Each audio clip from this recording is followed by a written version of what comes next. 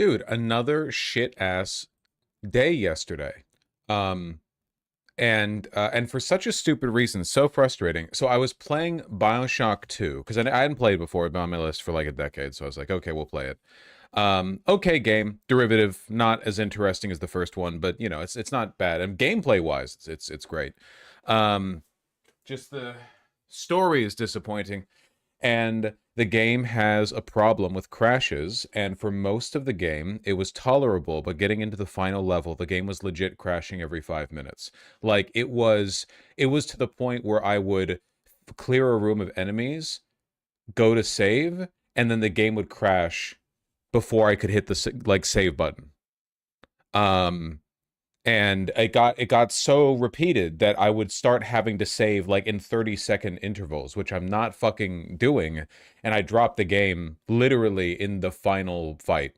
Um like all the little sisters were toasting the bathysphere, like the you play the remaster, the original build, I think. Um Maybe. Anyway, that shit sucked. That was super annoying. You played Infinite? Yeah. Speaking of good gameplay, bad story. Eh. It's fucked up, man, because people would genuinely celebrate BioShock Infinite's story, which was pretty good, except for the one thing that was really bad, which you all know, which everyone who's played the game immediately recognize it. Like, apart from that, like, literally, if you scour that from your mind, and, like, that whole alt universe they went into, that whole thing, instantly, unbelievable improvement. I forgot I had the stream in the background. I was unmuted on a call with a client, and I just hear dude what a shit ass before I frantically muted. One of these days, you people are going to learn. One of these days. It was warm in here, so look, I haven't worn this before. It's a mesh top for the summer that I got. Super comfy.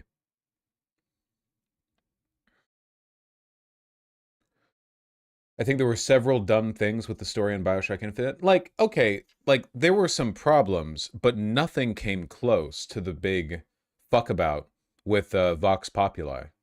Is that what they're called? Yeah. Um, Nothing else even comes close to how fucking bad that part was. It's insane how bad that part was.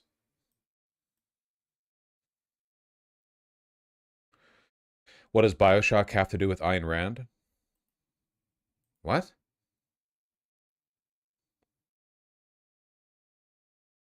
If you know enough about, I didn't even mention Ayn Rand. What are you talking about? If you know enough about BioShock to know that there's a relationship with Ayn Rand, then wouldn't you know?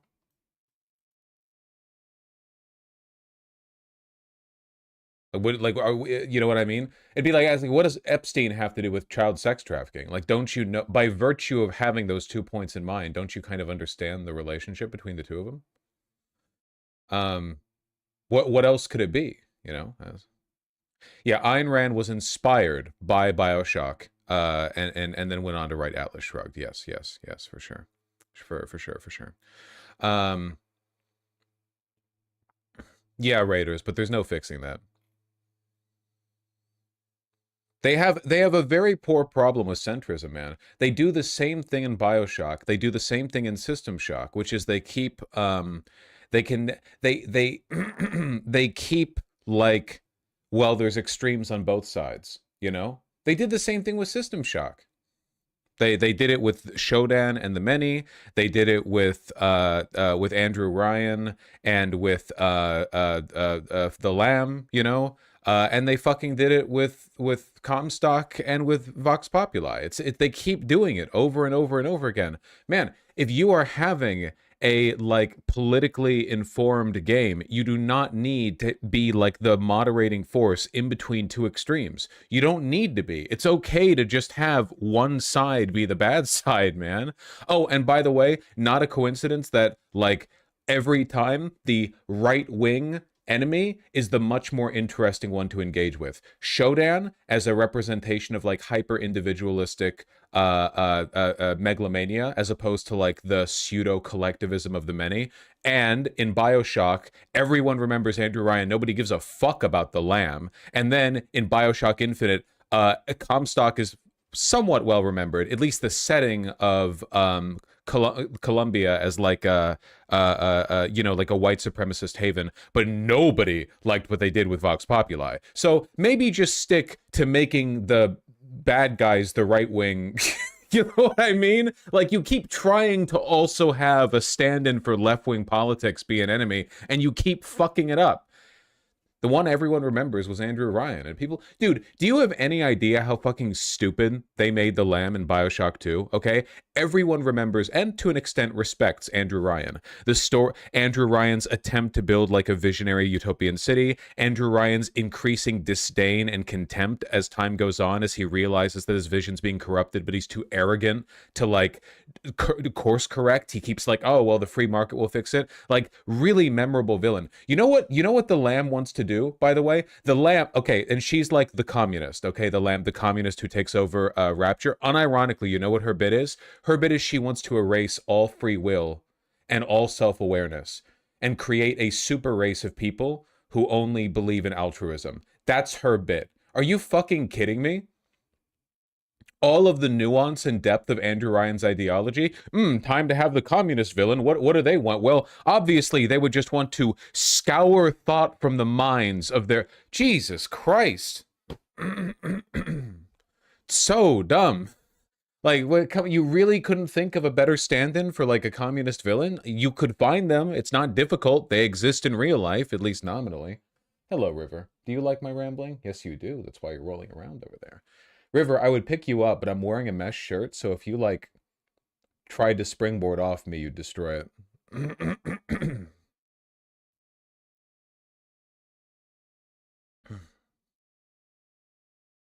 Ooh. Oh, she's so happy. You can't see her, but she's so happy.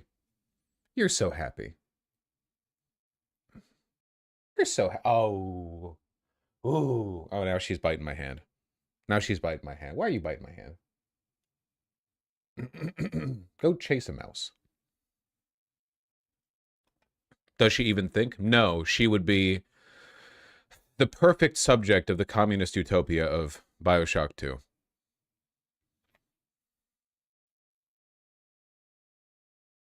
Best we can do is a left-leaning villain who taxes you. Okay, that would be funny as fuck. Imagine, like, Bioshock 2, except the bit is that every time you obtain any resources or money, the fucking communist cult taxes like 90% of it, so you're resource starved the entire game, and you're like, I can't do the fucking thing. That would be pretty funny. Let's move past video games, please. Oh, you're gonna hate today's stream. River. River. Come on. What's up? What's up? Look at the camera. Look at the camera. Loop.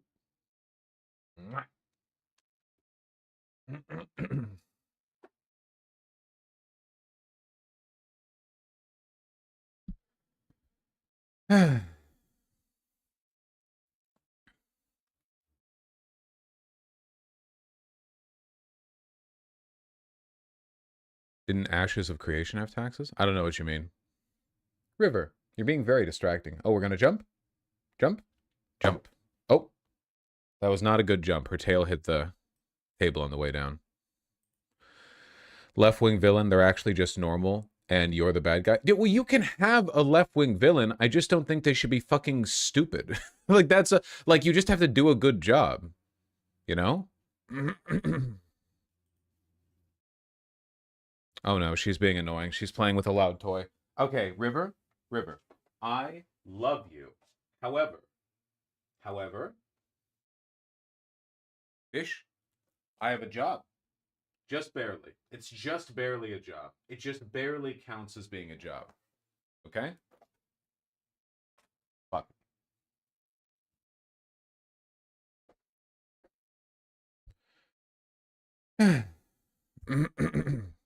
Does it count to the IRS? I don't know. They haven't gotten back to me yet.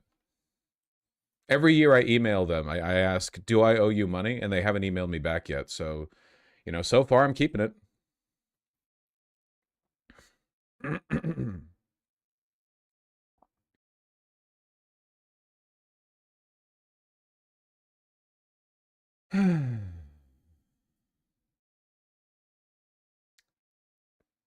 U.S. ambassador to Poland had meltdown because we don't want to be their colony more than we already are.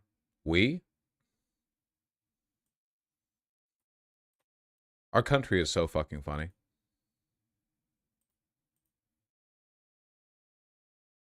U.S. cuts all contact with Polish parliamentary speaker for insulting Trump.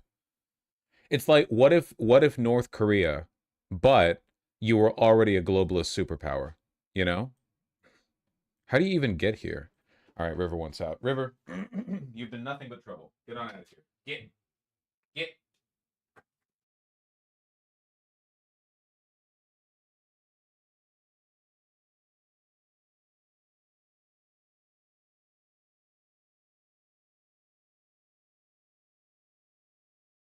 It's the classic Magneto problem of having the bad guy actually make sense, so you have to have him kill a baby for no reason. The first season of Korra has that problem. Yeah.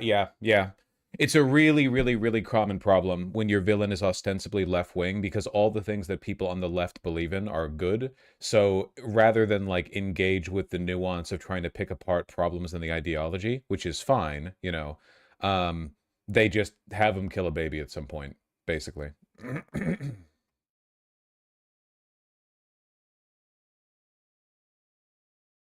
Yeah, they did. It was a here as well. 100%. Yeah.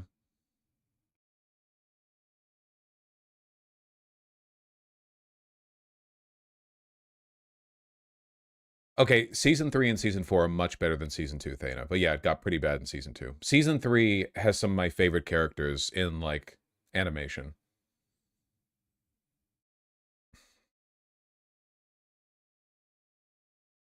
BioShock Infinite did that for no reason with the Vox Populi. Really? Did they? What an interesting conversational segue. Sorry, you probably just came in. We were talking about that earlier.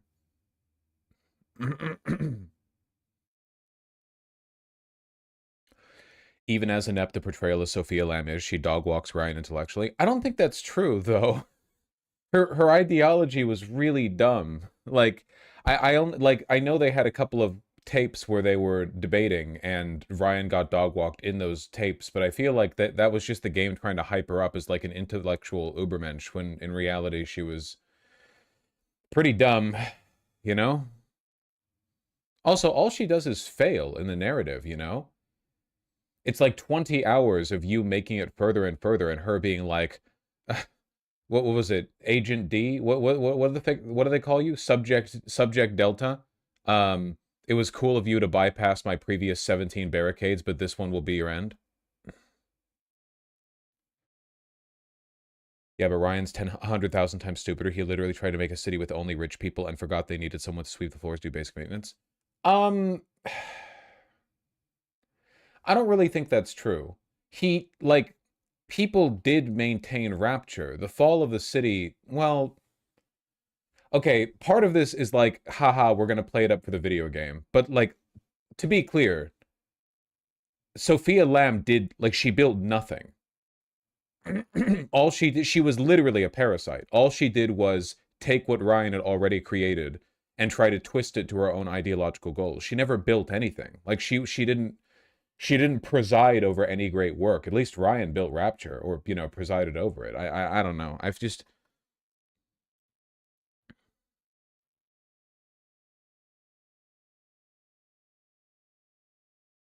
You should play Ace Combat. All right. One thing at a time.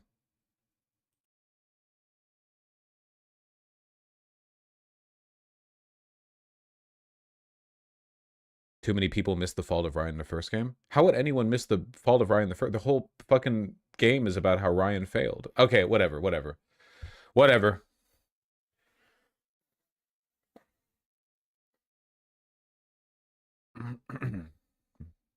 The sniffles. The Spanish PM is making a lot of sense. He is to ban under 15-year-olds from social media. Cool. 1 on Dean. Spain is set to ban social media for anyone under the age of 16. We will protect them from the digital Wild West. Prime Minister Pedro Sanchez announced the plan on Tuesday, along with several measures aimed at ensuring online safety. Our children are exposed to a space they were never meant to navigate alone. A space of addiction, abuse, pornography, manipulation, violence. We will no longer accept that. At the World Government Summit in Dubai, Sanchez said platforms would be required to bring in effective age verification. Real barriers that work. In Madrid, there were voices of cautious support. I don't generally like prohibitions, but I understand. Libs will do anything other than ban Twitter. Yeah, I do kind of wish they would like do the logical thing here, you know, like let's be real, okay? Of all the social media platforms, only one of them is run by a neo-Nazi, constantly promotes neo-Nazis. Like literally just 2 days ago, Elon did a like $1 million to the best poster on Twitter award and gave it to a neo-Nazi. Like, and publicly promoted it on Twitter using like the Twitter site function, not just his own account. If you want to like take steps to denazify the internet and make it less of a toxic shithole, you obviously have to go over like Twitter specifically, you know? It's really bad.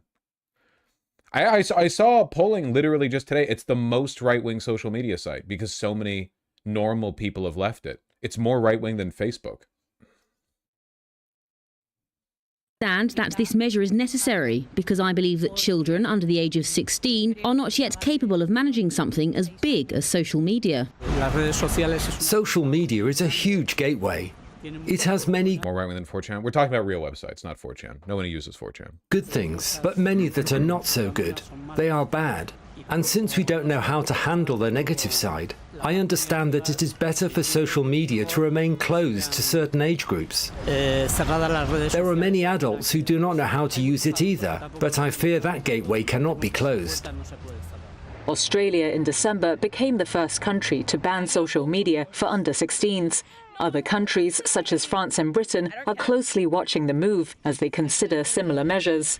Spain's left-wing coalition government has repeatedly complained about the spread of hate speech, pornographic content and disinformation on social media.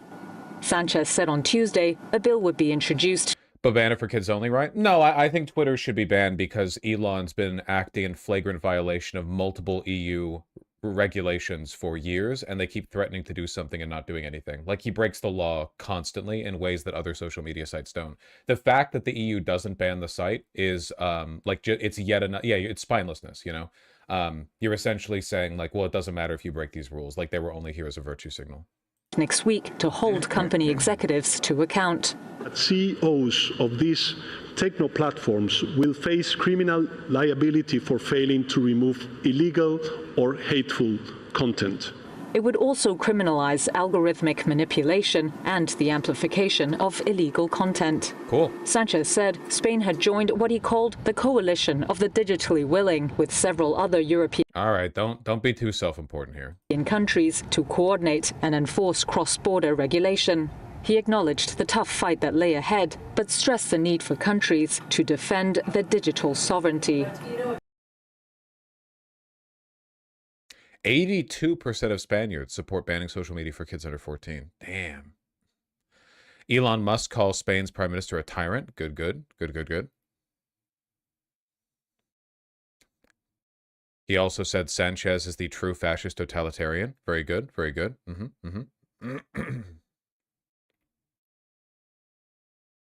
you look at what kids could be doing if they weren't on social media.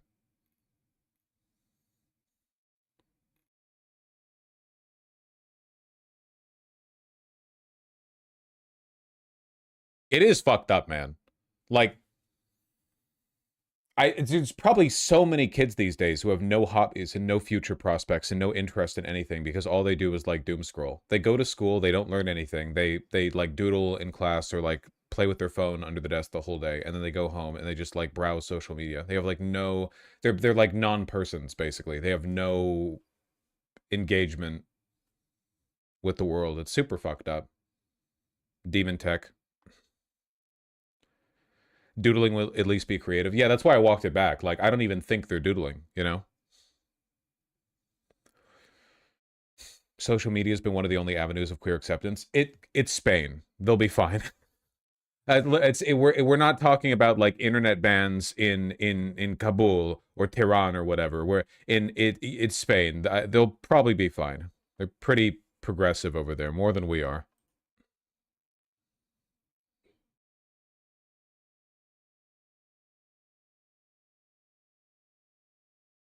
Also, I'm not like to be clear, like even if it wasn't the case, I unironically think that it's worth it. Like even if cutting the internet off to like all young people, basically, social media off to all young people makes it a little bit harder if you're queer when you're young to like learn about yourself or find allyship or whatever. I think that's worth getting rid of the massive brain damage that all young people are being subjected to. You know, it's kind of like it's an either or thing to an extent, right? Assuming you could do it properly. Excuse me.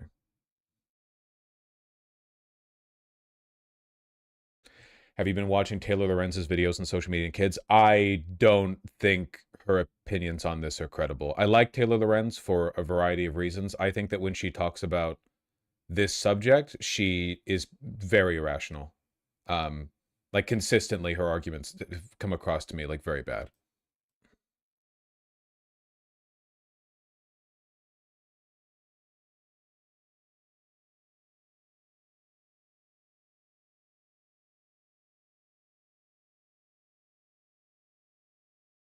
This won't ban socials for all kids at all, though. People will bypass it. Yeah, I mean, obvious. I'm only talking like in the theoretical. In a practical sense, the actual like legal and logistical difficulties of gatekeeping access to social media so that young people can't access it. Like obviously, that's very difficult to implement.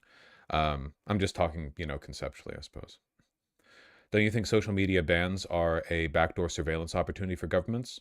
No, they already know what your asshole looks like. It's not. We're so far past that point. Like maybe this is my desensitization of the issue, but in America, ICE agents are literally shoving their personal phone in your face and saying we're adding you to a database. And it turns out they are. Like they actually is a secret HSI database of agitators that your face and biometrics are being uploaded to. So like I guess in my opinion, the cat's a bit out of the bag.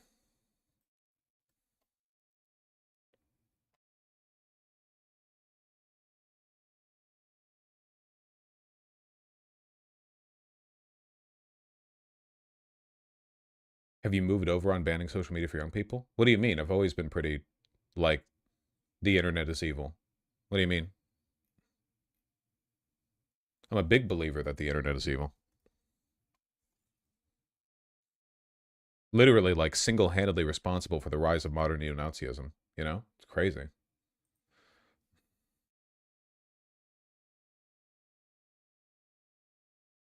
Obviously, it would still need to be implemented properly.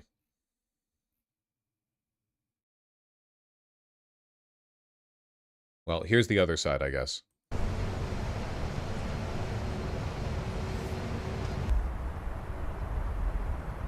Sinceramente creo que estoy un poco en contra. I honestly think I'm a little against it because even though there are many bad things about social media, there are also good things. And I think it's more of a decision for parents than for the government. For example, there are recipes, research centres and many resources on social media that are good despite the bad things. Go to a library.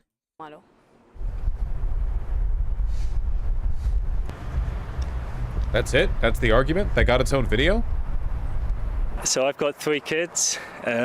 One is under 16, and he's an overuser, shall we say, of social media. And so I think it's quite a good thing that he cuts down or cuts out that. Yeah. I will say though, the idea that like this is the responsibility of the parents, that's just it's not a good. Like, why take lead out of drinking water? Oh, your parents will make sure you're drinking bottled water. If there's something the government can do that significantly reduces the amount of brain damage in the world, it should probably do that, it's pretty much impossible for parents to like moderate their kids' internet use anyway. Like it's so it's like so infinitely accessible. It's everywhere. There's no way to, how could you possibly, like you can give them like a dumb phone or something, but apart from that, I don't know. Parental controls, that shit, it doesn't like really work. It was like you can't expect every parent to be able to like helicopter around their kid and like permanently deny them access to an almost ubiquitous piece of technology. It's really, really tough to do that. Yeah, they give kids computers in school these days. You know, how do you...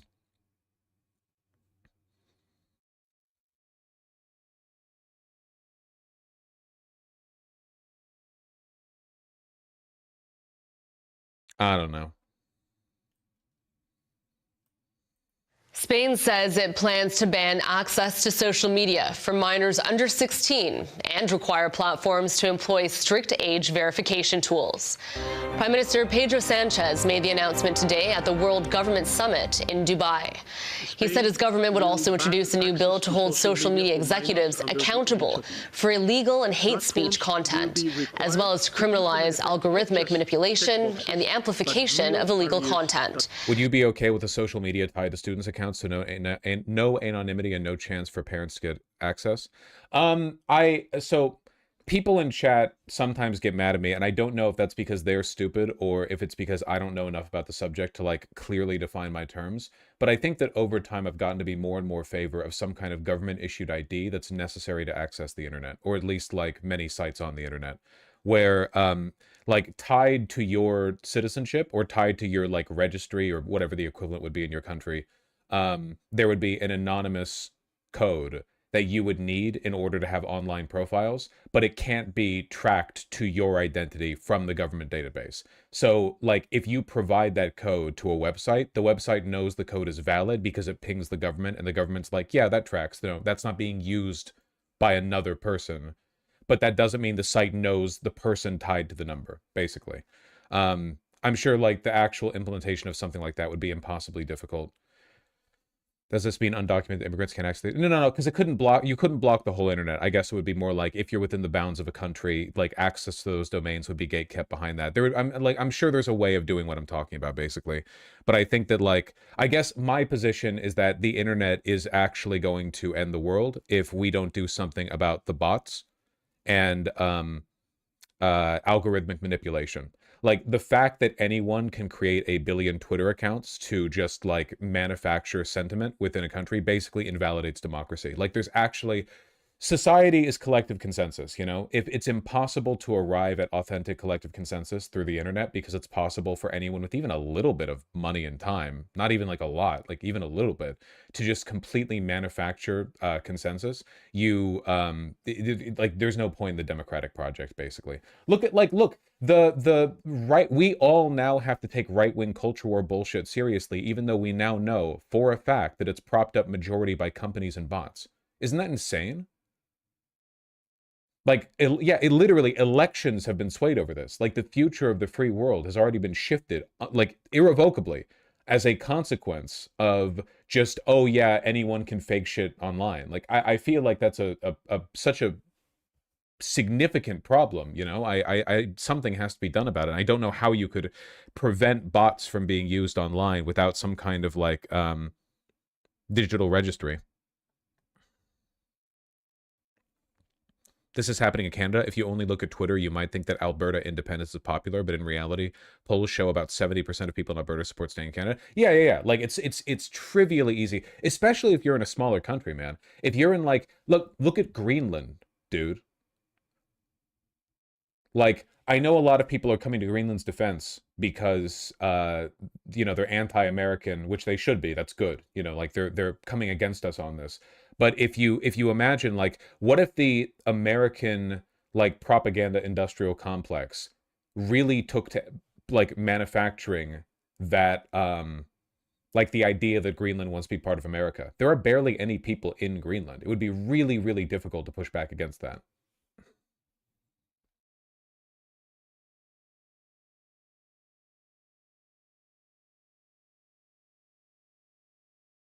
Anyway, I don't know. You're almost describing like a cryptographic public key citizenship? Yeah, maybe. I don't know. I'm not really a tech guy. I wouldn't pretend that I understand the, you know, the specifics of how that would be implemented.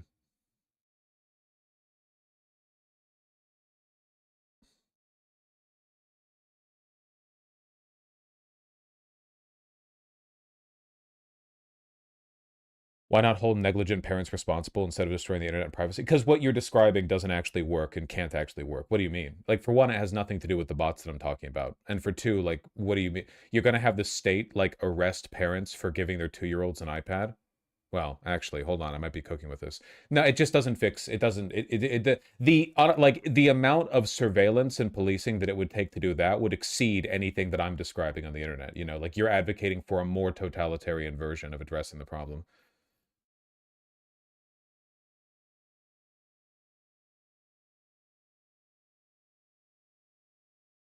Can't the kids just fake an ID? Not if you had a cryptographic ID that was tied to your, like, government profile, no. Like, it would just be one, you know? That'd be like stealing somebody else's SSN. You could, but, like, if they already have an account online, you'd just be stealing their account. Or you'd be, like, logging in with different, like, credentials via that code. It would just be fraudulent, you know?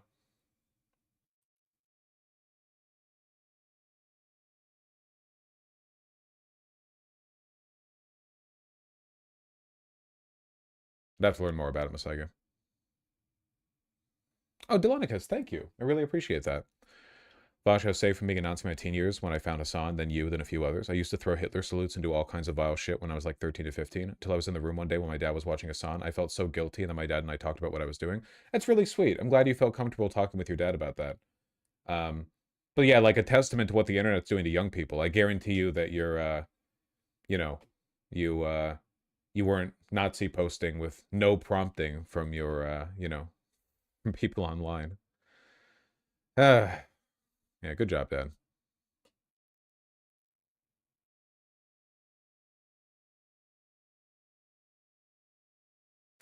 I'd rather get rid of my internet than put something tied to my ID online. Fuck that techno-feudalism bullshit. Super Sam 5802 in chat, I've got really bad news for you, but like, Google, if subpoenaed, could give your information to the government based off your YouTube account right now. I guarantee you have tags affiliated with your account, like, on your IP and stuff, that they could use to, like, immediately get your ass if they wanted to. Like, there's no, you're already in the system. Yeah, I just want to deal with the preponderance of bots and other anti-democratic, anti-society bullshit. I'm just saying, like, a lot of these problems have already, like, these flags have already been tripped, you know?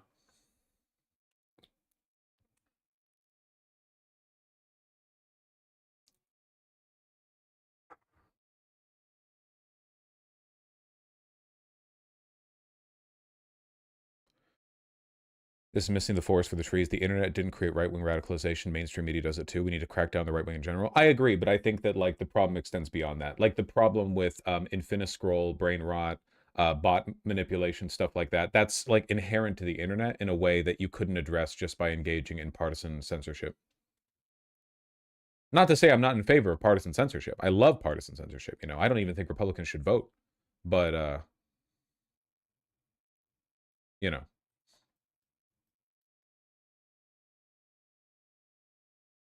Personalized algorithm should for sure be illegal. 100%, yeah.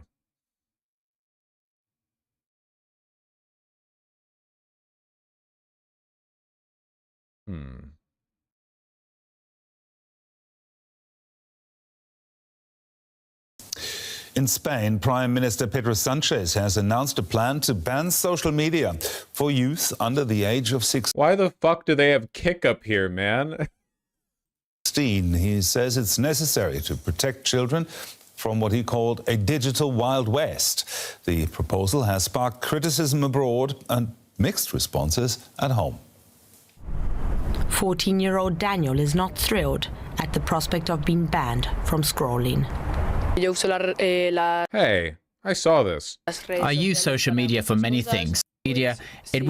But that big change may be underway in Spain, where access to social media could be banned for under 16s. Speaking at a summit in Dubai, Prime Minister Pedro Sanchez said Spain had joined 5 other European countries to enforce cross-border regulation.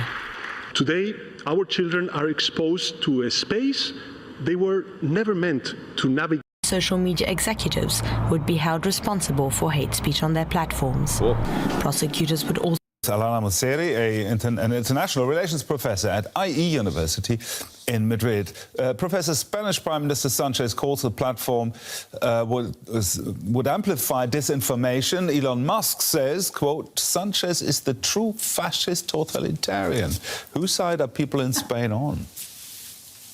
Well, in Spain, they see Musk as an outsider. He's not someone who has been terribly empathetic over the last year or so in Spain. And so this is the second time he's insulted Sanchez. And why do I, as an adult, need to give up my privacy for this? You already don't have any... I don't know how much of this is you and how much of this is me, but I need you to understand. What I have described would not entail any more a loss in privacy than you have already experienced just by virtue of being on social media at all.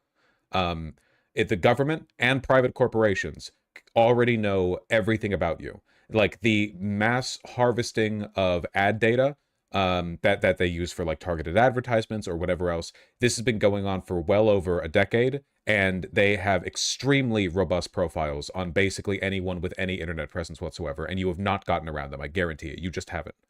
For all you could have clicked on the wrong website like 14 years ago and basically given them a package of data that since then has been running around the internet nonstop. Even if you use a VPN, people have like been wildly oversold how effective VPNs are at hiding you. You have no idea. Like that would be like saying, sometimes I go outside wearing a mask, so how could the government know what my face looks like? You have no fucking idea how extensive. You realize that in America, they occasionally fly spy drones over cities and they take mass photos of everyone in the city. Your face, license plates. Like, what, were you wearing a mask that day? Do you wear a mask every time you look out the window into your garden?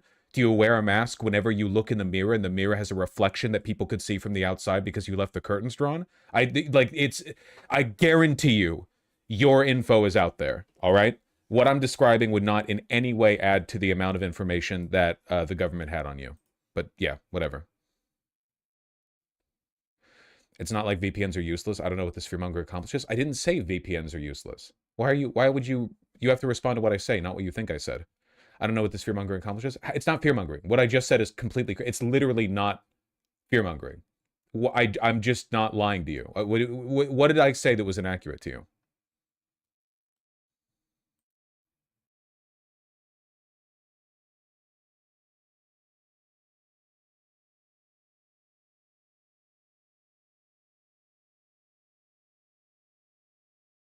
I'm sorry. Like, I know it's weird, but it's completely true. It just... whatever. Past week, I think, first over migration and now over this. But certainly, you know, that's his interest, and that's been the interest of Silicon Valley, is keeping the internet as wide open as possible. But what they're getting at, and this is also reinforced by EU policy, is getting at these algorithms and also protecting children, which is something that pretty much everyone can agree on. As someone who's in the classroom every day with university students, I see how utterly addicted these kids are to technology. We all are. But setting limits, because most parents are unable to, because it's all their friends. Fair, but it's not like we can't advocate for reduction of surveillance. Sure, but I don't know what that has to do with what I said. I just feel like people are not engaging with what I said. I don't know. I think a lot of you have internalized the bourgeois ideology of infinite internet libertarianism a little bit. Like all of the big deep state Palantir types are like, yes, free internet use for everyone. Have every 12-year-old be addicted to the Infiniscroll on like Nazi sites or whatever. And you guys are getting reflexively defensive over the idea of any government intervention at all in the subject, which I don't know, like all the wealthy people in the world agree with you on that. Yeah, no government intervention, I guess. They're all like Elon Musk is out there calling the Spanish prime minister a fascist dictator because he wants to, you know, keep under 16s from accessing social media. I'm just saying, like, I think that the fact that a lot of people get really reflexively cautious about government surveillance when I guarantee you the information that the government would have access to is already available to them, it just makes me think this is like an ideology thing, not like a practical concern. We don't need to argue. It's fine. Let me just finish on these devices and on the social media, as we hear from this kid in the interview, and so parents need help as well. getting this done. Now, free speech advocates say that regulating social media platforms more Gosh, you should know better than ever than anyone that government intervention wouldn't be done for the people's good. What are you like unironically a libertarian? Oh, you want the government regulating what kind of leaded, like whether or not gasoline is leaded or unleaded? What are you fucking talking about? What do you mean all government intervention is bad? Are you insane? Oh, why have them build the roads? Who's going to build the road? Are you a fucking I have like what you are regurgitating the propaganda of tech billionaires. The idea that the government could never ever ever implement any like bans or restrictions that would be this weird, like people who they're on the left but they're weirdly like classical liberal about this. They're weird like Sargon of Akkad or whatever, where they're like, you know, I hate the fucking techno oligarchy, but I would never ever ever ever ever ever advocate for any regulations they don't want, you know? And it's like, I don't know, man. I really the government already has your fucking data. They already have it. They already have it. The government really isn't getting much useful by like you can only access the internet via a provided pin, like a cryptographic pin or whatever. That just it doesn't add much to the pile, but it could eventually solve a lot of problems. I don't know. But isn't that a bad thing? Wouldn't we want them to have less of our data in the long term? I don't know. It's really fucking complicated. The internet is a utility. You know, it's a really complicated series of tubes. It's like to an extent, the government needs to facilitate the interactions between you and the websites you access, because if they didn't, you couldn't. I don't really know what else you could do.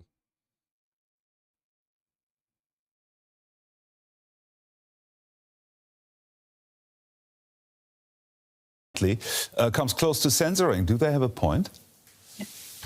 Well, I mean, what it is about and what EU law is about, and I think there's some discrepancy between what Spain can regulate and what the European Union can regulate in the DSA, the Digital Services Act, is certainly hate speech, but also the algorithms. And that's where the real issue is that people have lost their control over their feeds and what you see and what you don't see. You know, it used to be when the social media first started off. Massive difference between needing a subpoena for a specific person and the government just having a list of everyone somewhere. The government already has a list of everyone in the, what do you mean? Do you think the government doesn't know who the citizens are in the government? What do you think the IRS had? What are we talking about, man? Just to be clear, the thing that I have talked about is this, okay? Just the simplest version of this, just so people can't misinterpret me, okay? Citizens, in addition to an SSN, get a key that is tied to their registry as a citizen, that anytime they make a profile with a site or like log on to an ISP or what, like when they use the internet in any capacity, right? They sign in through a password and a username and through that key. And then the company that runs the website pings that key information off of the government database. It doesn't know whether or not that key, like who that key corresponds to. It just pings and checks if it's valid. That's it. Is this is this already in use? Is this the first time it's being used? And does this correspond to an actual person who really exists? Is this person real? Ping, confirm, that's it. The government doesn't get any more information besides the fact that you're not a bot, and the government doesn't know anything besides the domain or possibly the company that's pinging them. That's it. Like, that's just the simplest version. Now, you could build that out in a way that, like, I think essentially eliminates the existence of bots with no additional information being like given to the government or given to the corporations that you're running through. And this would like on its own, like single-handedly get rid of bots on social media, which I think is necessary for the preservation of democracy.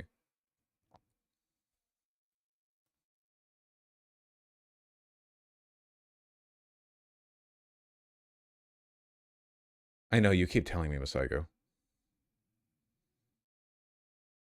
I looked more into it, and it already exists in Estonia. Everyone's ID is also a smart card that provides a cryptographic key. They use it for online voting and elections. It's pretty good. That sounds pretty cool. Like, it just seems like a way of enshrining in an online profile the kind of security and authenticity that you would normally only get by, like, showing up and providing documents in person, but much more anonymously.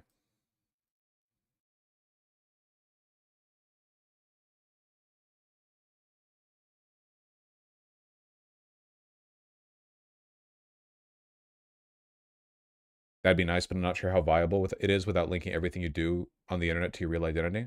The websites do not know who the real person is. They're only pinging the government to make sure that it's a real ID. And the government doesn't know anything about your use on the site. It's just that they're being pinged to ensure, to see if like it's a real person. The government might not even know which person corresponds to which key. It's like that could also be encrypted. Like the government, it might be illegal for the government to parse that information. The government could have like a database of it, but it would be no access. It would just be there like a black box to only accessed via like a warrant. So you're introducing a single point of failure for every site on the internet? No, dude. Can you stop? Seriously, can you stop?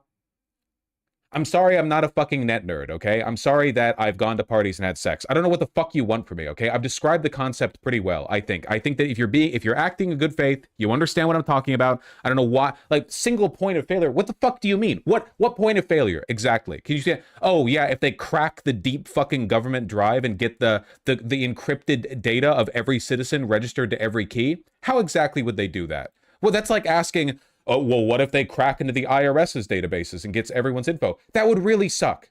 But we already have that. You could encrypt the fuck out of this. The idea, one point of failure. What do you mean? The fucking Ocean's 11 breaks into the White House and steals the. I'm just trying to wonder, like what, like anyone is so desperate to find out the name of the person who operates the Roblox account that keeps flaming them that they fucking descend from a rappel on a grappling hook into the deep vault where a single dust of a grain of dust like lands on the ground and activates the auto turrets that fire and fucking shred the tile, and you have to turn the power off so that you can descend through the lasers, and then if a single bead of sweat hits the ground, then the flames activate, and they're gonna do all of this just to find out the name of the person who's calling them a retard in Roblox. Like, sure, there's a single point of failure, okay? We can put it inside a nuclear vault if you want to. It only has to ping the like an authenticity code. It doesn't, it's... Every time there's something about this subject in AI, there's something about it that just sets my brain on fire. I don't know. And that code can be stolen? Anything can be stolen, man! The SSN lists can be stolen! IRS data can be stolen. What do you mean? That's not an argument against it. Anything can be stolen. But this is more secure than like anything else. The government would have a single secure database. And yes, if the government wanted to, they could just generate a new key for everyone. That is true, yeah.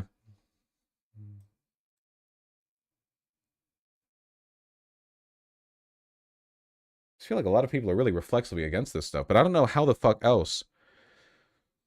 Like, how else do we deal with bots, man? The internet can't, naive magical thinking. Fuck off. You're literally like engaging with this at a 70 IQ level. You're not like, your rebuttals don't even make sense. Single point of failure. You don't know what the fuck you're talking about. You just think you're just regurgitating the propaganda of tech billionaires. Oh, any government intervention is dangerous. You don't know. It's free speech, tyranny, you know?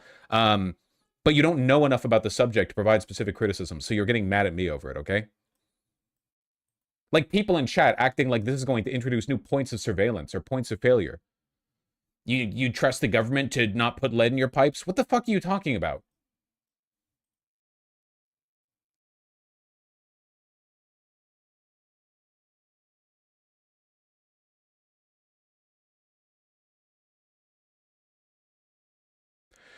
Vosh, you're completely avoiding the issue. I could go over your YouTube right now and get a long rant from you against Palantir. You don't seem to understand it's literally the same thing. Okay, I don't know how to say this. You literally don't understand what you're talking about.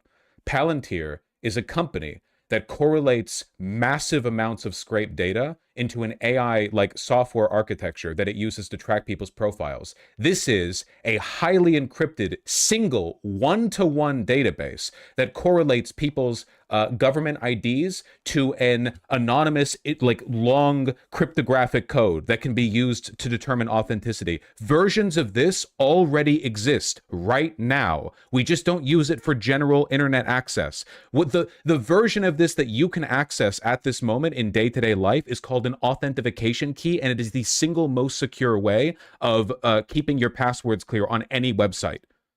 This is not Palantir. You don't know what Palantir is. You don't know what a crypto fucking graphic key or whatever authentication key is. You don't know any of this.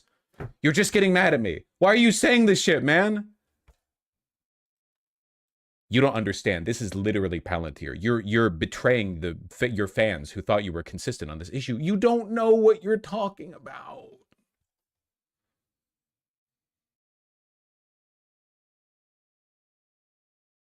Oh my god, professionals are telling you it's not secure. Just listen to them. Okay, Jin Myo-sun. Which professionals? I'm sorry, who here in chat has a like a networking, like a degree in computer science, you know, some kind of specialization, computer tech security, people who work for the information intelligence agencies? But tell me, who exactly?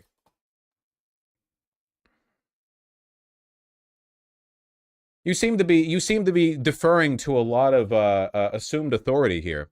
No, Vosh, it's not that simple. It's not a single ping. What magical thinking we work in tech, Lamau. You know, for somebody who works in tech, you seem to have a shocking inability to describe what the issue is. Professionals are telling you not scared. Are you the professional? Would you like to explain it to me?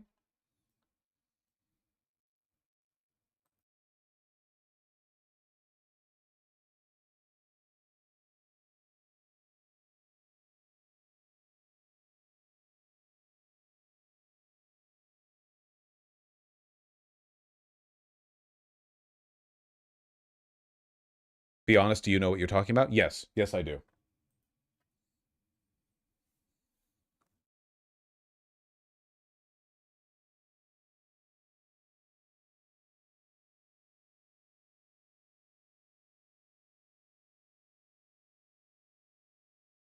I'm just waiting, you know, I'm just waiting.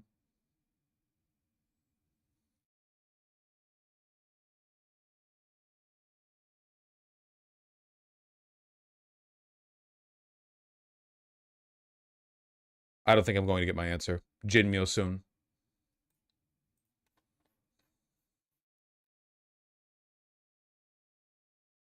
Yeah, I don't see it.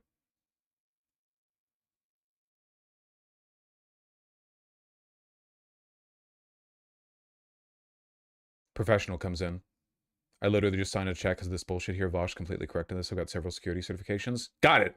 I believe all certifications that belong to people who agree with me, and if a person disagrees with me, they're lying about it. Many such cases. Yeah.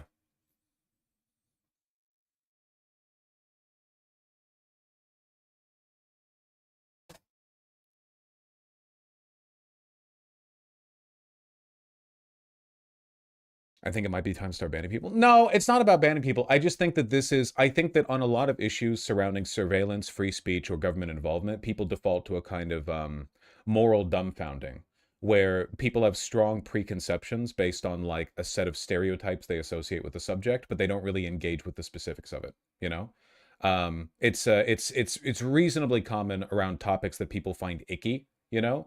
Like there are people, for instance, who get really like they morally grandstandy over like, well, what if two consenting adults want to hit each other with rocks? Like then people are like, well, actually, this is only like, oh, people would only want this if they're traumatized, so their desires aren't actually valid or whatever, you know. Or people get into this like their underlying axioms start like self-compromising because they're trying to justify some feeling that they have. Vosh, you're the one who doesn't understand what they're talking about. It's Palantir. I'm sick of you telling me what I don't know what we're talking about. Wait, Manakini, how long have you been begrudging my my tone? If you're having like a fucking, you know, Kubrick stare moment with me. I'm sick and tired of you. Wait, you're doing a bit. Sick of you telling me I don't know what I'm talking about. The government wants you to verify your identity as part of building tags to your online identity. This can be sold to Palantir to your identical organizations. Oh my god, you don't have any idea. You have no idea. You have no idea what you're talking about. Holy shit. Oh my god. Do you think we shouldn't have the IRS?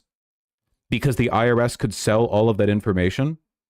Or do you think you could just have a government agency that has laws preventing the disclosure of its information? Like this already exists. Like no SSNs, because that could be so. Like what if they decide to just give all that info away? You know, I mean, I guess, but that's a defeater to literally anything. Any privacy system could be defeated by like, hey, what if the people who hold the keys just give them away for free for some reason? The Palantir part of Palantir is the Palantir part, not the fact that a government has information on its citizens.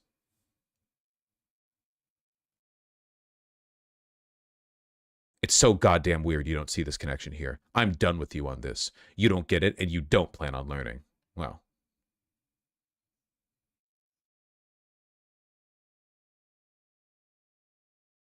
People actually did make this argument about Social Security. Well, Social Security is literally just a number. You know, it's pretty stupid. There's not really much security to it. You know, with a modern digital key, you could have you could have like a much more secure one-to-one connection.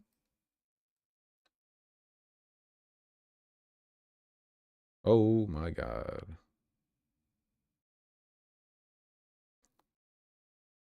That's not what Social Security means?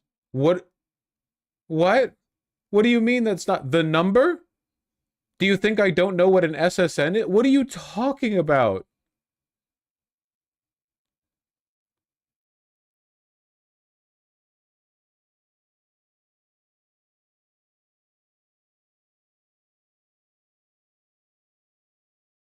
I don't know, man.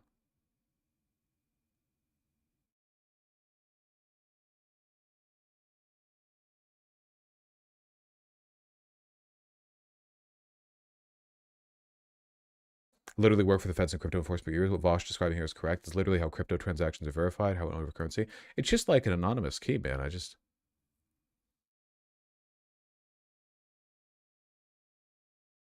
How do Americans connect to official government services? Do you already have a government authentication app or something? Dude, like every day you interact with any corporation or any like government entity, you give them so much fucking info. I'm talking about a one-to-one here. Your internet key and your identity. Something that you already hand over 1,000 times a day every time you access any domain or do anything, but people are acting like this is a step too far, you know?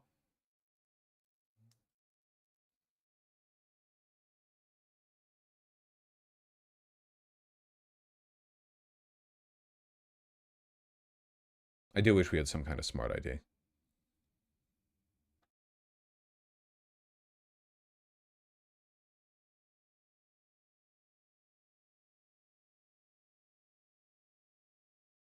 Wouldn't foreign bots still be an issue? No, because they couldn't access the websites.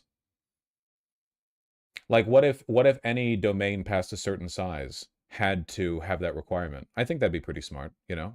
Like big social media sites would, but if you had like a little tiny blog about, I don't know, car maintenance or whatever, you wouldn't need everyone who signed up there. Like if your site gets flooded with bots, it doesn't really matter, right? It's not really like a big deal.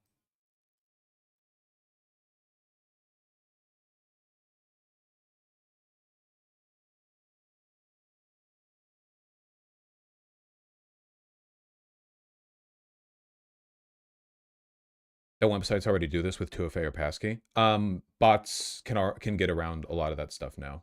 Well, wait. A lot of most websites don't require you to engage in like that careful of a sign-up process, but also people abandon accounts on websites that they did sign up with initially as human beings, and then those like passwords and usernames get leaked en masse, and then they get picked up by bot networks. So the bot networks like commandeer like armies of millions and millions of old dead accounts and use them to do whatever they want, you know? But that wouldn't be an issue if you only had like one government token that gets pinged, because then it'd be a lot easier to keep like the correlation clean, I guess, you know? So websites should act like Republicans and purge voter rolls? Yes. Oh, yeah. Or at the very least, like, wouldn't it be cool if you created an account on like a website 14 years ago or something and you've not used it since, and then it starts getting used again, you get like a ping via your like your email or whatever, being like, hey, you know, this account has been reactivated and is being used. Is this you? And then you could like I think that in most cases people would be like, you know, no, obviously it's not. Or like there'd be like regular updates to the cryptographic key that associates your online account with your real life identity, so that over time you couldn't even repuppet those old. You'd have to manually go reactivate them, because if they tried to do it with the old key, it would be it would be defunct. They might not even be able to take access of those old accounts, because even if they had the password and the username, how the fuck would those bot networks guess the cryptographic code that would ping off the government, right? Like, you log in with your password and username, but that ping was a one-time thing to verify authenticity. So that's not saved. How would those bots then pull from that, you know? And then, like, say your code leaks, you could have it changed, but even if you didn't have it changed, how would those bot networks know to correlate that username and that password with that cryptographic key? Like, even if you didn't change it for some reason, how would they know that it's you? They would have the password and the username. How would they know it, like, which, like, internet persona it corresponds to, right? Basically, I just think an extra level of security here could go a long way to making the internet usable in the long run. Like, dead internet theory is a real problem. Maybe it's not for you guys.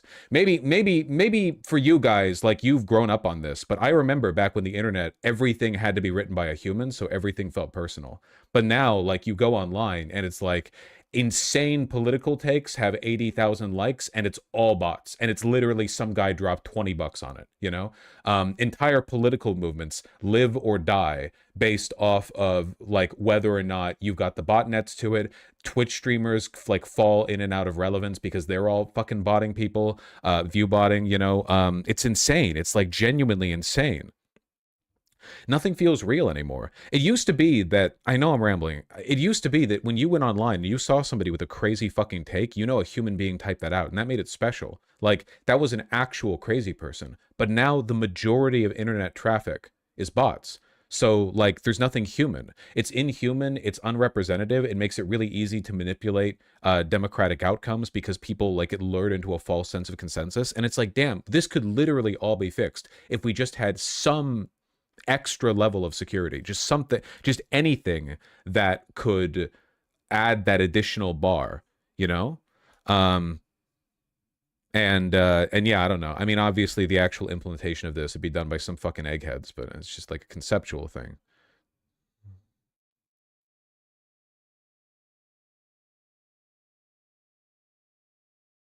What if in the future we need to subvert the fake elections of a fascist dictator? What do you mean, like, when we need to deploy the bot networks for good, or?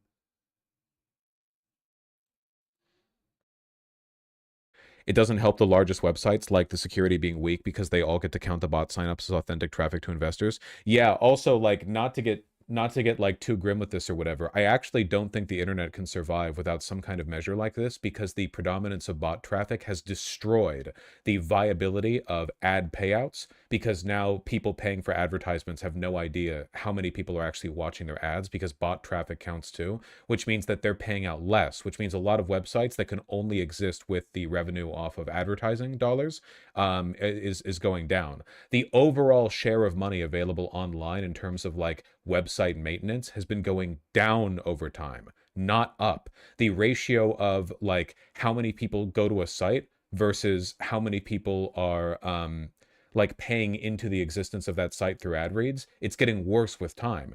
Like, did you know Newgrounds used to be one of the hubs of the internet, and right now it operates at a loss? The only reason it's still up is because the people who run it, like, keep it open as, like, a museum project. It's still widely trafficked and beloved, but it's just like the ad dollars no longer produce revenue, and as a consequence, like, a lot of things are starting to falter and die. The only reason mega sites like Twitter and Tumblr and so on are still up is because, like, economy of scale. They can get access to the cheapest per unit server farms, but also because they have a bunch of contracts where they scrape your data and sell them to advertisers. But that money is starting to go down too, because advertisers are only willing to pay for the scraped data off of the assumption that when people see those targeted advertisements, they're actually going to buy them. But if everyone looking at them is bots, how do they know who's buying? Like, I think the rehumanification of the internet is, like, an actual necessary step to keeping this miracle of creation alive. I legit, like, I think that I will live to see the death of the internet unless we do something drastic to make sure that it is for humans only, or I guess, like, aliens. I don't really care. You know what I mean? The persons. It has to be conscious people.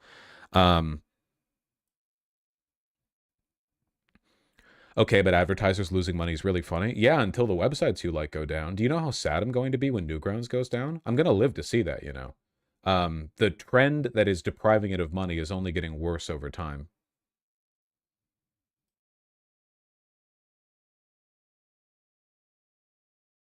YouTube is barely profitable.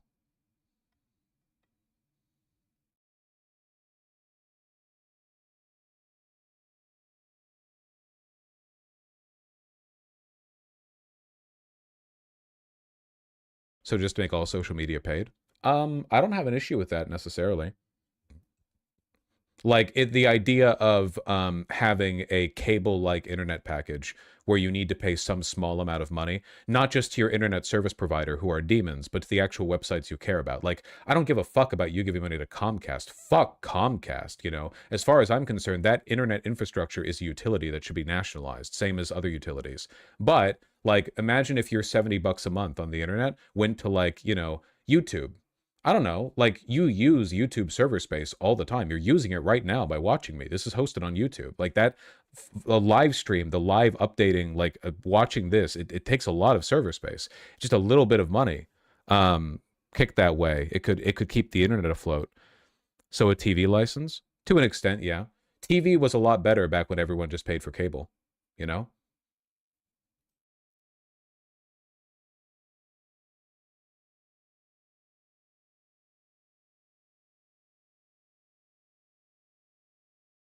Do you favor more of a local internet? Yeah, I do.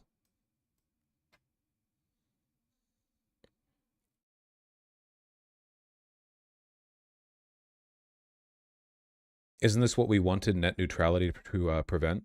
Yes, to an extent. I think it would be, it's more like, there are a couple of ways that we can change the payment model to keep internet, you know, to keep the internet functioning the way that we want it to. And I don't know.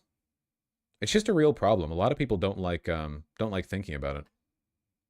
It's also big. It feels like such an unchanging feature of the world. People have difficulty, I think, conceptualizing how fragile this all is. Dude, look at Wikipedia. Like, Wikipedia talks about it all the time. You know, it's like, what happens when they go down or when they get bought out? It's not... Yeah.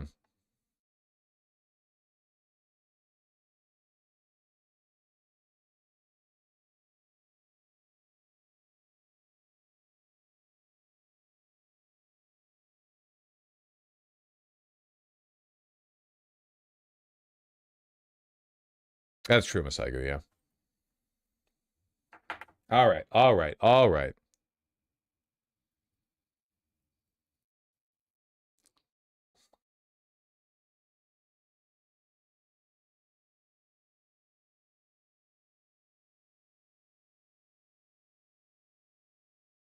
That was a long one. Metal Gear? No, that whole thing was like a completely unscheduled hour-long ramble, okay? Hold your horses, all right? Social media ban / the internet is dying to bots or something type shit. Nice. All right.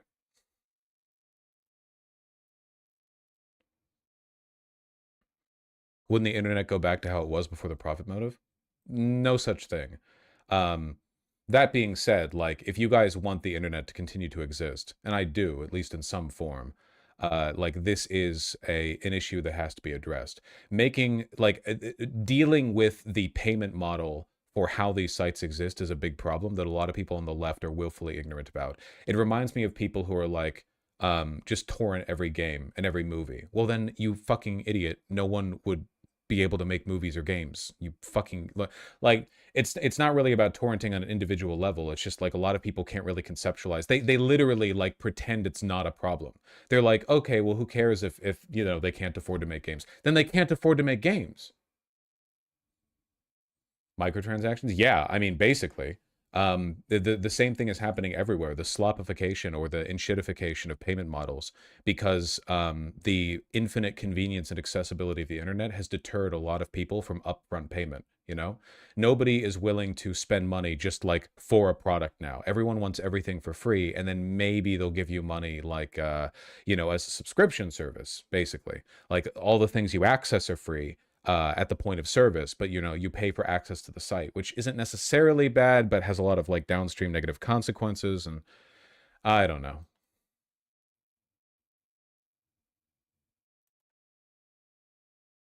Thoughts on Biden being a clone according to the Epstein files? I believe it.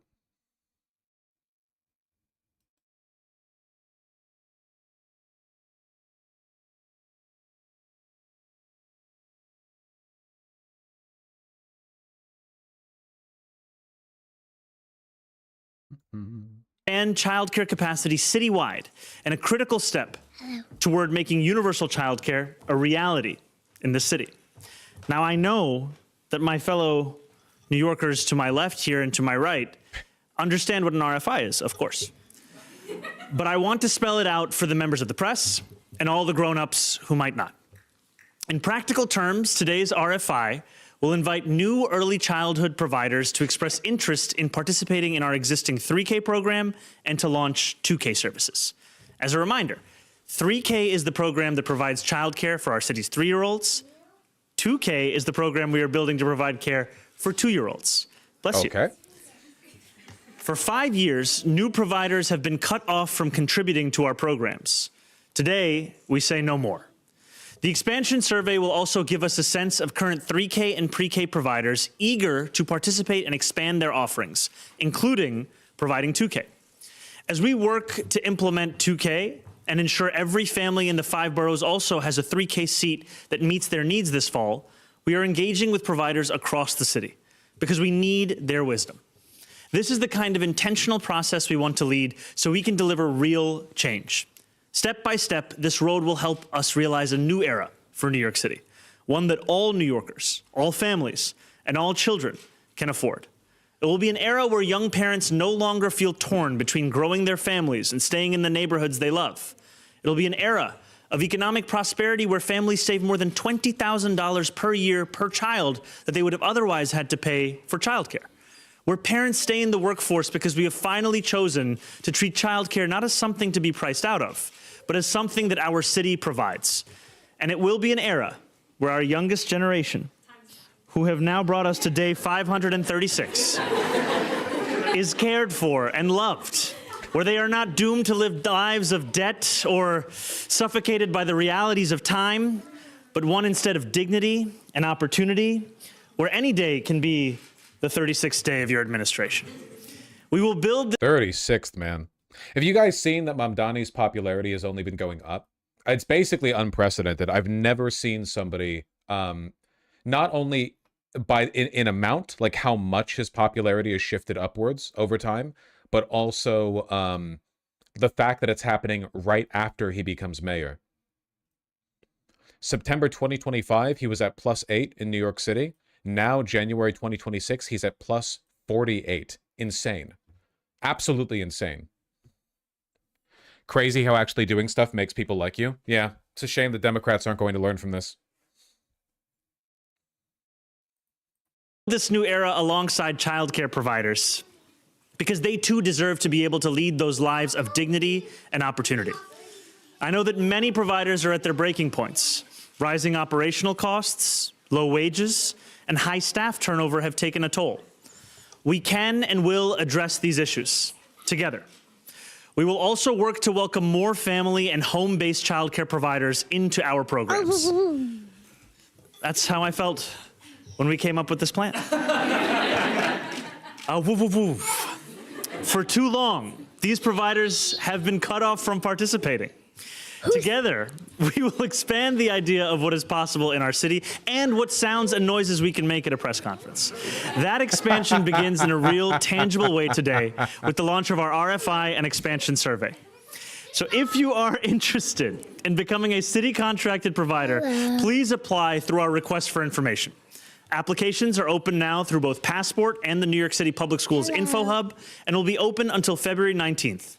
If you're a partner already and want to expand, please complete the survey you were sent. Thank you all for being here. Thank you to my fellow leaders here in New York City and for taking this opportunity to share in this first step. And I want to say thank you to the educators, to the parents, to the advocates, and to the students who will guide our path forward. And now, Sam, I want you to make sure that you're ready here, because I am going to turn it over to the real fresh faces of City Hall, the students of District 2 Pre-K. And Sam, I might need you back up here. It's your moment. You want to pass on it? What are you feeling? You and Isla will do it. All right, here you go. I will do it. I will do it. Go for it. Oh, you're not sure? Isla, you can go. Isla, you ready to go? You're not sure about it. Okay. I saw you practicing. I mean, you want to go? Do you want to go, Sam? Like literally no corpo dem could do this. Dude, unironically, every single time you see kids around politicians, they all look like they're all frozen up and they look like they were lectured for 8 hours beforehand and told they wouldn't get dinner for a month if they spoke out. Like every time a kid is around Trump, it's like someone warned the kid that Trump was on Little St. James. They all look so stiff and like nervous and petrified. All these kids are practically doing cartwheels, you know? Should we leave it? Go checking on each other. This is what it looks like for New Yorkers to check in on each other, to make sure that they're ready for a moment of pressure, a moment of expectation, but also a moment that is optional. So I think what we're going to do in this moment is pass it over to another leader in this city, Chancellor Samuels. If you would join me up here, share some remarks, and then if anyone would like to join afterwards, we can pass it back over to you.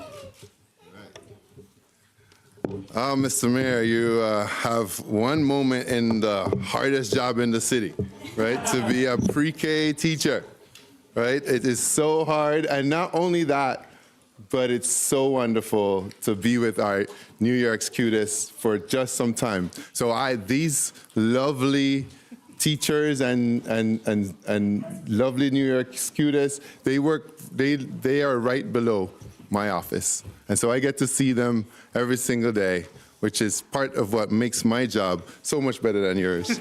And so let's just say, thank you for coming today. I'm so excited to be here. We want to talk about announcing our first steps towards implementing 2K and... All right, okay. Very, very charming, very delightful. Mamdani endorses Kathy Hochul for re-election. Makes sense. Kathy Hochul literally, like, within a week of Mamdani winning, worked with him on funding citywide childcare. So it makes sense. Like, she's been totally backing his proposal, his big proposal, This is one of the things that makes this so genius. And this, again, like Democrats, this is what made FDR different, okay? FDR and a lot of people like him understood the way you secure a legacy is by giving people something so good they'll never, ever, ever want it taken away. Once universal childcare becomes the norm in New York City, they will like march en masse to the mayor's office, to City Hall, on anyone who wants to take it away. Like it's impossible to get rid of it now. It's there forever. So you better fucking fund it. You better fucking fund it. Yeah. You have to pitch people something that everyone will defend,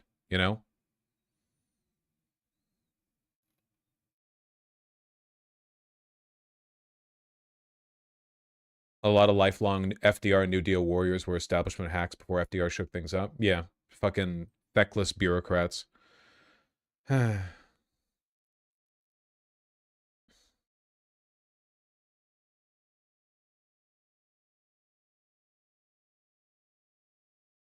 He basically said he endorsed her in exchange for the childcare funding. That's fine. I mean, that makes sense. I'm endorsing Kathy Hochul because she's someone willing to engage in honest dialogue that delivers results, along with the movement, the Power to Our Campaign, how we got historic. Yeah, I mean, it makes total sense. Basic politics,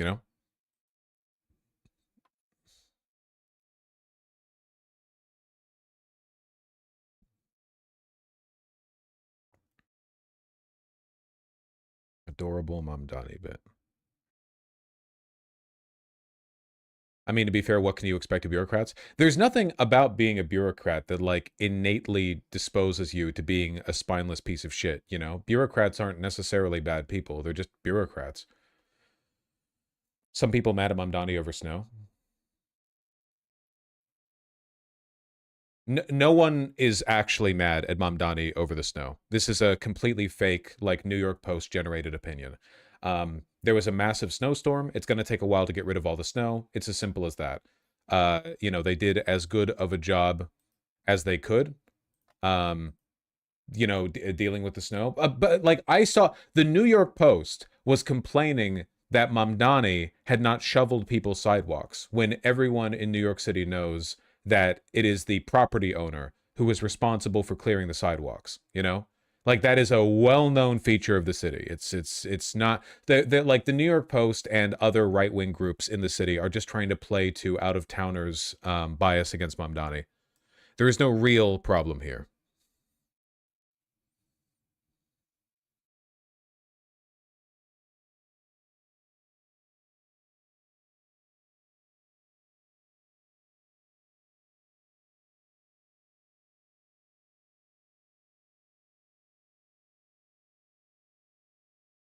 Like, look at this, man.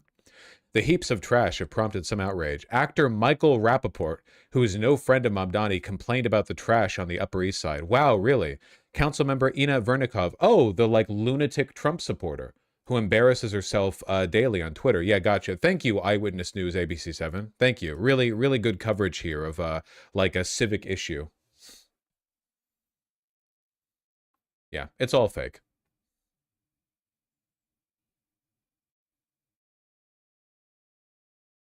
Rappaport's a crazy Zionist. All evil people are Zionists. It's the one true bit of essentialism.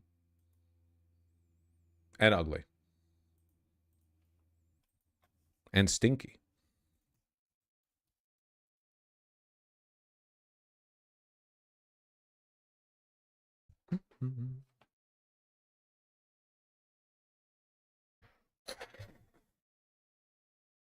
Stinkier than the trash? Well, yeah, it's really cold out there, so trash doesn't stink that much when it's cold.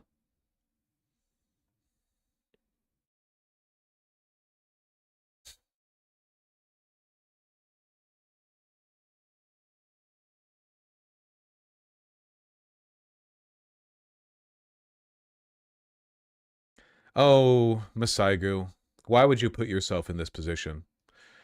Reminds me, I have to correct your stream title. It was based on a now retracted article that was totally off from the actual release DEM demands.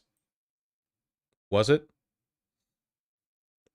So what I'm referring to here is this.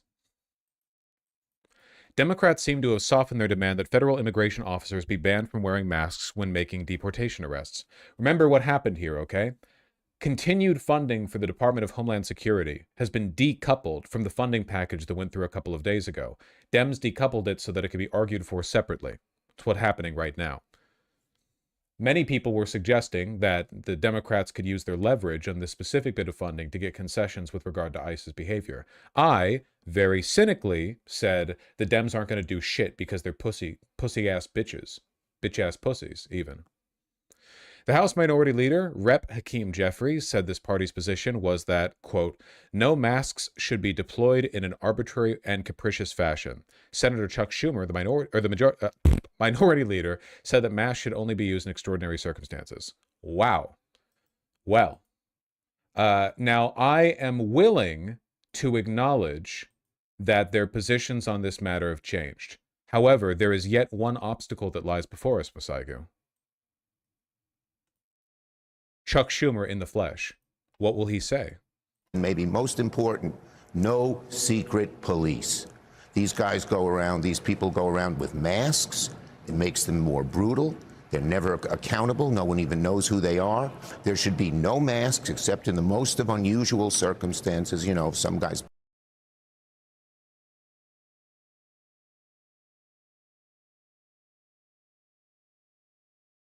Picture was put up by a terrorist group or something. But there should be no masks. There should be I mean, what matters is the official demands were the demands that were approved by House and Senate Dems. No, I would say that the statements made by the leaders of the party also matter a lot. Like, we know that Schumer and Jeffries have multiple times snatched defeat from the jaws of victory by, you know, forcing weaker versions of widely accepted statements onto the party, pushing for them or accepting concessions. I mean, we should understand that, like, this is a negotiating strategy, right? Typically, when you're negotiating, you start from a strong position, and then you allow yourself to be moved towards a more moderate one in exchange for concessions on their end. The problem is that Schumer, who loves weakness, except when it's in the state of Israel, you know, Schumer is beginning from a position of weakness right here. Fecklessly, oh, well, there are some reasons why you might want to wear a mask. What if a terrorist organization put a picture of your face up? I don't care. You know?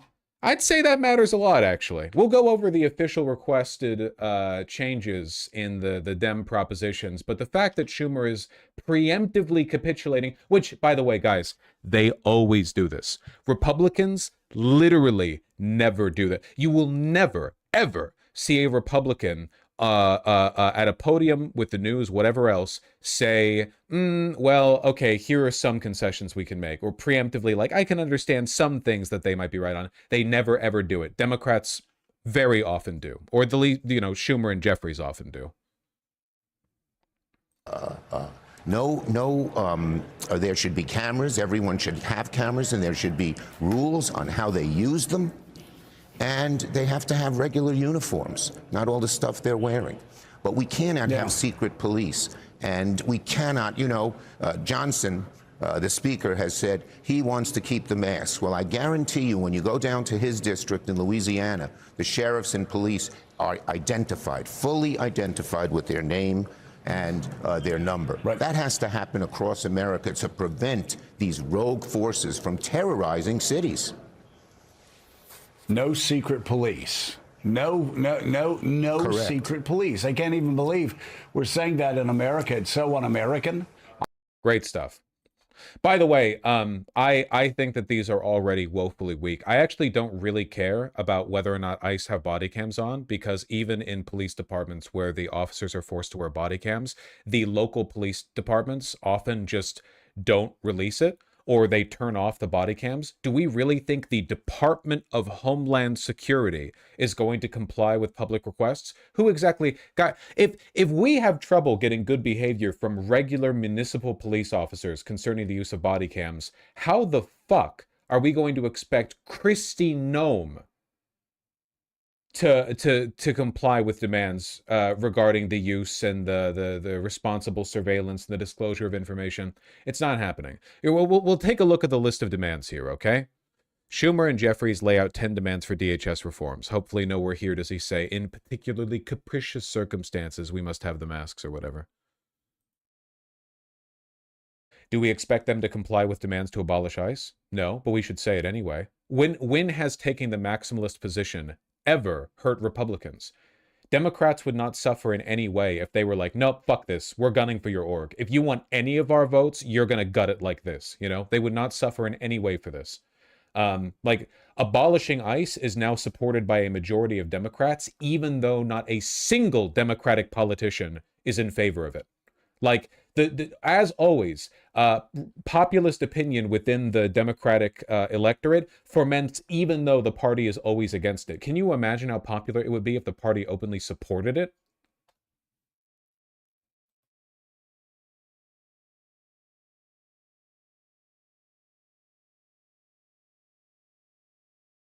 All right. Targeted enforcement. DHS officers cannot enter private property without a judicial warrant. That is already the law.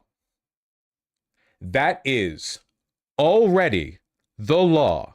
The Fourth Amendment of the United States Constitution already ensures this is the case. By putting it here, you are indicating that it is currently legal for them to abolish, or sorry, to ignore the Fourth Amendment. End indiscriminate arrests and improve warrant procedures and standards. Really? Yeah, they're really going to go ahead with this. Yeah. What do you, what? We demand you stop breaking the law? What are the enforcement mechanisms here? Require verification that a person is not a U.S. citizen before holding them in immigration detention. No masks. Require ID. Protect sensitive locations. Medical facilities, schools, childcare facilities, churches, polling places, courts. Stop racial profiling. What exactly are the consequences if they don't change their behavior? Out of curiosity, I'm wondering. Uphold use of force standards. Again, if they're already ignoring use of force standards, how is reiterating them going to change anything? They're already breaking their own rules. What are you going to do to encourage them to uphold them? What is that going to do? They're already violating them. You're just reminding them. They know they're violating them. They're aware of that.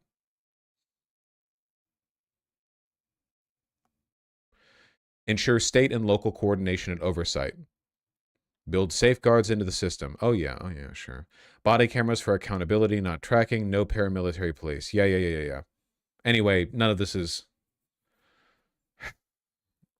actual strongly worded letter. Yeah. Honestly, the Republicans should just go ahead with all this. It's not like any of it's enforceable. It's not like any of this is going to fucking happen. We believe Congress needs to enact the following guardrails. Hey, I've got a crazy idea. You're not going to believe it, okay? What if there was a kind of enforcement mechanism that Congress had the ability to pass that was not merely a guardrail, but actually some kind of binding contract that held people to legal consequences if they failed to maintain a certain set of standards?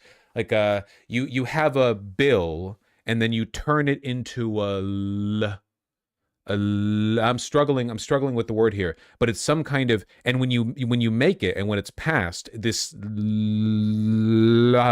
something, you can then arrest them and they can rot in prison.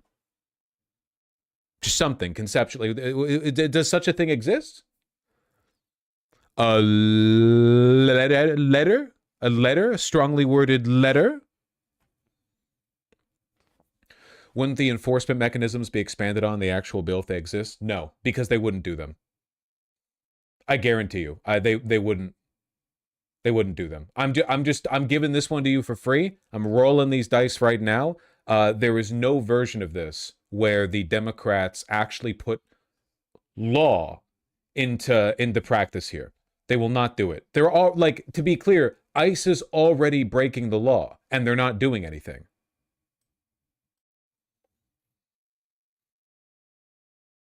God, I hate these fucking people.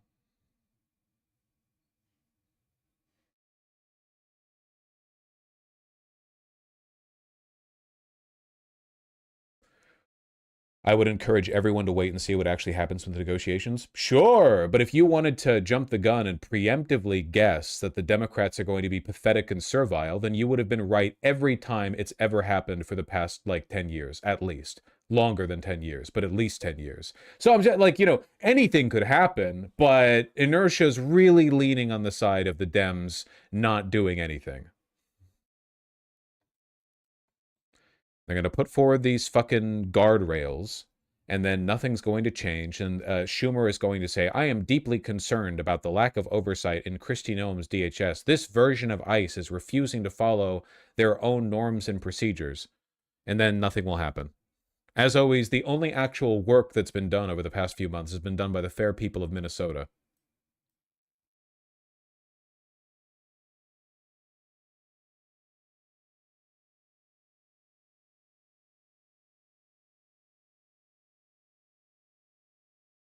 New York Times piece on the whole administrative warrant thing.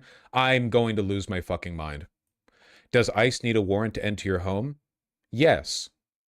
Up until now, immigration officers were trained that they cannot enter homes without a judicial warrant. Yeah, because that's the law. But as our immigration reporter, Hamed Alizes, explains, the Trump admin has a different idea. It's not a different idea. It's the wrong one. It's the wrong idea. This is wrong. Journalism is not when you point to one guy breaking the law and the other guy upholding the law and go, well, these guys have different ideas about the law. You have to go find out what the law is. And we know what the law is. It's been known.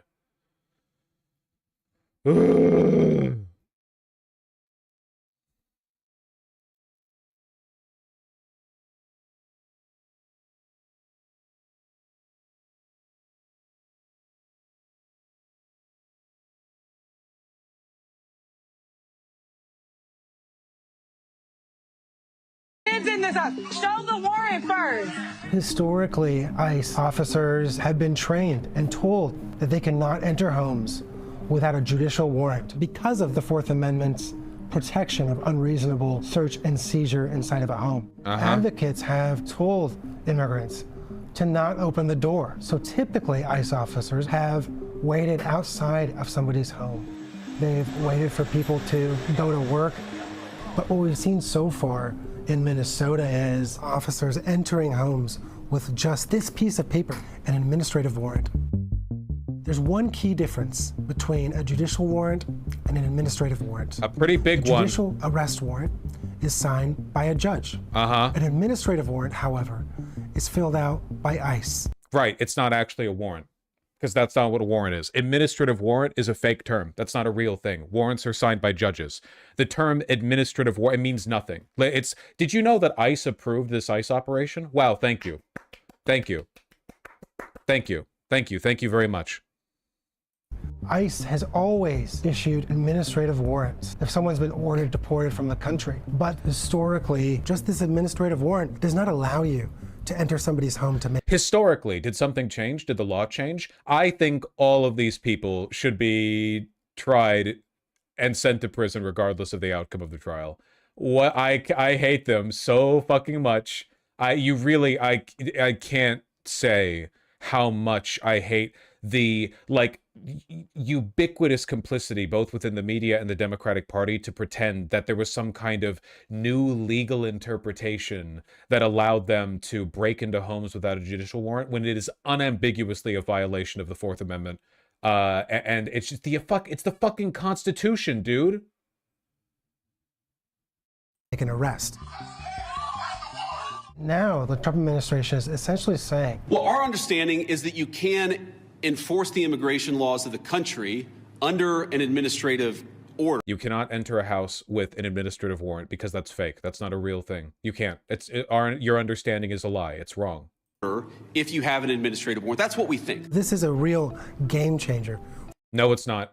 Game changer would imply something has changed. Nothing has changed. They're just violating the law. Yeah, again, it's like Epstein everywhere. Epstein, man. They're all on the same fucking team. Can somebody explain to me, without using the words deep or state, why the New York Times, which has some of the most well-educated constitutional scholars, informants, and consultants in the world, right, providing information with the writing of the articles here and so on, can somebody explain to me why they are all in on pretending that the Trump administration is simply engaging in a different legal interpretation here? Epstein was a game changer when it came to how you could treat children. That's literally what they're doing.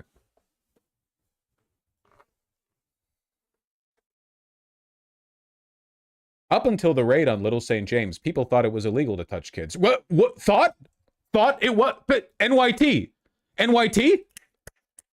What do you mean by that? What? Until? What?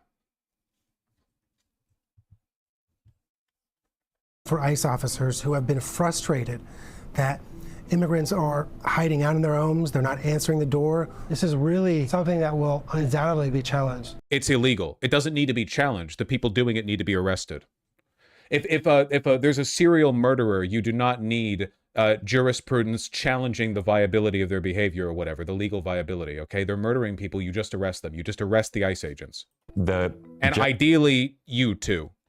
You could go in the same cell. Undoubtedly be challenged. The judge's approval of a warrant is absolutely critical when they are entering your home without your consent. So this is going to be a major question when this issue comes to court. No, it isn't. It's not a question. We have the answer. The reason why, prior to this, judicial warrants were required was not because of guesswork. We already have jurisprudence on this issue. The idea that you need a judicial warrant in order to break into a person's house without their consent, this is not new information.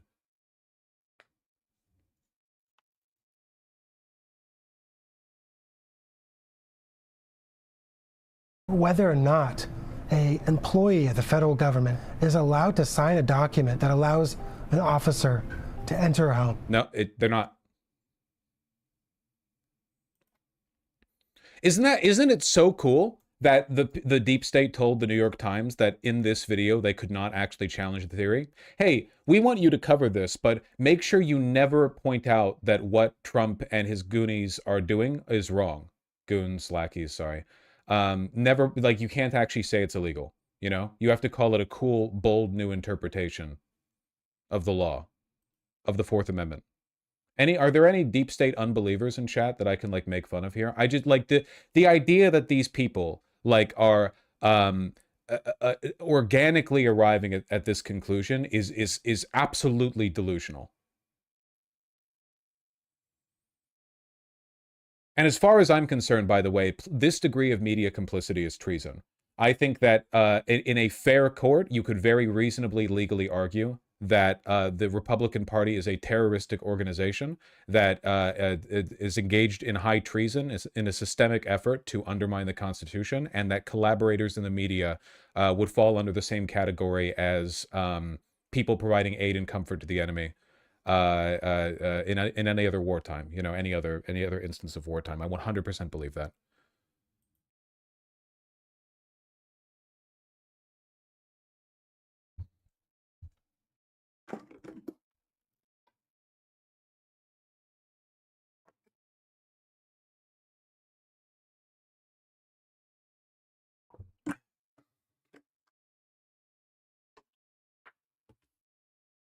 I'm so mad right now. I'm so angry.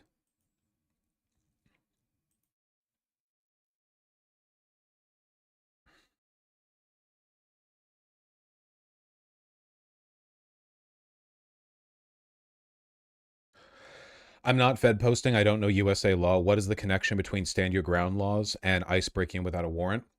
Judges refuse to answer it because they know what the answer is. I'm being serious. For years now, for decades, especially since the rise in the popularity of no-knock raids, judges have consistently refused to give a clear answer when we all know what it is. And the reason they aren't, the reason they don't, is there are only two outcomes here, right? One answer is that a lot of cops start dying. And obviously the judges and the cops don't want that because they work closely together. The other answer is that stand your ground and, in fact, the Castle Doctrine are no longer valid in the United States. Once a judge rules on that, the answer, if they rule against self-defense, the answer then would be, you could, if you wanted to, dress up as a cop and do anything you wanted. No amount of illegal behavior on your part would ever lead to martial action against you by the people around you. You could run around in a cop uniform. You could break into stores. You could just loot jewelry stores. You could shoot people. You could rape people on the street. It would not make a difference because the legal implication of what a judge's ruling on that issue would be that once you put on the uniform and are perceived to be a police officer, you are actually immune to the law and nothing changes that. So, judges have been ignoring this question for a while. Do they want it to be possible for cops to break the law or not? They have to, like, they've been avoiding this, you know?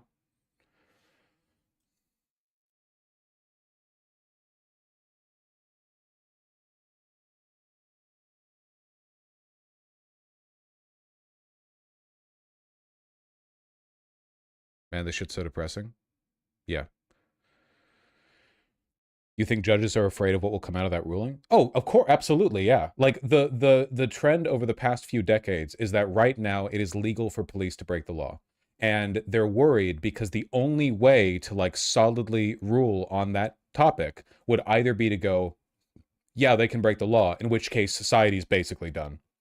Everyone, it's the purge.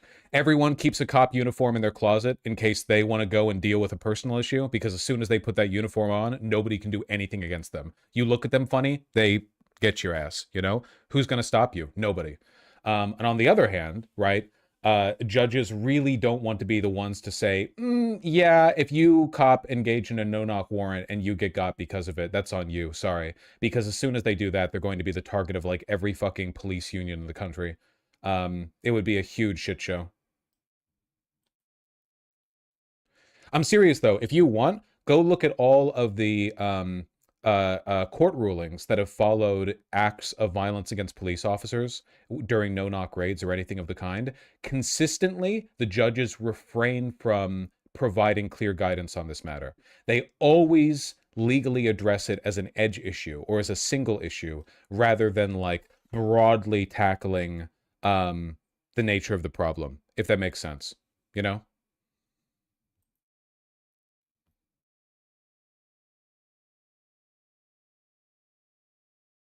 Personally, I think that it should be illegal for cops to break the law.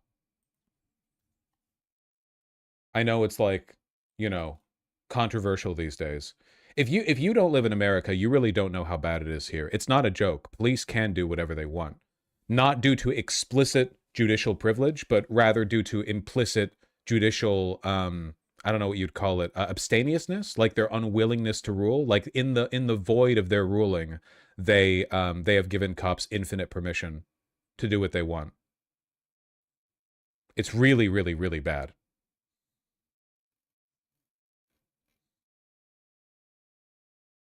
And now we're seeing it with ICE. That's why you can't trust centrist Dems to fix this problem. How could you ever trust moderate Democrats to solve ICE if the moderate Democrats were in favor of what the cops were doing beforehand? Moderate Democrats weren't like trying to fix the most they push for. You get, you know, oh, body cameras, maybe some like better training, you know. They don't fix the fundamental problems. They're not willing to.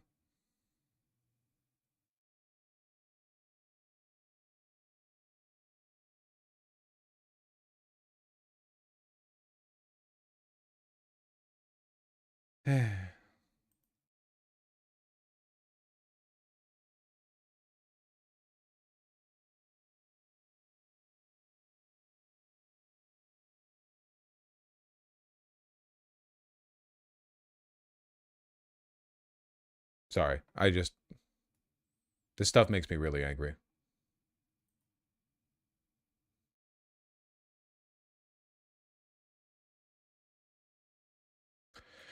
Speaking of moderate Democrats, Pennsylvania. Josh Shapiro on Fox News. To your point, is not a sanctuary state, but Philadelphia is a sanctuary city. How do you address some of the strident, some people even say dangerous rhetoric coming from people within your own party in the state?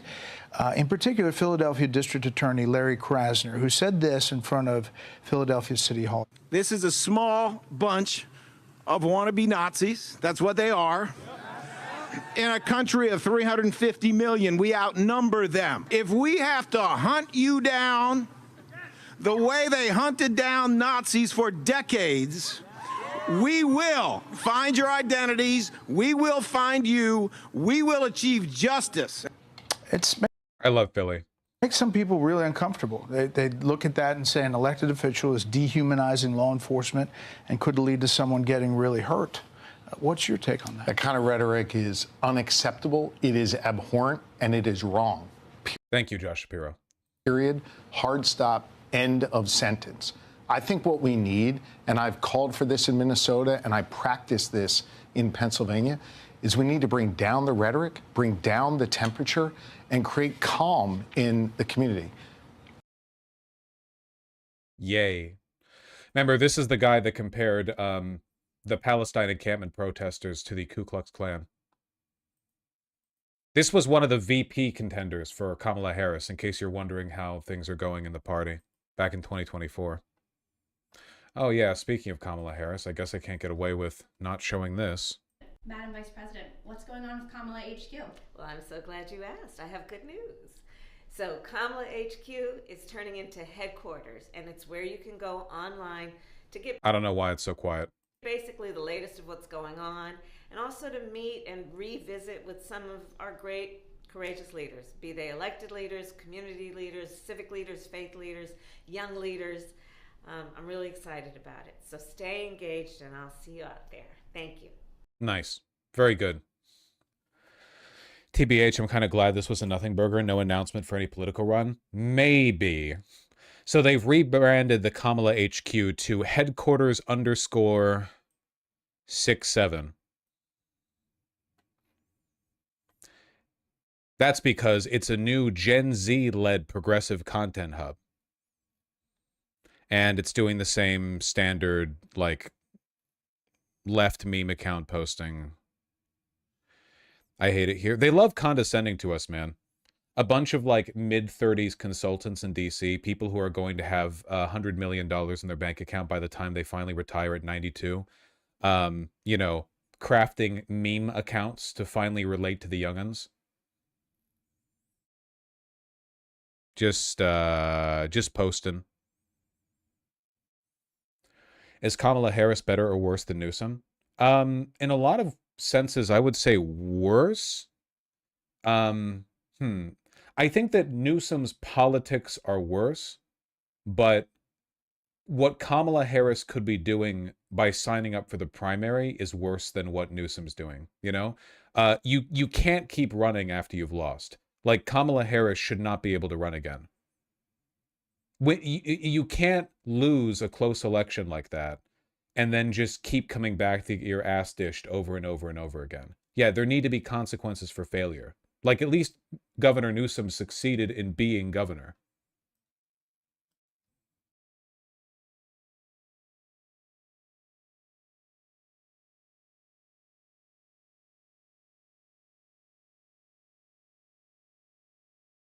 It's like such a cynical representation of how hard she dipped out after losing the election. Last post on November 5th, 2024, and then 20 hours ago. They just dusted off this account, found a new group of interns, and now we're posting again. But why?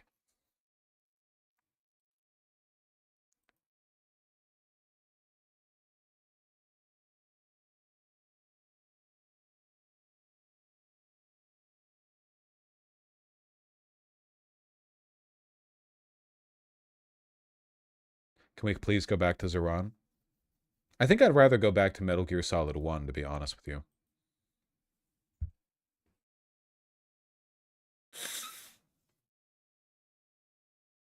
You know, in my opinion.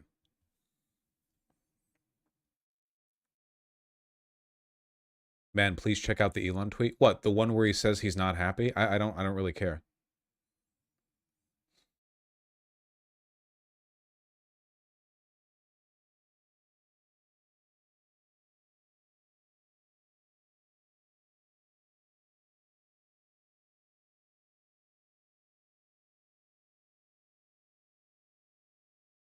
Why is everyone talking about this fit? Who is this?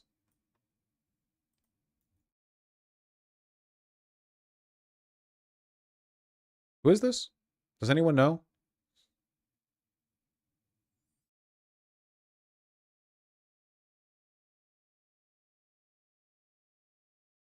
Rom-com actor? Okay. Jacob Elordi? In Euphoria? I don't know who that is or what that is. Every guy has got the mullet these days. Maybe I have to grow out a mullet. That's the blandest fit I've ever seen. I don't really think that's true.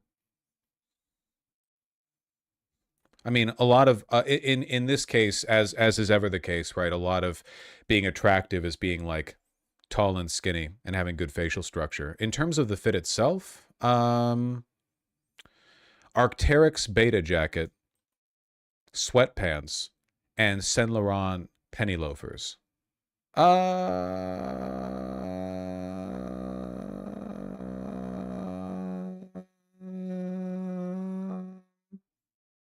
It's not really like my thing, but I think it looks good.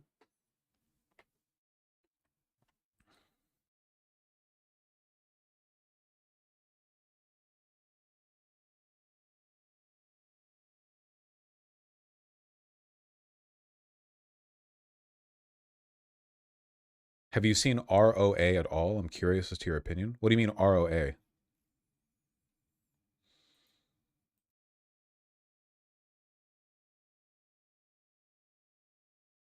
Oh, Thana, you can let up a little bit. It doesn't have to be a whole day.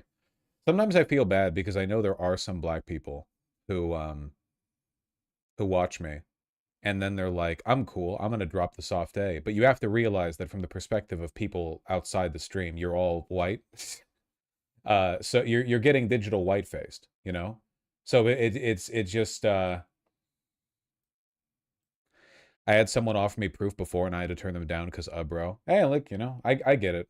For the ability to say the N-word online, you know, people will go great distances. And there are black people here, you know. Actually, I was walking around the neighborhood not that long ago, and there was this, I hope they're not watching now because I feel awkward. It's a very like hot couple. And the one white and one black, and they both look at me and I'm like, do they know me? Oh, the white guy. And then the black girl was like, hey, I love your videos. And externally I was like, oh, thank you, me too. And internally I was like, yes, yes, yes, yes, yes.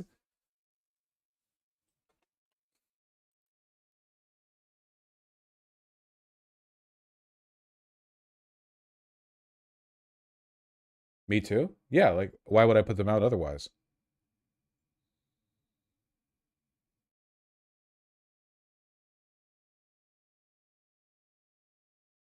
Oh, yeah.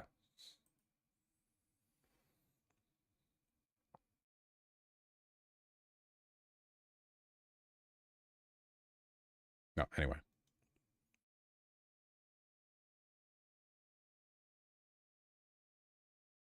Oh, nice, Eldarian.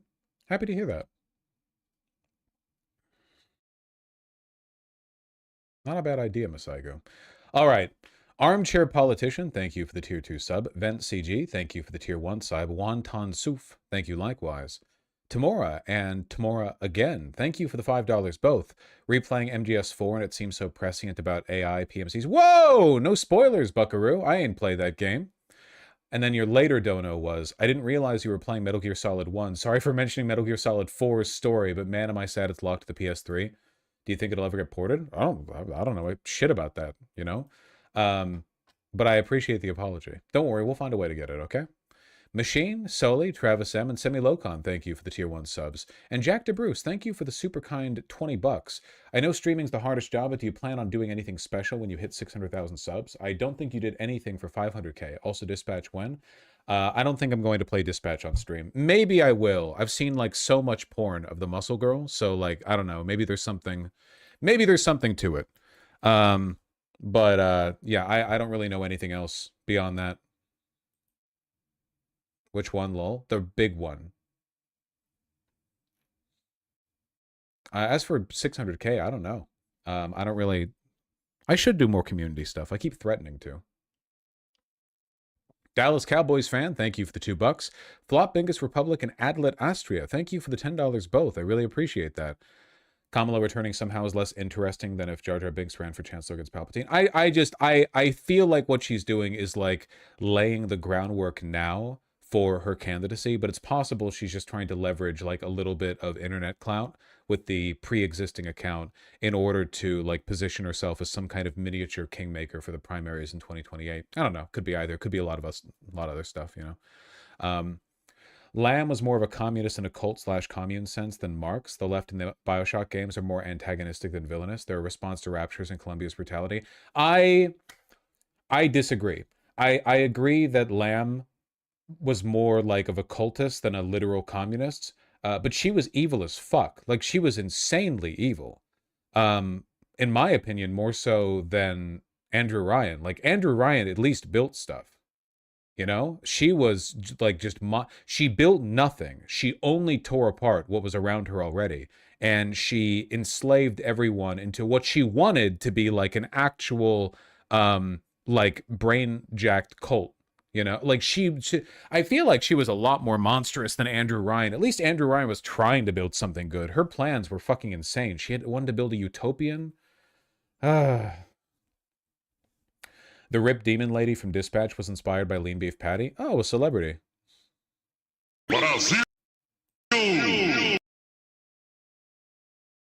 Yep, she sure is hot. That's pretty true.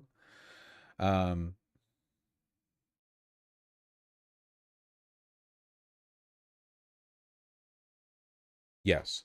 Schnarf and Puerto Rican, thank you for the $5 both. Really appreciate that. Wisconsin has a leading Dem socialist candidate for governor in Francesca Hong. Would you ever invite her on stream? I'd have to know anything about her before I could say so, but, you know, probably not. PV does that kind of direct outreach stuff for the most part. And as a follow-up from the other day, set up something with Kat Ebogzela by contacting her at press@cat4illinois. I will not do that. I have never done that. If there is a potential conversation to be had, people have to reach out to me so I can say no.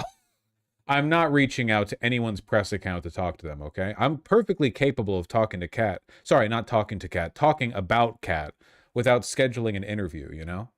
I just... the formalities of scheduling...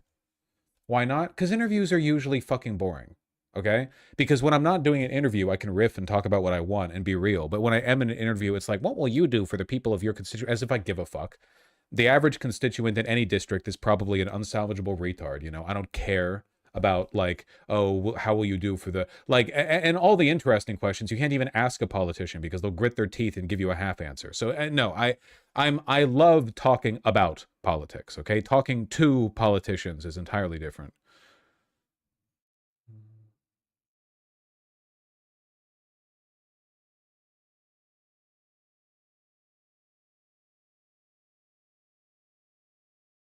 You seem to have a rather dim view of democracy. Yeah, of course. Have you watched my streams? You've watched every one of my streams, Uves. I see you in chat pretty often. Hi, Shelf. Thank you for the $10. You have a wide-ranging audience compared to others. Personally, I've never been on Twitch, and you're the only streamer I watch. Do you think this varied audience affects your content /take/thoughts? Probably. It's probably, in the long run, for the betterment of my content, that there are, you know, a lot of, like, non-internet gamer-type people in my community, you know, even if sometimes it pisses me off a little bit. Hey there, Bjarkson. Thank you for the $6. Here in Iceland, we have an electronic ID we use to log into our bank account and others. Stuff to confirm we're pretty dope and useful. Yeah, no, it really would be, you know. We have to have the strength to imagine something new and better. Easy, thank you for the $10. I can dox any one of you right now. Oh.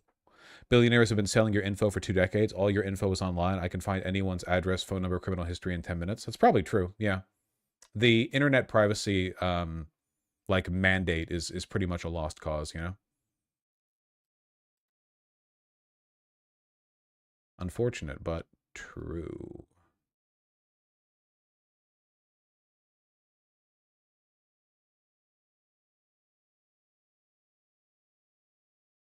Devourer of 6 bagels. That's a lot of bagels. Thank you for the €5. And The Legend 27. Thank you for the $5. Really appreciate that. Thank you, thank you.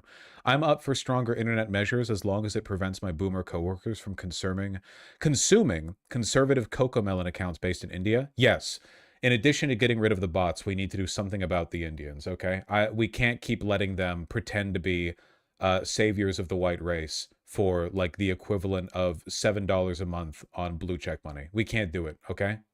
We can't do... We need to do something. Pakistan, too! India just has more people.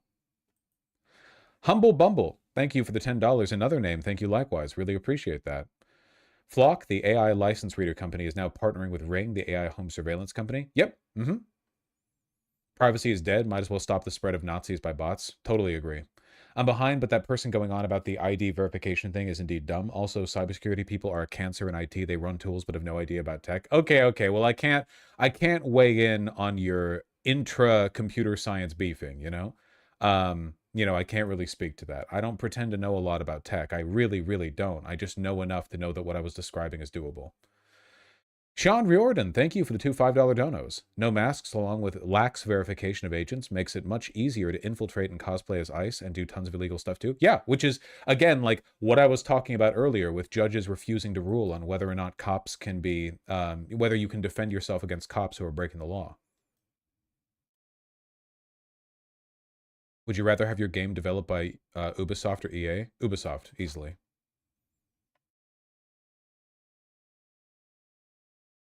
Dan Carr, thank you for the $2. Soon. And Tim Christer, thank you for the $10. Really appreciate that. You said you would be open to debating liberals. Is there any way you would want your fan base to facilitate that, or do we sit back and wait? No, God, no. Nothing irritates me more. Sorry, I'm not trying to be irritable, but I am irritable. Nothing irritates me more than people pitching me conversations. Like, there's a reason I find these tedious, and it's not going to be solved by the taste making of my community. You know, if there's something organic that's prompted, that's one thing. I would love to talk to Will Stansel at some point, not really to debate him on being a liberal, but more like, good job, man, you know, like really good job. Want to give him some credit. But yeah, for the most part, I just find these conversations really tedious. I guess, like, I used to find these conversations more interesting because I used to be more open to the idea that people who disagreed with me had a point, and the past 5 years have really convinced me that for the most part, the reason people disagree with me is because they're paid to or because they're mentally ill.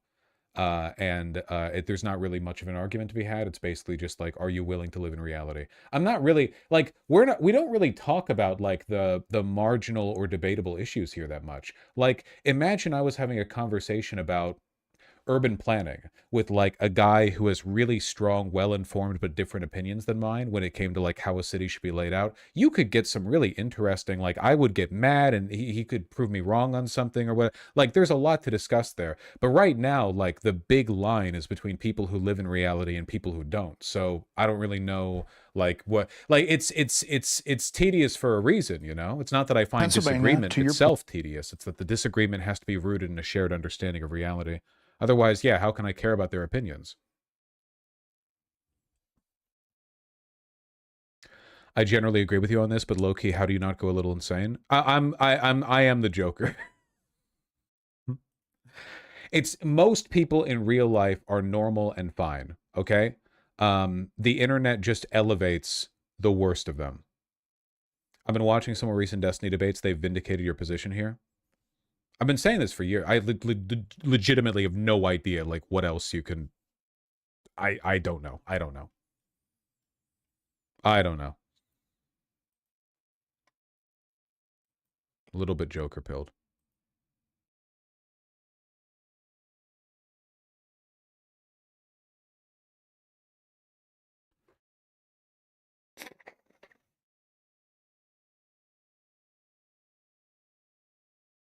Shared understanding of reality is still presuming that people are discussing in good faith, not practicing rhetoric in front of an audience for aura. That's true. Yeah, that's true. I guess the issue is, like, very few people are open to good faith conversation. Man, maybe I'm delusional in saying this, but I feel like if I was having a conversation with a liberal and we were talking about the viability of Medicare for all, and they gave me a really good argument on how either it's impractical right now to implement or, like, politically unviable because of these specific reasons, or, like, in a practical sense, if you advocate for it right now and make that the issue you're dying on a hill for, like, there are going to be problems here or there. Like, I feel like these are conversations I could have, and I could potentially be moved on some of my positions, even though I'm pretty hardline on them. And I'd like to believe that other people can be like that too, but so rarely is that the case, you know? I don't think I would be moved on them, but I guess I think I could. Or maybe a more accurate way of putting it would be, you guys would not like, predicate your support for my content on me being a permanent hardliner who never changes his mind. Because if you do, then I can't change my mind. And for a lot of people, it really is just about aura farming.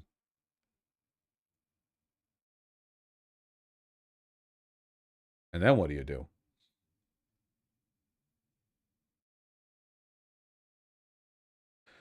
I mean, I'm just a little afraid of falling into bad patterns with how simply evil the opposition is. It feels very non-self-critical to me. In real life, with real life human beings, I think that most people's moral weight, like their overall, I guess, composition as a human being, is motivated largely by non-partisan factors. It's like this complex jumble of their personal feelings and their biases and their stereotypes or whatever that affect how they engage with other people. And it's really messy and complicated and often hypocritical, you know?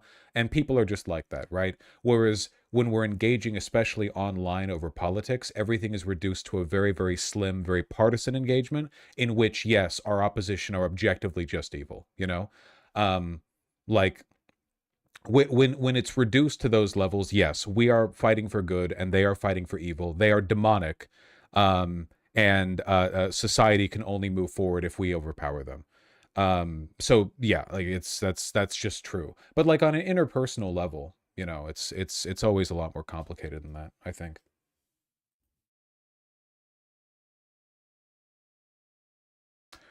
Dude, what the fuck? The Seattle DSA just lied about Katie Wilson doing homeless sweeps? Huh?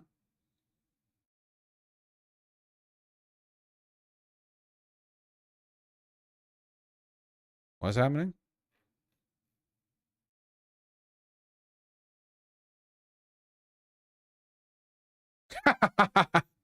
Does bro of the past be saying this? Thank you, Dream Cartridge.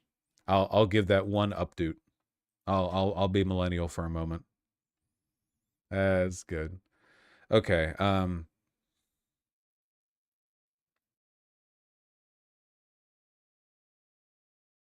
Since taking office, Mayor Wilson's office noted they have overseen more than 100 sweeps on House Seattleites since she took office 2 weeks ago, breaking up 10 sweepers.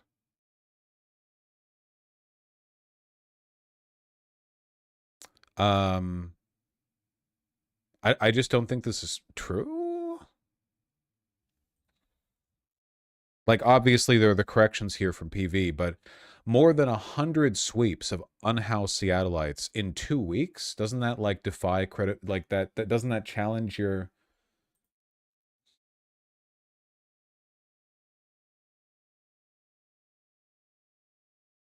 Is there a source here? Hold on.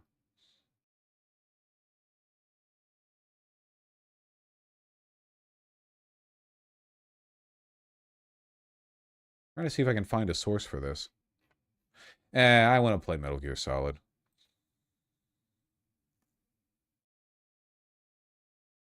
Oh,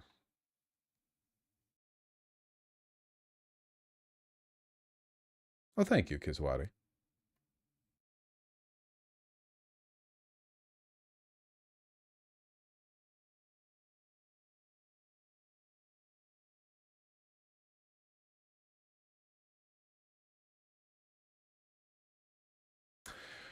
Oh, are these the encampment clearings? I didn't realize that our government kept track of them. Full count of the sweeps Katie did, or oversaw, I guess, as mayor. 6 of them are listed since the beginning of the year. None of them in the past 25 days. Gilman Playground. Oh, they take pictures and stuff. Okay. I know this playground.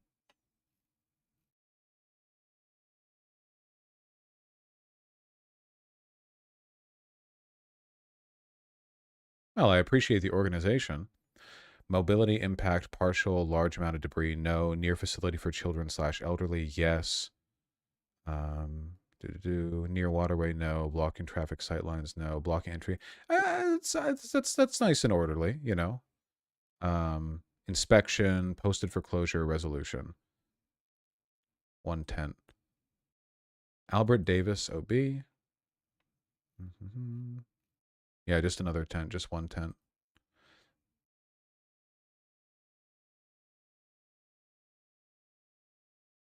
Oh, this is like an actual house here. Tents cleared to mobility impact, partial, large amount of debris, yes. Hazardous materials, chemical waste. Do they elaborate on that? Maybe somewhere else, but not here.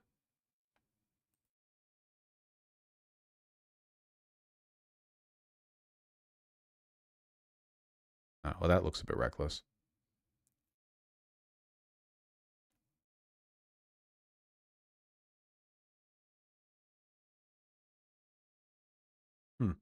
You know, I don't know how commonly this is done, but I do appreciate the fact that Seattle keeps records on this.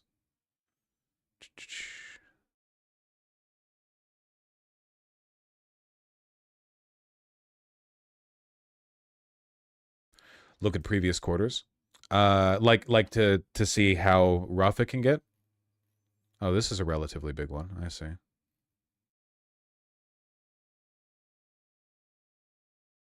Whoa. I just picked a random quarter here. Pioneer Square. That's always a... Oh. Okay. Okay, here... Okay, this looks like it was a larger event. Site journal. When did they change the site journal format? It looks like, yeah, this was a much more involved project. It's Pioneer Square. It's always messy down here.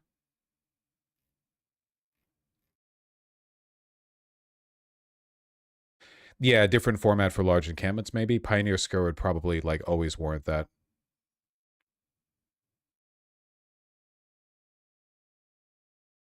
Huh.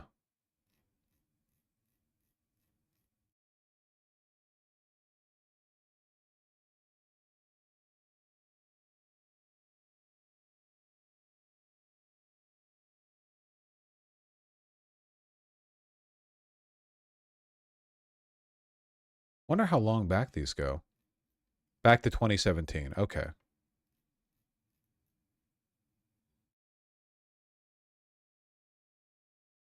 Looks like they keep changing the format. Interesting. Hey, Ben.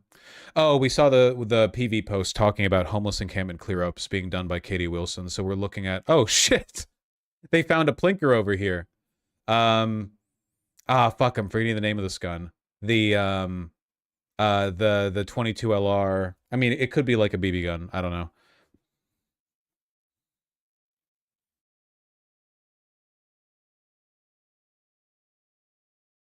Yeah, Ruger, like a Ruger for LV something something, I don't know. Interesting. Like immediately post-COVID. Oh, they stopped doing it during like the worst of COVID, Q4 2020 to Q1 2022. Huh.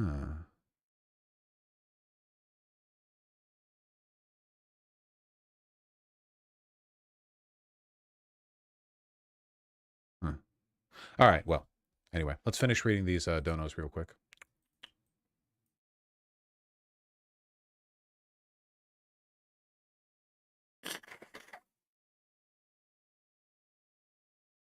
Discord? Discord. Those old gun streams were fun. You can't do gun streams anymore. YouTube won't let you hold a firearm ever since one guy offed himself during a live stream. Want anything out from today's stream before you start gaming? Yeah, I'll send it over. After I'm done with donos, I'll cut it out and send it over.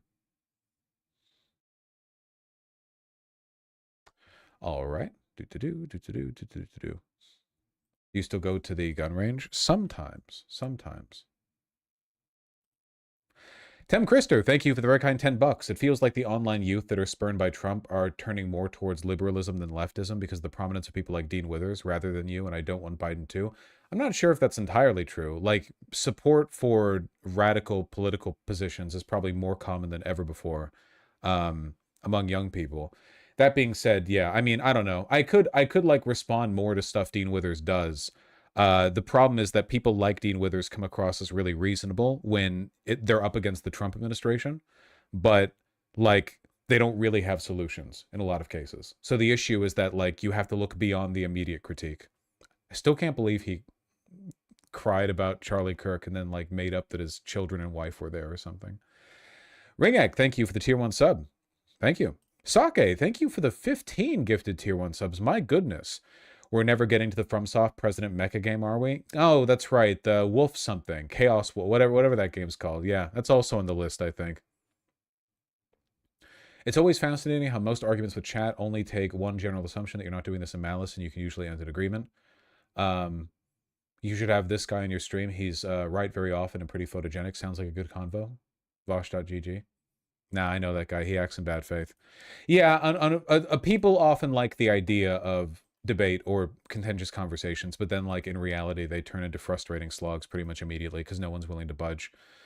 Lipton, thank you for the tier 1 sub, really appreciate that. And 3 Fat Samurai, thank you for the $5. You showed River, so I'm going to show you Bug as my payback. Ooh, oh, such a cute cat. Beep. Look at that.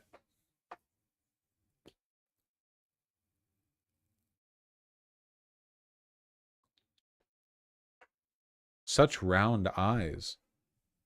Well named as Bug.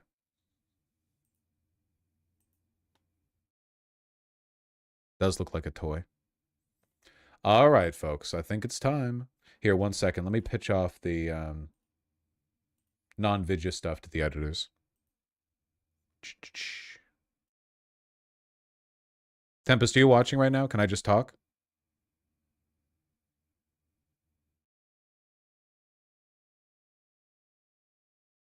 I didn't really do much politics today, did I?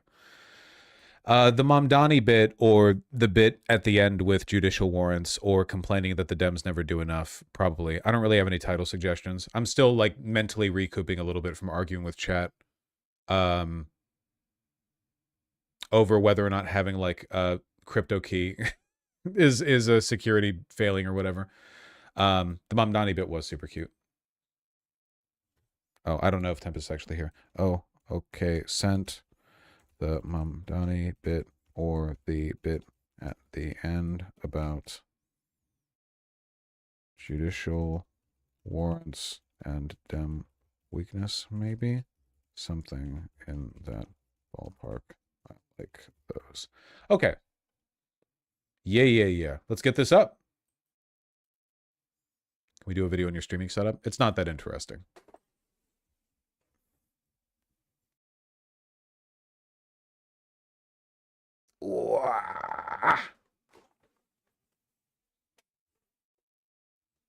Got to take a moment. Oh, yeah.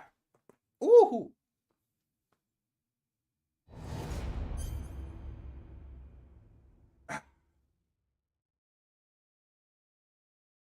Yeah. Mm-hmm.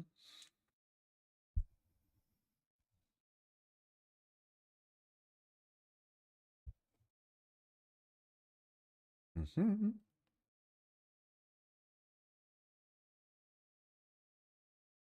Go. Do it. Do it. Yeah. I guess I stay down here so I'm not blocking the minimap. Hit the button. Yeah.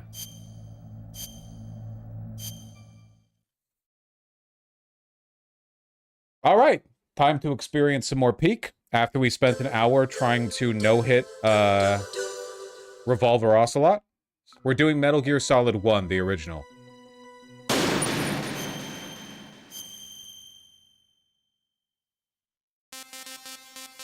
Why the fuck do I have to scroll down to get the new... Okay. All right. Let's get to it.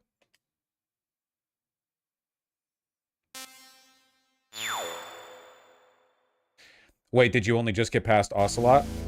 We got stuck in a situation. We had no health and no rations, so we had to no-hit him.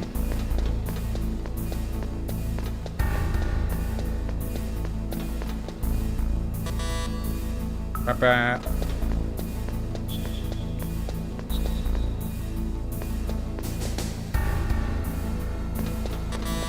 Really?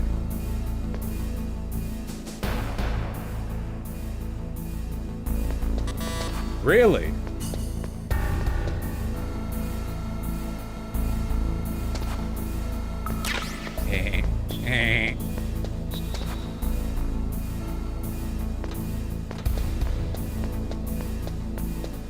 Peanut. Oh, we have higher maximum ammunition for the SOCOM now. Nice.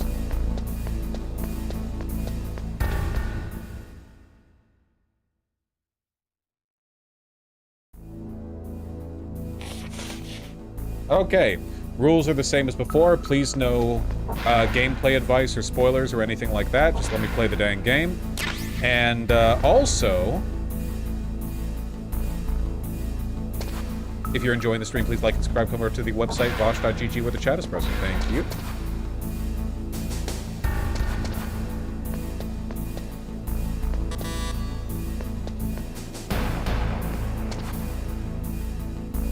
Gonna check out all these doors. All right, what does that mean?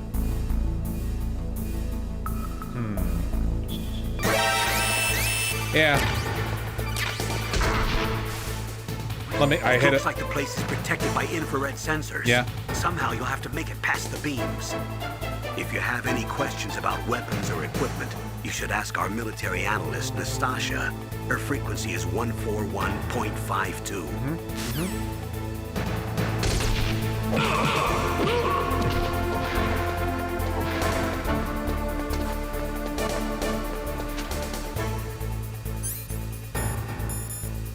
Oh, I've got a big gun. Nice. And also out of health again. Uh-oh. Oh, okay, he didn't come inside. Nice. Nice. Okay, what were we going to do? Oh, wait, wasn't there a person we needed to call from the back of the, the cereal box? What code am I looking to input here?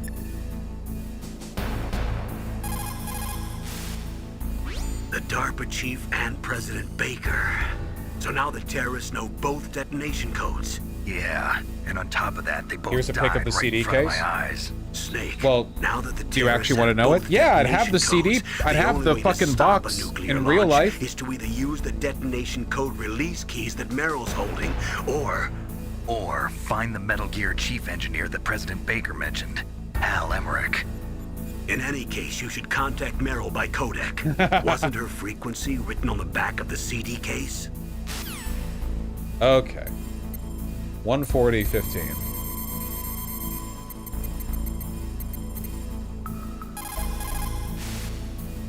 Who are you? Hey. I was really impressed with the way you busted yourself out of there. I busted myself. One from the prison?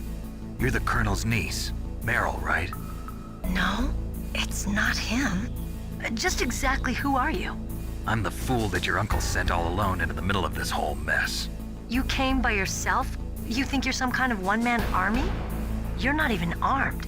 I appreciate your help from before, but I don't need lectures. You're just like your uncle, you know? How do you know my uncle? We go way back. What's your name? My name's not important. Aha. Could you be Snake? Fuck. Are you Solid Snake? Fuck. That's what some people call me. The legendary Solid Snake? You? Oh, hello. Sorry about before. I wasn't sure if you were one of the good guys. But I knew you were. How? It's your eyes. My eyes? They're not soldiers' eyes. And they're rookies' eyes, right? No, they're beautiful, compassionate eyes. Oh, just what I'd expect from the legendary Solid Snake. You trying to sweep me off my feet? Don't worry, you'll land back on them once you meet me. Oh, the my reality is no match God. for the legend, I'm afraid. Oh, I don't believe that. Why did you look so surprised when you saw my face? Because you look just like him. You mean the terrorist leader, Liquid Snake? Yeah, you know him? You're not brothers, are you? I have no family. So what's the deal then? Who knows? Why don't you ask him? But first I want some information. You were involved in this exercise from the beginning. What exactly happened here? I'm sorry. I was captured along with President Baker right after the terrorist attack. That's okay. But what is this place? I don't think it's just a nuclear weapons disposal facility. Boy, oh boy, it's just like them. Nobody told you anything, did they? Okay, you see, this place isn't really for disposing nuclear weapons. Fucking hell, the flirting is so bad, it's hilarious. I'd like to know what the fuck you think good flirting looks like, okay? All flirting looks, you can make fun of it from a distance. You know, everyone's over there picking at it from a distance, okay? I'd like to see you fucking try to one-up the legendary Solid Snake in his Riz games, okay? I bet you couldn't. This base is owned and operated by a dummy corporation of arms tech. This is a civilian base? Right, for the development of Metal Gear. Metal Gear. Colonel. Foxhound and the Next Generation Special Forces were called here for the test launching of a dummy nuclear warhead. Why Foxhound? That's why they have an ICBM. Because they're a special ops group used to handling top secret missions. They figured they could help keep it all hush-hush. But we must have fired nuclear warheads before. Why just this time? I heard it was because this was to be a final test before the formal adoption of the Metal Gear program. Well, that's what I heard anyway. Sounds kind of fishy. So what do you think the terrorists want? Sorry. I'm not sure. I was captured with President Baker right after the revolt started. Oh yeah, that's when he gave you the detonation code override keys, right? That's right. Amazing you were able to keep him hidden from the guards. Well, women have more hiding places Oh than my men. God. Anyway, you met Baker, huh? How's he holding up? Hiding places. He's dead. Well, come on, Snake. What? Heart attack. Hiding places. Same as the DARPA chief. The chief died from a heart attack too? What hiding places? Yeah. Was either of them sick or anything? No, Not that I heard of. Well, I don't believe in coincidences. Something funny's going on. Sounds like it. Maybe she but I means have her no idea butthole, what. and she just thinks guys Me don't have. neither. Yet. Do you know the person who designed Metal Gear? You mean Dr. Emmerich? Yes. Is he still alive? Probably. He should be in the research lab in the second floor basement of the nuclear warhead storage building to the north. Second floor basement. Yeah, that's where his lab is. I think they're forcing him to work on the nuclear launching program. So they'll need him alive until that's done anyway. Then we better do something before he finishes. You're right. In case we can't override the detonation code in time, I need to ask him how to destroy Metal Gear. You plan to take that thing on by yourself, Snake? It won't be the first time. Whoa, so cool. What's the best way to get to the building where the doctor is being held? She said Sugoi in the original There's a Japanese. cargo door on the first floor of this building that leads to the north. What's the security level of the door there? 5.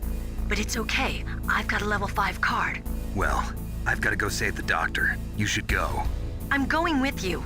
No way. You're still too green. I want you to hide somewhere. I'm not green. Oh, yes, you are. Literally green. You pause for just 1 second in front of your enemy and it's all over. Good luck doesn't last forever. I don't know what happened. I just couldn't pull the trigger right away. I never had any problems in training, but when I thought about my bullets tearing through those soldiers' bodies, I hesitated. Shooting at targets and shooting at living, breathing people are different. Ever since I was a little girl, I always dreamed about being a soldier. Every day of my life, I've trained my mind and body for the one day when I could finally see some real action. And now... So what now? You want to quit? I can't quit. I can't allow myself to quit now. Listen, Meryl. Everybody feels sick the first time they kill someone. Unfortunately, killing is one of those things that gets easier the more you do it. That's probably In true. a war, all of mankind's worst emotions, worst traits come out. It's easy to forget what a sin is in the middle of a battlefield. But this isn't a war. It's a terrorist action. You're just a little jumpy from the combat high. That's still so relevant. The adrenaline in your bloodstream is starting to thin out. Just take it easy. But I learned all about combat high at the academy. We'll talk about it later. For now, just think about keeping yourself alive. If I get out of here alive, I'll think about that other stuff. Okay, let me try to say this another way. Stay the hell out of my way. You're a real bastard, just like my uncle said. Huh, I told you. The real me is no match for the legend. It looks like you were right. Yeah, so much for the CIA lesbian Okay, training, Snake. man. I'll be a good girl. We'll link up Yeah, after seriously. I grab the doctor. Then we'll take care of the detonation code override. Gotcha. But listen, I know this area better than you. Call me if you have any questions. Be careful, okay? After I open up the cargo door, I'll contact you. Well,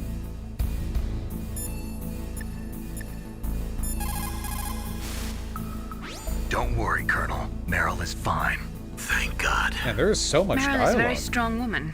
I really respect her. She's got plenty of heart. Thanks, Snake. Not so fast. The real mission is still ahead.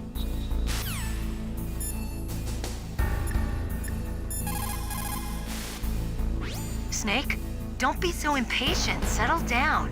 I need a little more time How to get much the cargo dialogue door did they write? I'll call you when I get the door open. Just wait a little, okay? Okay. If I do it again, I'll get like a second fucking... Okay, hold on. Master is the weapons person, right? No, this People is the who have been weirdo. through war and survived Alaskan guy. develop a kind of sixth sense to warn them of danger. Trust your instincts as a soldier, as a gamer.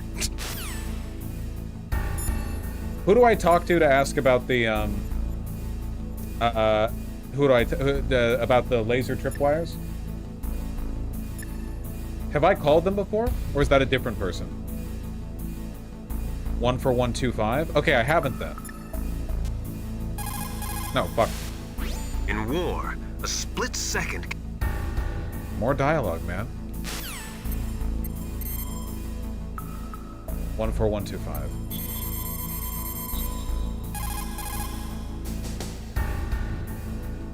14152?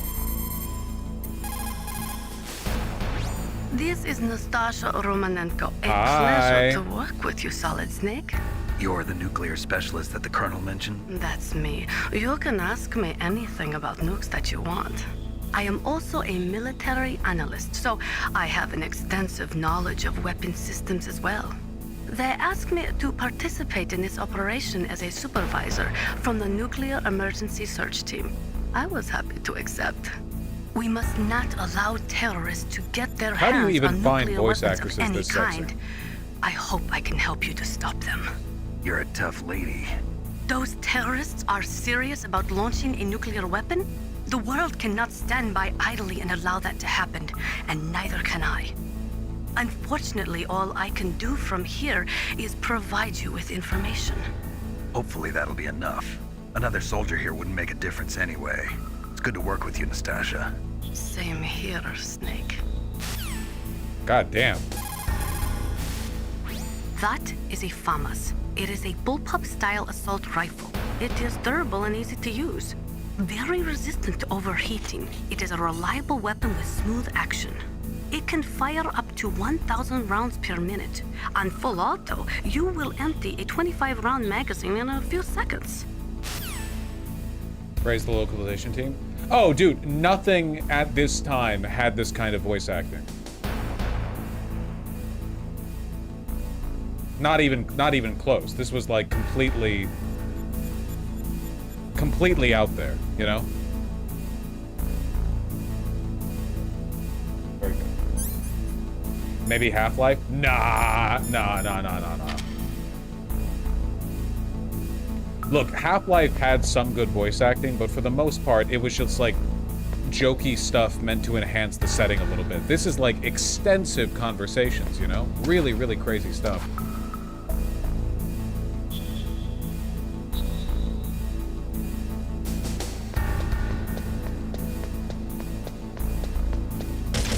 Oh, fuck. I forgot I was holding a weapon. I'm dead. Does that mean I have to redo all my conversations? Snake, answer me! Snake! Snake! Yeah, I think it does. Rip.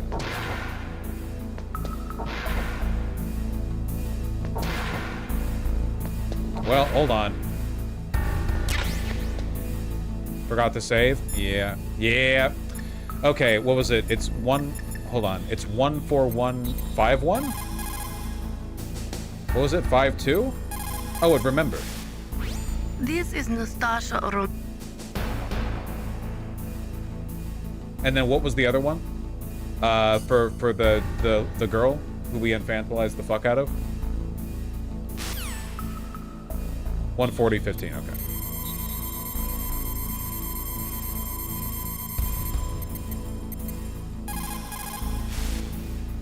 Who are you? Look at all that voice acting, man. Oh my god. Look at all that.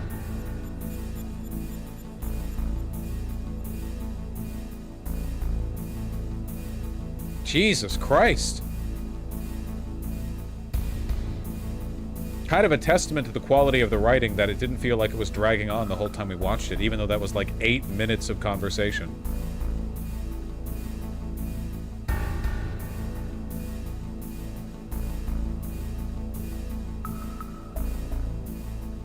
Oh my good fucking god. Well, we're gonna make sure we save this time, you know? Or at least go in and out of that door, because it seems to save whenever I go in and out of that door. Whew!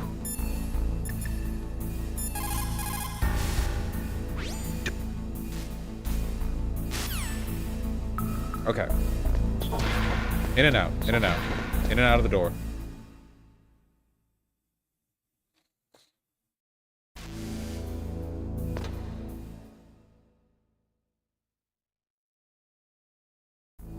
You still have to manually save? I don't think that's true. Before we were able to save our game state without, you didn't save? Save, you didn't save? I'm pretty sure it saves. Can't hurt? Oh, fuck. It can if I press the wrong button. Rescuing that Metal Gear engineer is now your...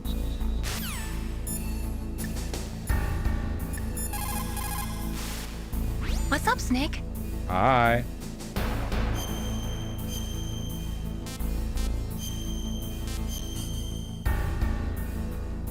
Okay, there. We're fine now.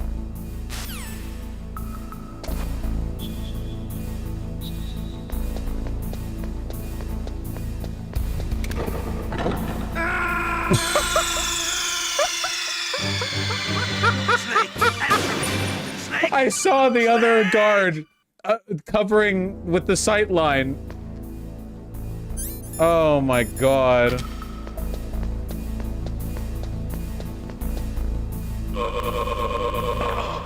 We did it. Go team. Hey, we got a ration.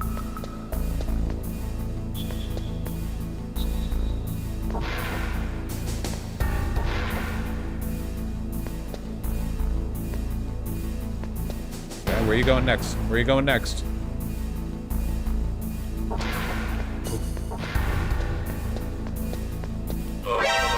Hey, why?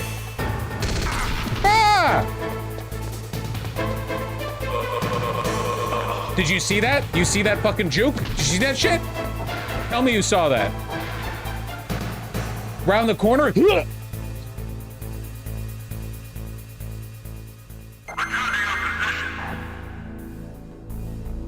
Well, now there's more guys again, unfortunately.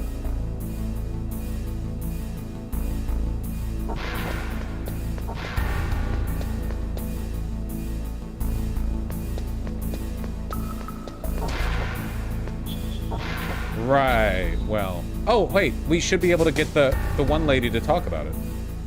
Right?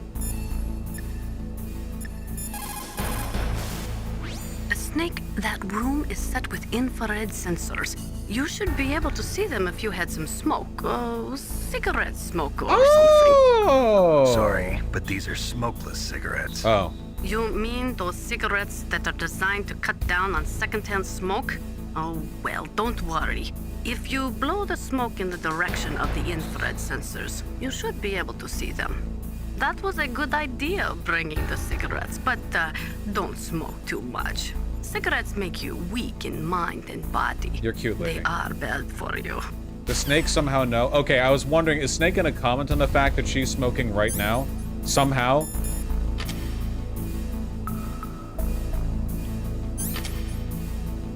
How do I use my... Oh, I see, I see. No! I didn't mean to do that.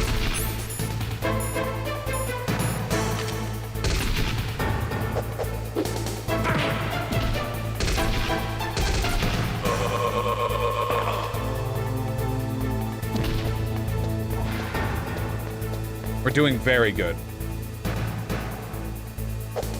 How do I use this again? How do I use the ration again?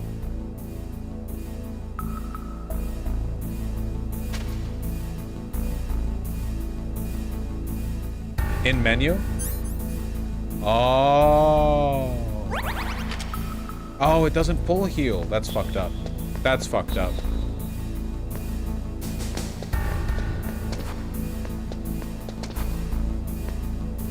Oh,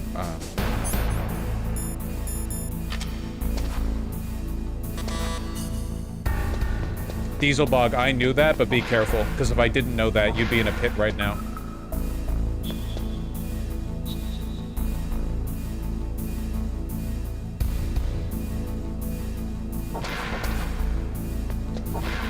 Estus Flask doesn't heal either. That does make sense, because this game did inspire Dark Souls, that's true.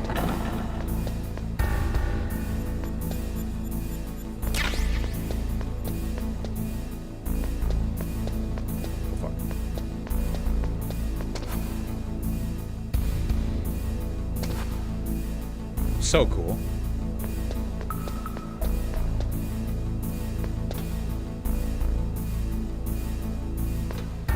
Hello? Button? Button? Oh, other button. Not X, B, or A. It's all mixed up in my controller.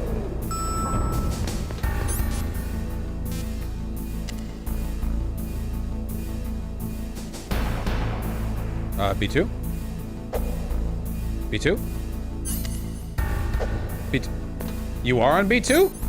Oh, that makes sense.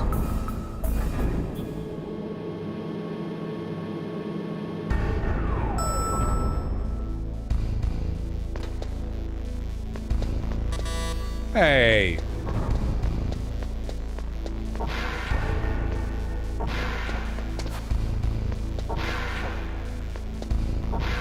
Cool.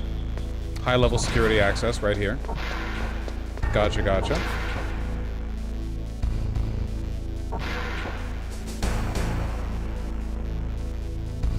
Sorry, Thana, you've got more work to do. Do you want me to get that one myself?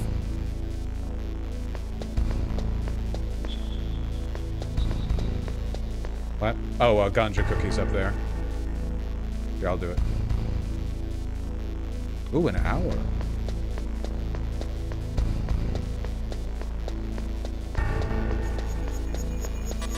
Alright, I guess we're going up to fucking ground floor. We appreciate your service, Dana. I have enemies all around me. Do everyone... They get insufferable, man. It's like they don't want to see me fail. Open.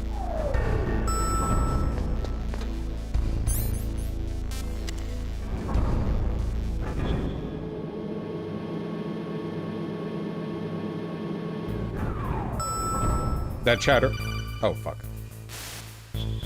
Snake, I unlocked the cargo door for you. Thanks. You. Where are you? Where I can see ya. Don't move around too much. Don't worry, I'm disguised in this enemy uniform.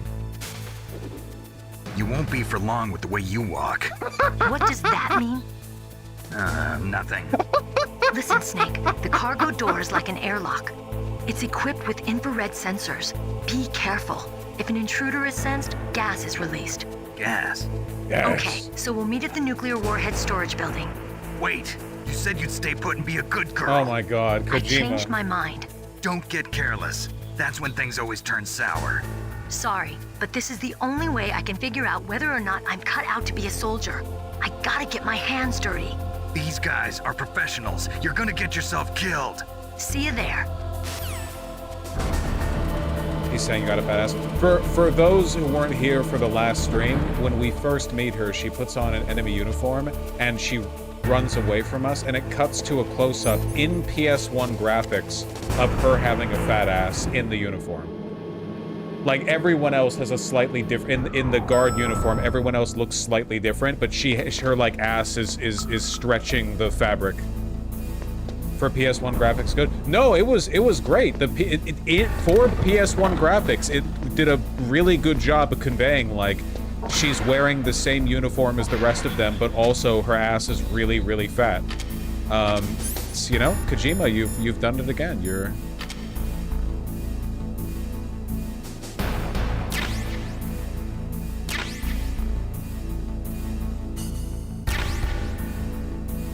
Okay, now we have weapon.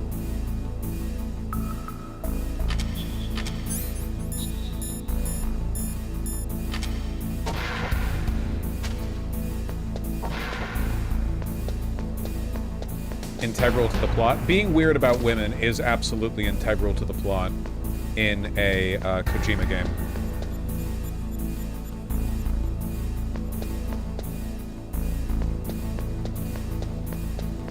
Was Death Stranding weird about women?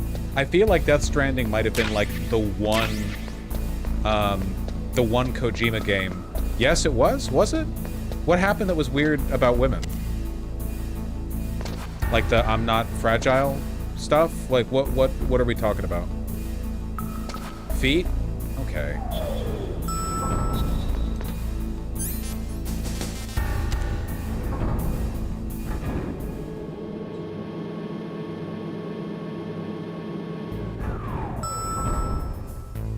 Okay, just to be safe. Just to be safe. What's up, Snake? I like her. She's real.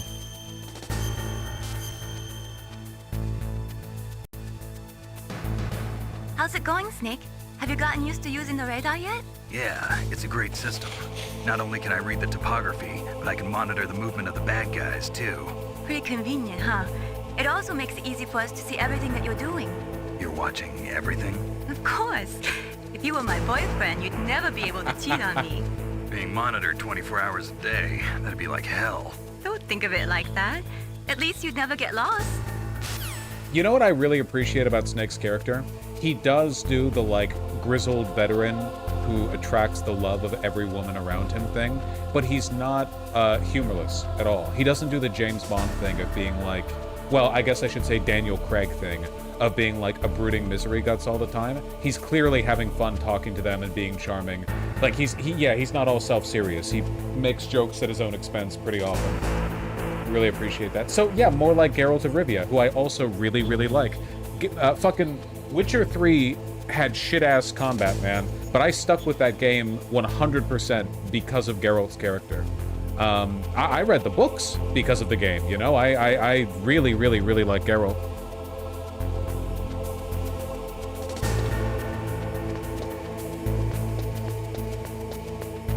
Okay, the bay doors.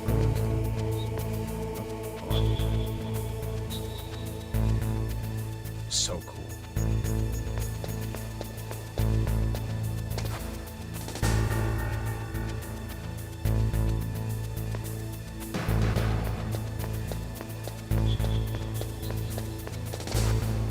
If I remember a stinky spoiling chatter from yesterday, there should be some rations I can access in here, and I wouldn't mind doing that. Oh, hey, the tank is gone.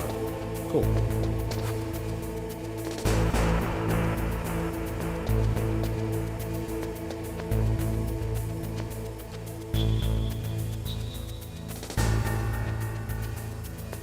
Ooh.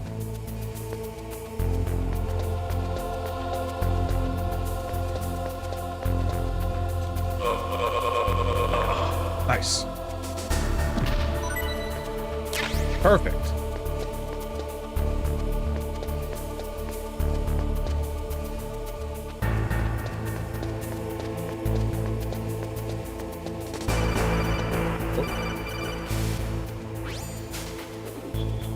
Be careful, Snake. That airlock is set with infrared sensors. You probably can't see them with your naked eyes, but there are infrared beams coming out of that wall. Touch any one of them, and the doors will seal off, and the place will be flooded with poison gas. Somehow, you've got to get through without setting off those sensors.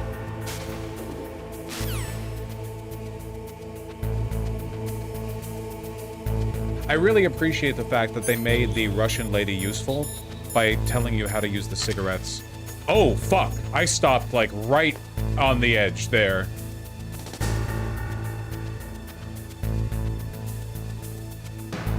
Ugh.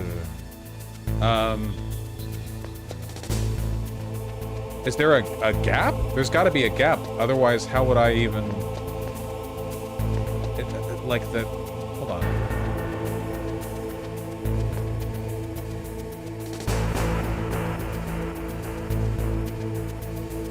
Are those close enough to the ground that I can... Wait. Oh, I wasn't looking at the edge. I see. I thought these were scaling back and forth, like they were sliding back and forth when they're going up and down, so I could just walk through. Ooh, God, look at that. Ooh.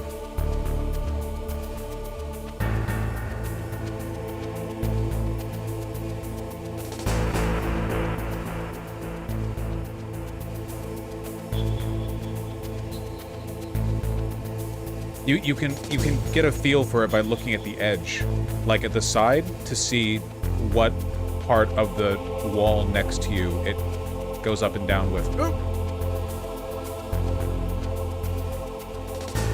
Rest in peace, guys. Oh! Ooh. Ooh.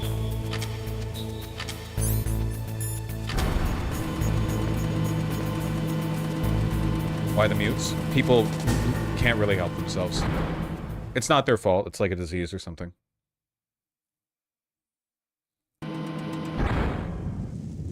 Okay. Yeah, chat stepped into the lasers. Okay, hold on. We're just gonna do this. What can I do for you, Snake? Because we're very cautious.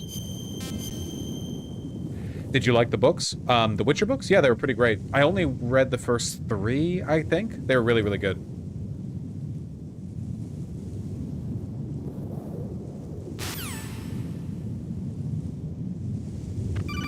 Oh my god.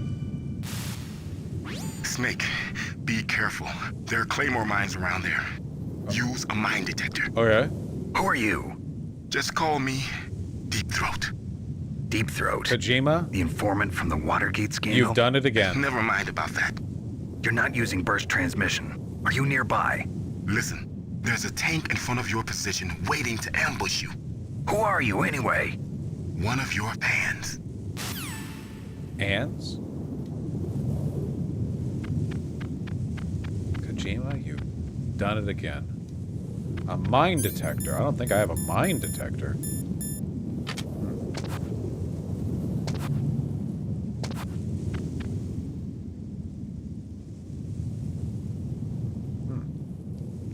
Well, let's see what's over on this side.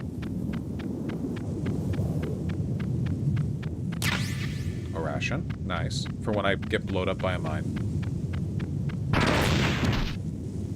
Well, there you go, huh?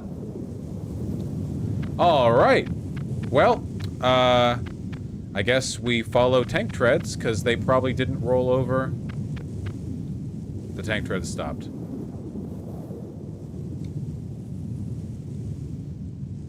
Uh-huh. Wait!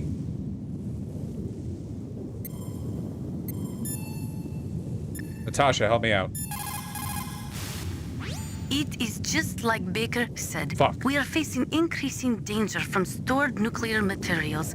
You see, there are 3 elements necessary in the manufacture of nuclear weapons: nuclear materials, nuclear engineers, and manufacturing technology. All 3 of them can easily be acquired by either legal or illegal means. Uh-huh. If you have enough money, that is. That's great. Do you have a mine detector?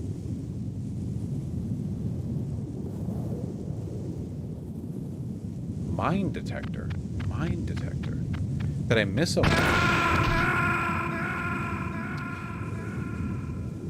All right. Are you okay? So I guess my theory that following the tank treads would lead me to safety is not correct.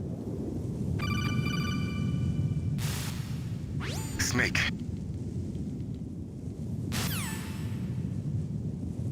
I feel like I'm playing somebody's fan-made video game adaptation of an Egoraptor cartoon that I watched like 50 years ago. All right, well, let's go find a mine detector.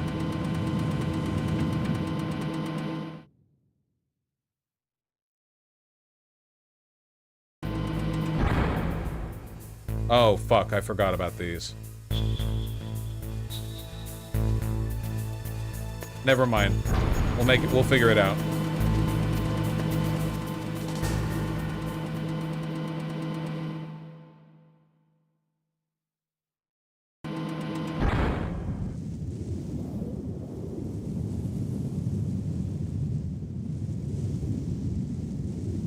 Vosh mentioning Egoraptor in 2026. Dude, what the fuck? Yeah, I acknowledge that I stand upon the shoulders of giants. What do you want?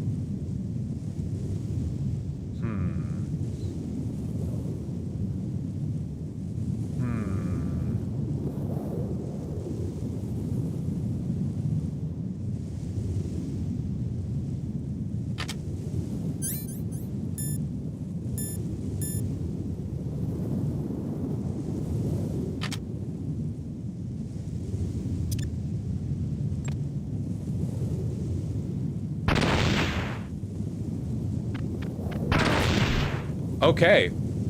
Well, thank you, game, for very directly telling me that doesn't work. I was kind of curious if I could, like, blow up a pathway.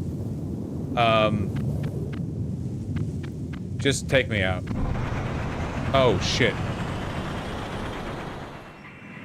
Well...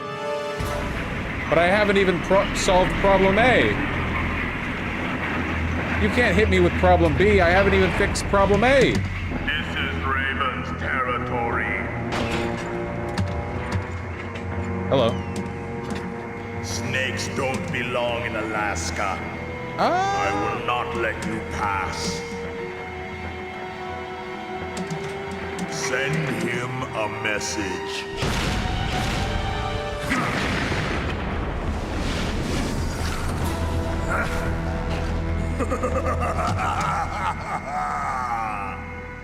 That's right, you belong on the ground. You should crawl on the ground like the snake you are. Come, let's fight. Can you give me a mine detector?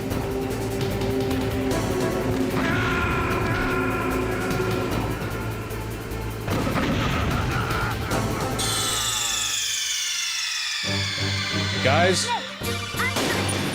I think I have to go back and get a mine detector. I don't know if I want to do 2 boss fights in a row where I'm hampered by like additional considerations, you know? There are no native snakes in Alaska? Really? That's interesting. I guess I've never really thought about like a snow snake, but it never occurred to me that there wouldn't be one.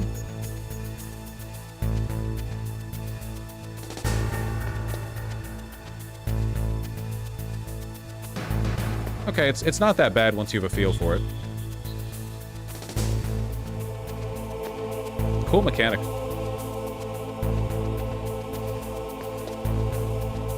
Very cool mechanic. Reptiles don't like cold? Sure, but there are some reptiles in the cold. I think actually. I don't know if I've thought about it.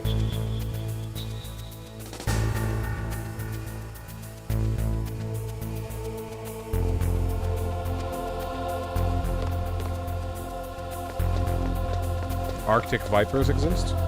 Cool. Mine detector, mine detector. Where would I hide a mine detector? It's got to be on the 2nd floor then, right?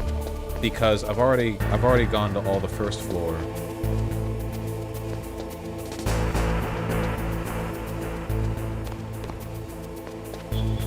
Wait, is he above me? Yes, he is. Okay.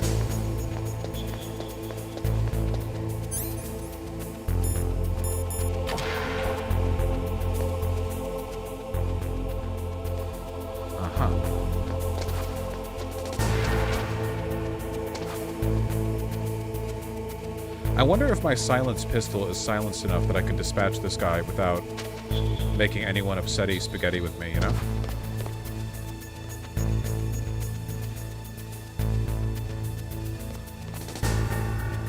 One way to find out? Yeah, I am curious. It would be nice to have like a real silenced option.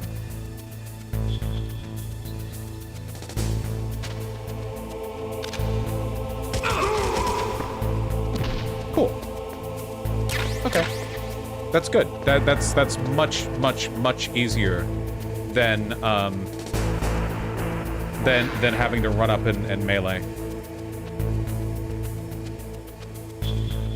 Video settings hit options menu. If you set the game to pixel perfect and smoothing it off, you'll improve the picture quality. I thought the game was already running picture perfect.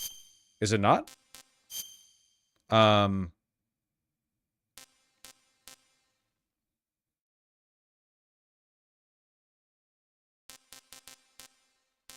Do we want a screen filter?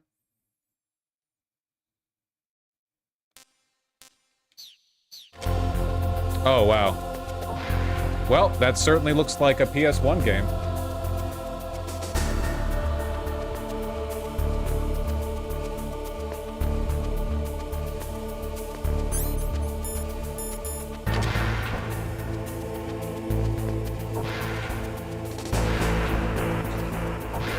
Epstein's cell camera filter. That looks so much better. Does it look better, or does it just look like what you're used to, you know?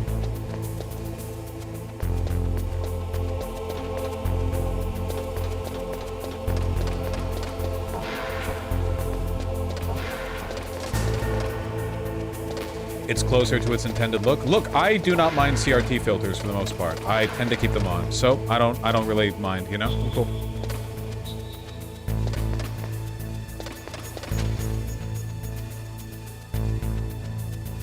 Ideally, you would play this in an actual CRT. Well, I'm streaming it, so that doesn't really do much for you, but yeah. Are CRT filters even accurate? Not typically, no. It's really difficult to, like, perfect the weird random noise math that goes into what CRTs do.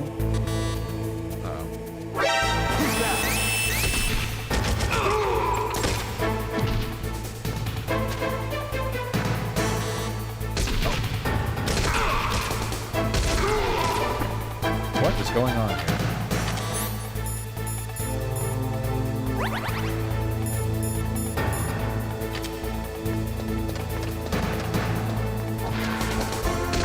Hey! Well, so much for that.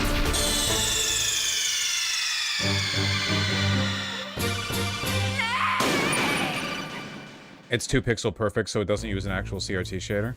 Makes sense. Oh, god damn it. Here, that's okay. We can do this pretty quick. Are you playing with a keyboard? No, I'm not playing with a keyboard. Oh, nice line up there. Hey, you see that shit? Easy peasy. I wonder if this guy always drops a ration. That'd be super cool.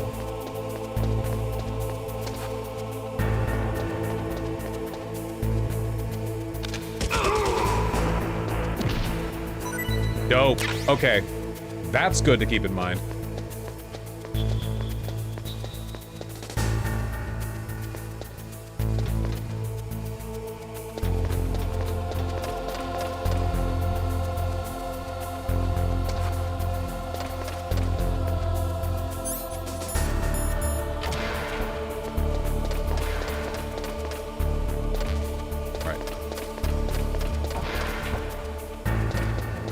This game, you know, people were telling me, like, this game aged poorly or doesn't feel as good, and honestly, I gotta say, y'all full of shit. This feels pretty good. The tank controls are definitely dated, you know, but that's just kind of a feature of the era.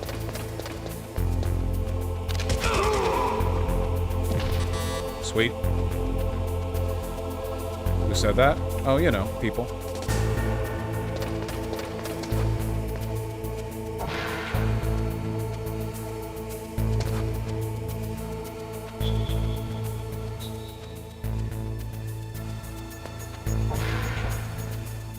Why does it say red dot in here? Must be in the room below.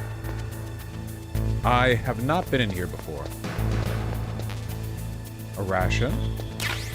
Yeah! Yippee!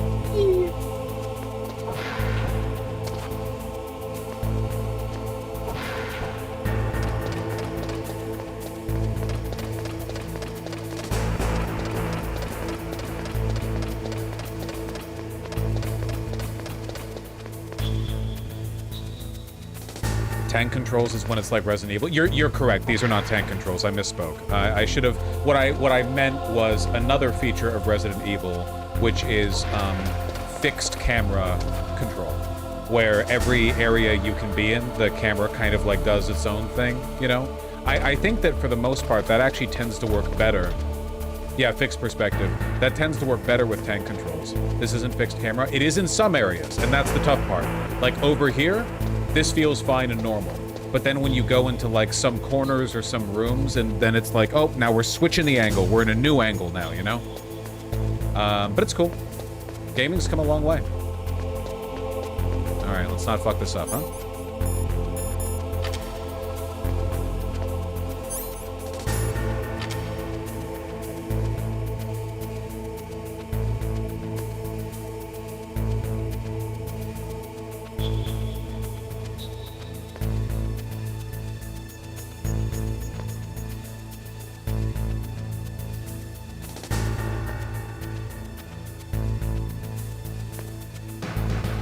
They probably did that to save in processing power. It's actually really, really, really difficult to get cameras to go where you want them to.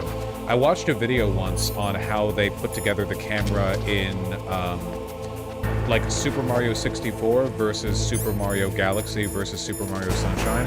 And the amount of like behind the scenes stuff that it takes to make a 3D camera work is fucking insane. Like it takes so much work to get it to even remotely feel right. Okay, now let's save. Because we got what we need now. Mei Ling, how can someone outside of this operation cut into my More code? dialogue. You're talking about that guy calling himself Deep Throat. We were monitoring from here. What about it? Well, if somebody knows your frequency, they can call you. But the question is, how did he learn it? It's top secret information. Can you tell me where he called from? I'm sorry, the signal is too weak to locate its source. But I'm sure he's near you, somewhere on the base. Well, hopefully he's cool. I mean, he gave me advice that was true. Apparently, Kojima did the camera angles by designing levels with Lego and just hovering camera over them. Honestly, genius and makes sense. That sounds like a an early low-budget way of doing what you needed to back then, because you couldn't really do 3D mock-ups. Like, the amount of time it would take to mock up a room in 3D would be prohibitively difficult. You know, it'd be expensive and time-consuming, and you didn't really have the tools to put it all together. So yeah, you put it together in Lego. Makes it really cool. Be careful, Snake.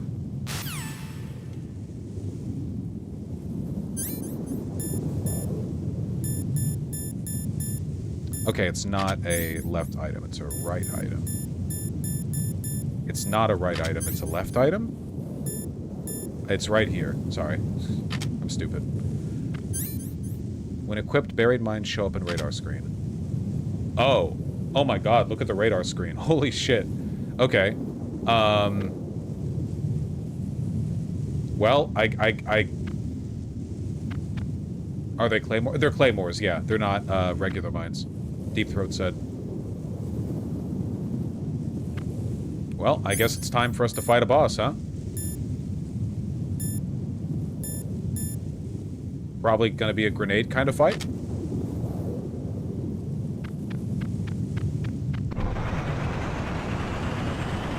What's the difference? A landmine is you step on it and the weight activates it.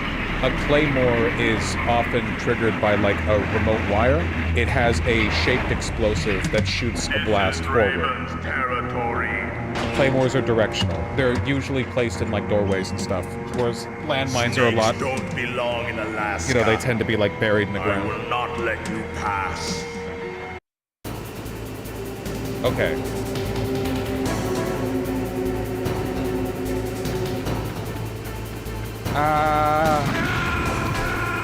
Okay. We've established the capabilities of the enemy. It is a tank. I agree. I'm not complaining. It is, in fact, a tank.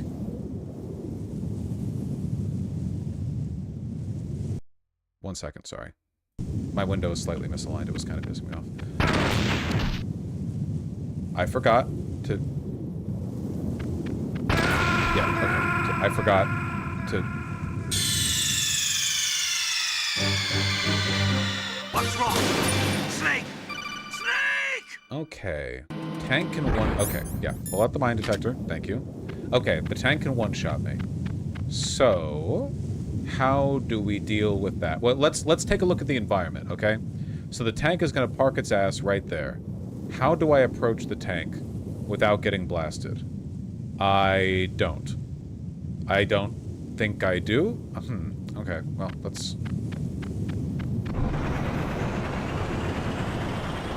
Remember, chat, all advice about the game is not appreciated. Oh, info? That M1 tank is equipped with advanced Victronics. Oh, we have Once it locks EMP grenades. onto a target, it automatically tracks it.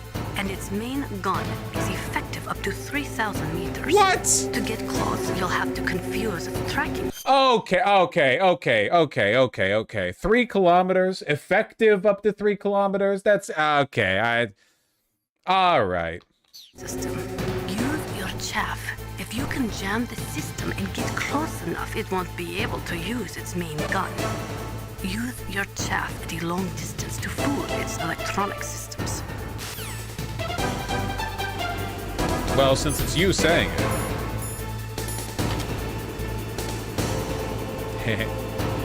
Whoa, oh. Oh, the angle.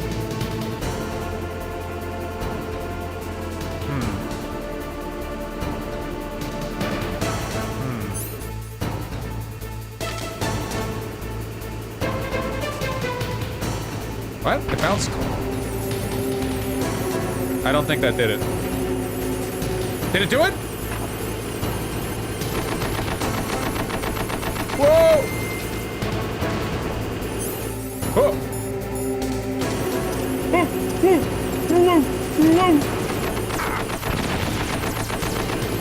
The grenades are not doing anything. They're not doing anything.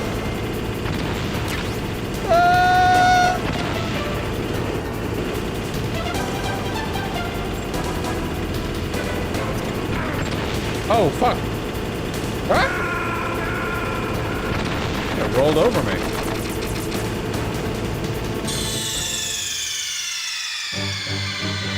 Alright, well, grenades, not the strategy we want there. Yeah, I got drifted on, man.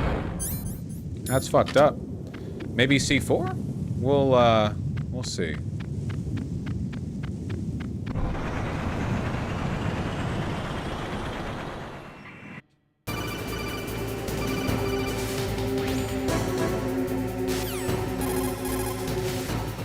Even if you can get close, the M1 tank's Oh, maximum more info? speed Wait, do is they give me more 45 info miles after per I hour. die?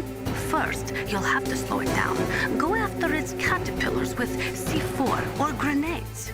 Once it slows down, toss a grenade in the commander's turret. The M1 has exceptionally strong armor. With your weapons, the only way to beat it is to attack the soldiers inside through the hatch. Makes sense. It is a Try tank. to aim at the upper hatch with your grenades.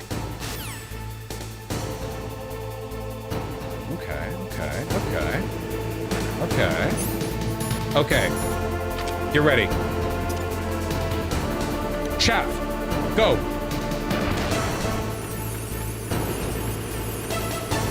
Follow up, Chaff, go.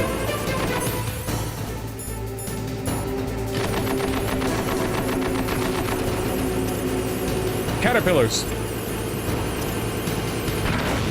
Ow. Well, okay, caterpillars. Whoa!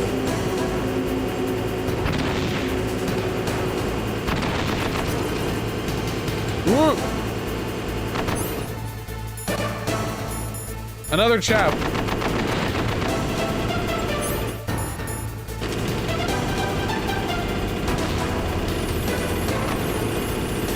C4.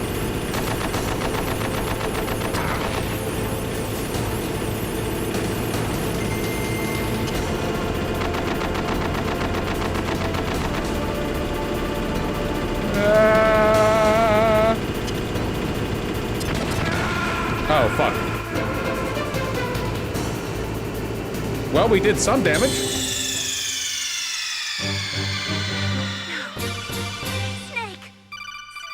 Snake! Okay, we got this. Honestly, I'm kind of surprised by how modern these boss fights feel, if that makes sense. Like, a lot of games from this era, a boss is just an enemy with big health who you have to do attacks at. That M1...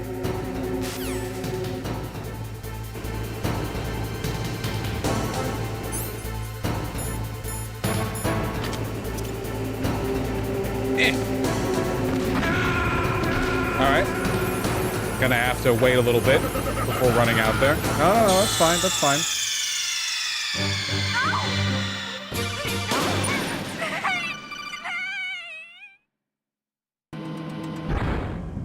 I don't know why I was saying, I don't know why I keep putting on the mine detector when I know where the mines are. But, Snake! Snake! dude, we have so many friends. Okay.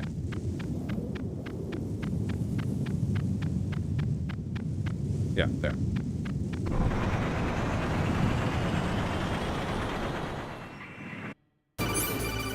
Okay.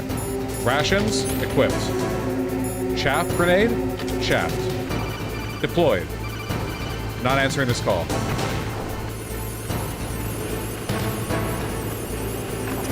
Follow-up chaff, deployed.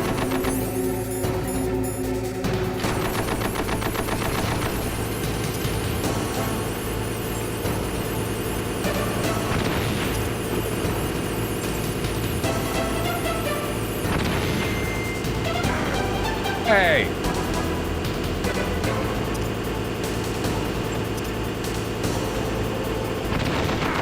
Whoa!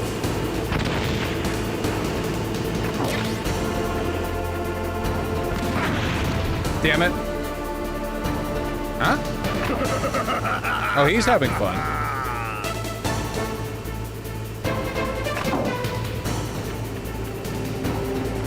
Why? I don't know why he did that. I haven't...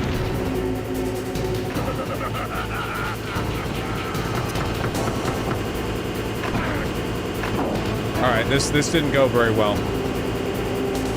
Yeah, okay. Just end my shit, man. Just... I had another ration. Just end my shit, dog. Just... I'm getting styled on. I'm getting BM. Just...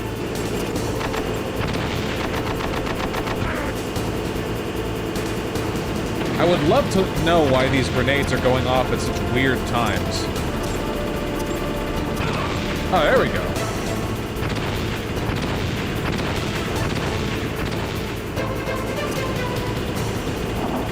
Okay, I see. There is a position I can be in where... Huh. Oh. See how you like this?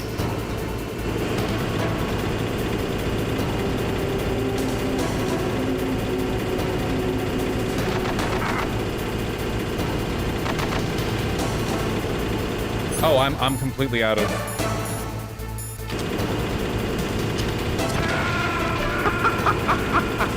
Okay. I think I know what to do now. Let's do this for real. Snake, answer me! Snake! Snake!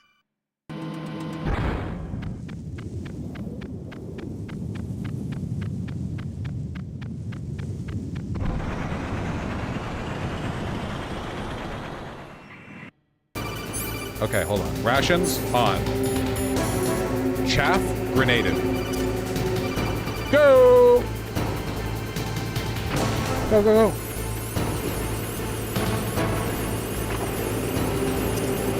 Follow up, chaff. Okay. Get ready.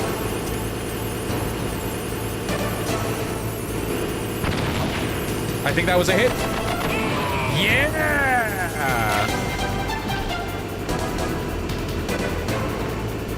See how you like this?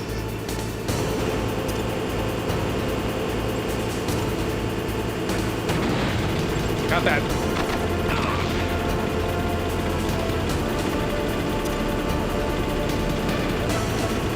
Got it. Nice.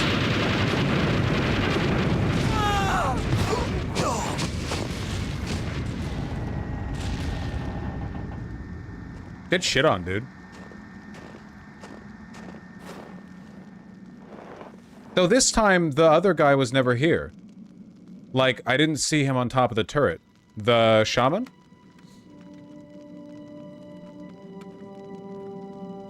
Well, boss, I hope you are happy.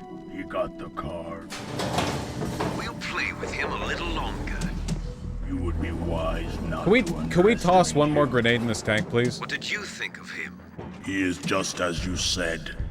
In battle, he is as if possessed by a demon. Much like you, I would expect no less. Shaman loves saying shit like this when they lose a fight. But I will kill him. So, General Ivan, I hear he took your hand as well as your dignity. Watch your tongue, shaman. In the language of the Sioux people, Sioux means snake. It is known as an animal to be feared. Well, Snake is mine now. When I meet him next, I'll take special care of him. This is a little problematic, right? I do love I do always love this trope though, where it fights as though possessed by a demon. They love saying that shit, like a tribal warrior watching a 19-year-old drone pilot disinterestedly vaporize 6 Palestinians with the press of a modded Xbox 360 controller. He fights as though the devil himself commands his movements. Never before have I seen such unmoderated. Yeah? Oh, okay, I'll do that.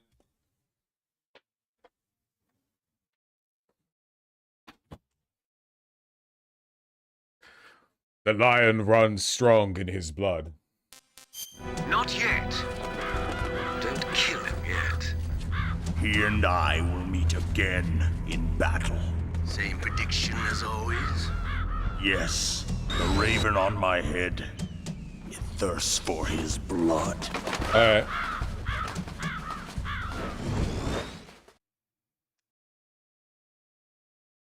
Dumbass fucking trope.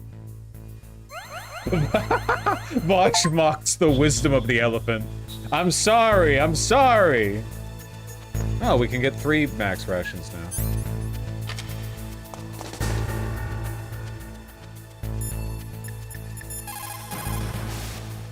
What's up, Snake?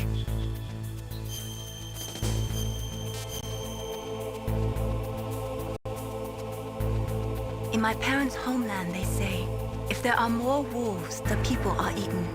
If there are more people, the wolves are eaten. That means the side with the greater numbers is usually the winner. Okay. You're badly outnumbered, Snake. Try not to let them see you. Thank you.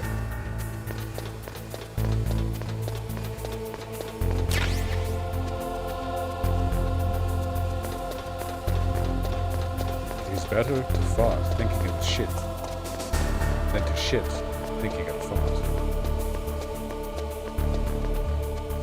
Ancient Chinese wisdom.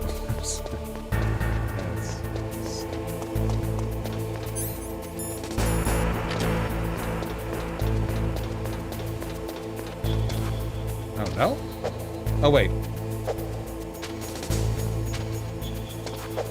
Am I dumb? Is this not a button? Oh cool. You can see through it and everything. Okay, I get.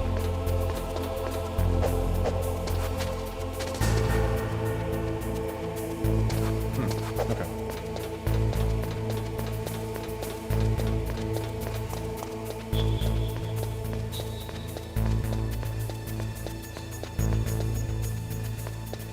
Hello? Wait. Oh. Okay, well, that was hard to see. Be careful. You absolutely must not use weapons in that area.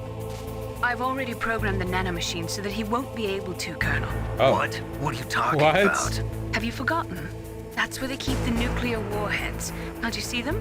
Yeah, there's lots of boxes piled up here, but are Boxes? they all warheads? Yes, they're all dismantled warheads. They just leave them here? It's like President Baker said. Totally careless. They're working on a limited budget. They try to put on a pretty face for the media, but this is the grim reality of it. Nastasha knows lots more about it than I do. All of the warheads in those boxes have had their detonation mechanisms removed, so there's no fear of them exploding. But if the warheads are broken, they might leak plutonium, and that would be a serious problem. I'm not sure if that's how that works. Snake, never use your weapon on that floor.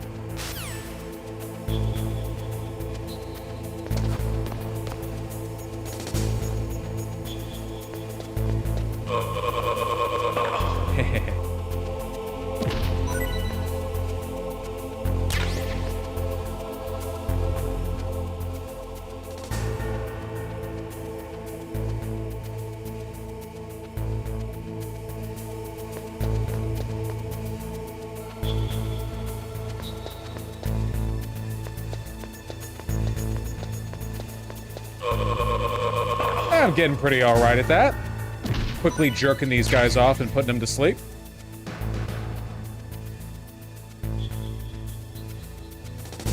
A lot of doors in here. Okay. Well, gotta look around.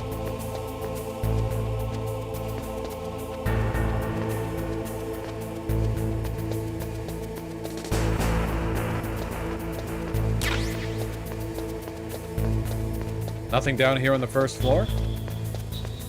Looks like it. Gotta go upstairs.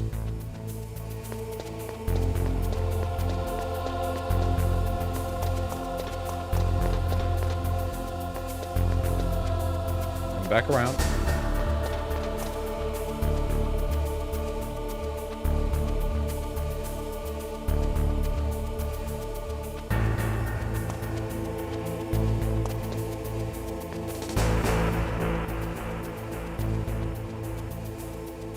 Oh, shit.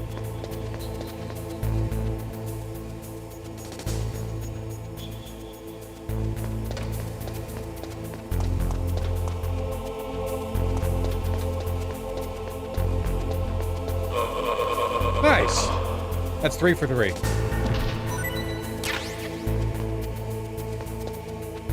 Here's our elevator. Camera there. Down there. Okay, I think we just have to use the elevator. That was pretty good. We didn't fuck that up at all. Yet. We're on 1. B1.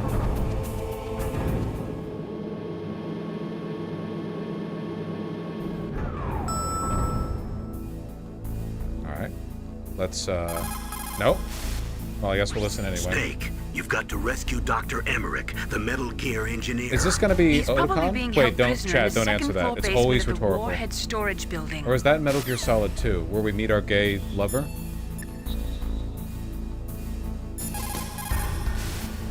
What's up, Snake?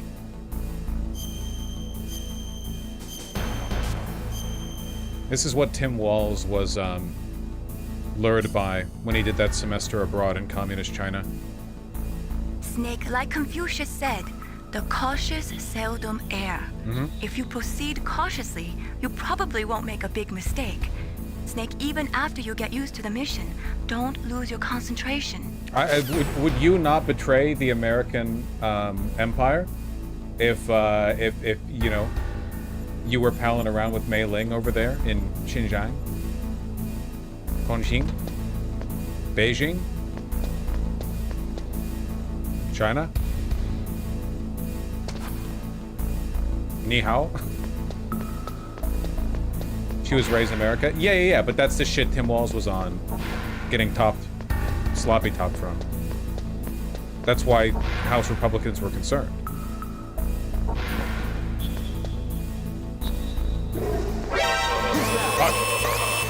You activate the alarms pretty goddamn quickly. Such a cool angle, dude.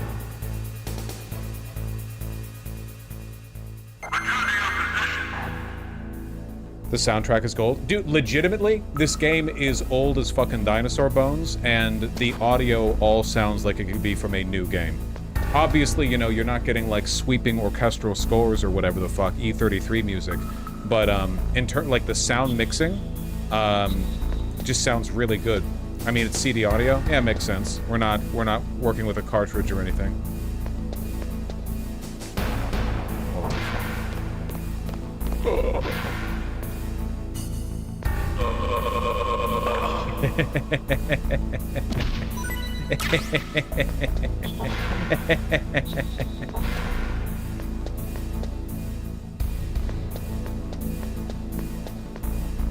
Level 6. Okay, Jesus Christ.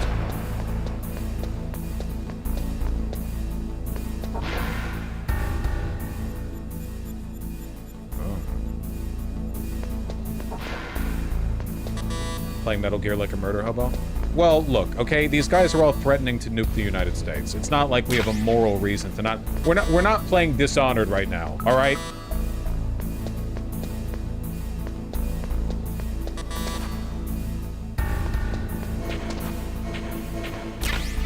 Nikita launcher. Oh my god. They're giving us a remote-controlled missile in this game with like 5 pixels? Okay. Jesus Christ.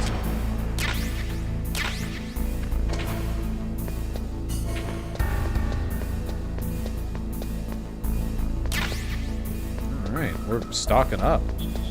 Time to go down a floor, I suppose. Yeah. What do you need a stinger for? Well, this does seem like the kind of game that would have a helicopter boss fight, especially considering earlier they literally hyped one up. They were like, yeah, man, this helicopter pilot just took down 2 F-16s. Be careful, he's on his way. What the? He's like the alpha helicopter pilot or something, which... is crazy. He did it with a 40mm cannon. The helicopter did a barrel roll and fired up with the downward facing autocannons and fucking strafed the underside of the 2 F-16s as they flew overhead at Mach 3. So, okay, I get it. I'll get the fucking Nikita launcher. Jesus Christ.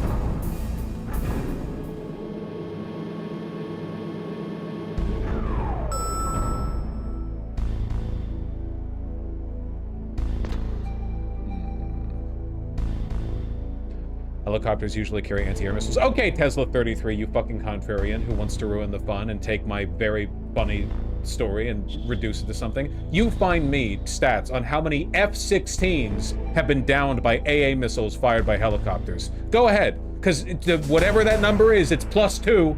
Like my joke earlier, it's +2 today. You goddamn piece of shit. What can I do for you, Snake?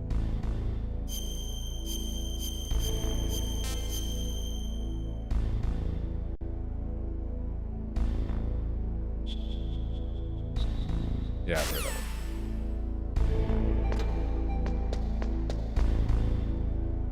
Can someone explain the joke? The joke is that it would be super cool if a attack helicopter did a barrel roll and would fire downward-facing 40mm autocannons up while it was in the 180-degree point of the 360-degree rotation and shoot at the underside of 2 jets moving so quickly that the helicopter was basically immobile relative to them. That was the joke. Like it's absurd, but it would be pretty sick. Whoa, whoa, whoa! Advance Wars had a banging soundtrack. Thanks, ChatGPT.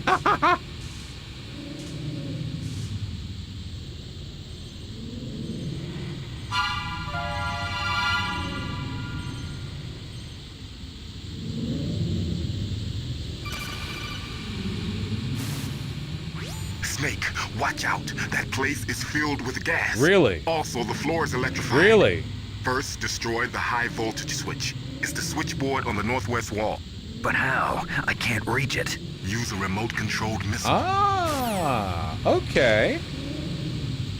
Huh. Oh, well, let's, like, get out of here? Yeah, okay. Well, yeah, let me... Is there anything else I can do? This still blows my mind, by the way. When did this game come out? Like, I have seen what games of this era look like. 97, 97, 98. Okay, 98. This is fucking crazy, man. Getting to go first person and look like this, like this came out 2 years after Tomb Raider. Yeah, go look at what my Tomb Raider playthrough looks like on stream and compare it to this. This is insane.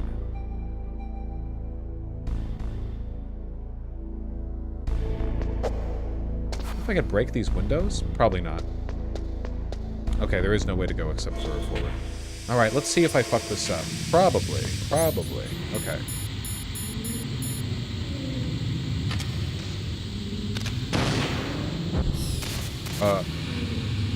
Whoa. Whoa.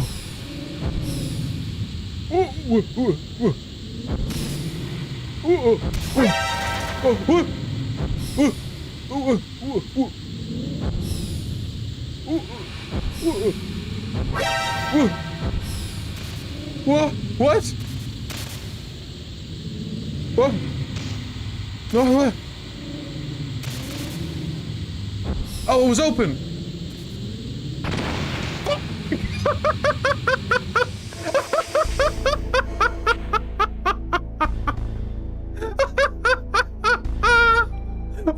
That was not how I expected the rocket to control at all. Holy shit.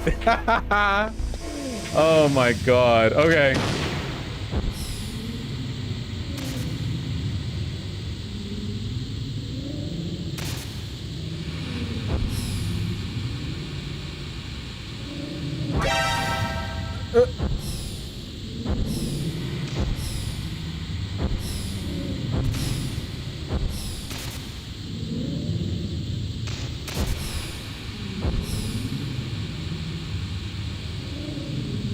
Here? Yeah, here.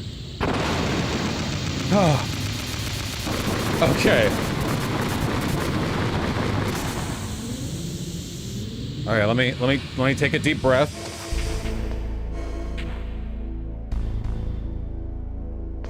Very stealthy, very stealthy.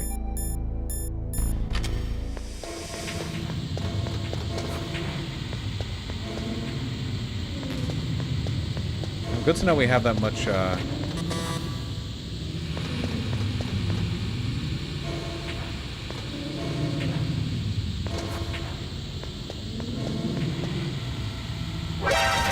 Whoa! Gas mask! Okay. Okay, cool. Oh, I can't go back out? Oh, wait, yeah, of course I can't go back out. I took the keycard off. Okay, one last big breath. Now we have the gas mask. Okay, and one more save. Whoops. Huh. Sorry if people think I save too much. I think that it's more tedious to die and have to redo content.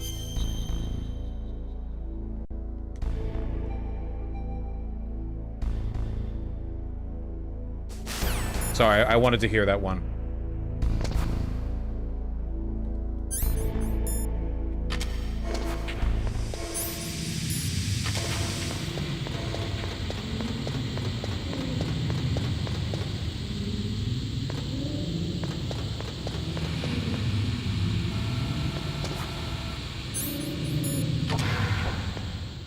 Huh. Okay. Jamming. Okay, that's interesting.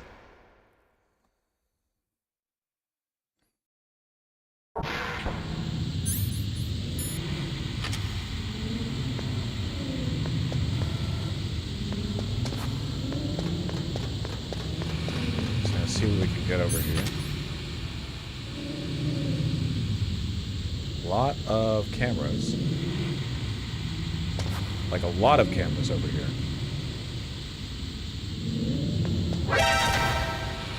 Right. Card.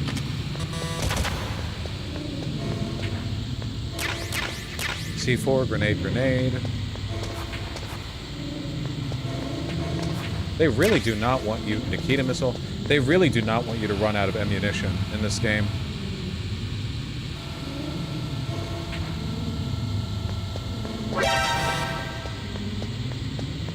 Just making sure. Chaff grenade, ration. Okay, wait, we can use a ration. Then pick one up. Okay, dude, we're sitting pretty on, like, resources right now, huh? We are not sitting pretty on oxygen, so let's get out of here.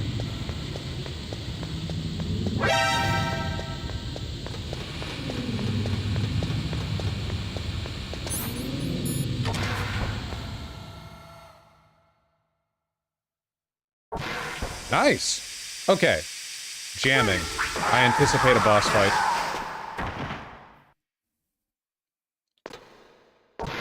Psycho Mantis?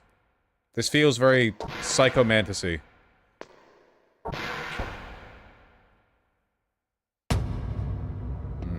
Yep, this feels super Psycho Mantis-y.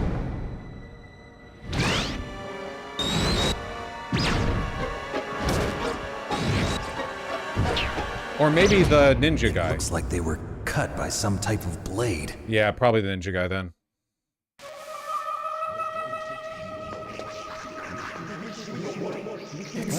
No, that's a ghost.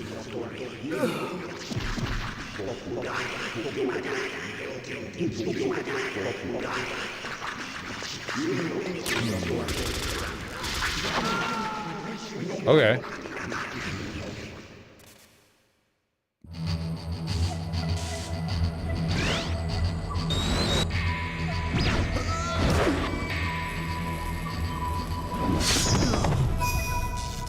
Okay, Ninja Man.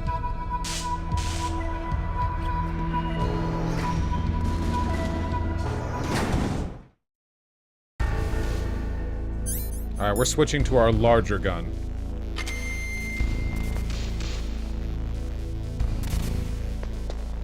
Red dot.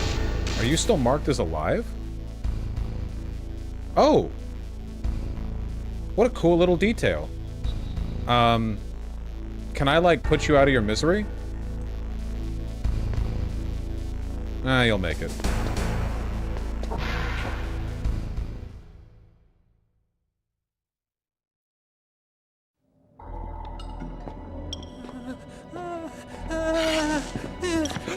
Otakon! Yep. Stealth camouflage? Who are you? Where is my friend? What are you talking about? Oh, what next? Snake. You're that ninja. I've been waiting for you, Snake. Who are you? Neither enemy nor friend. I am back from a world where such words are meaningless. Cool. I've removed all obstacles. Now you and I will battle to the death. Okay, another pointer here. Does anyone else feel like the model they chose for this guy is really prescient? Like, I feel like the design they went with this guy at the time would have been less of a thing, but now this kind of feels like a precursor for a bunch of weird cyborg mech designs. It feels really modern. It doesn't feel like it's from 28 years ago. What do you want? I've waited a long time for this day. Now I want to enjoy the moment. What's with these guys? Shut up. It's like one of my Japanese animes. I've come from another world Kojima, to battle with you. What is it, revenge? You've done it again. It is nothing so trivial as revenge. A fight to the death with you. Only in that can my soul find respite. I will kill you, or you will kill me. It makes no difference.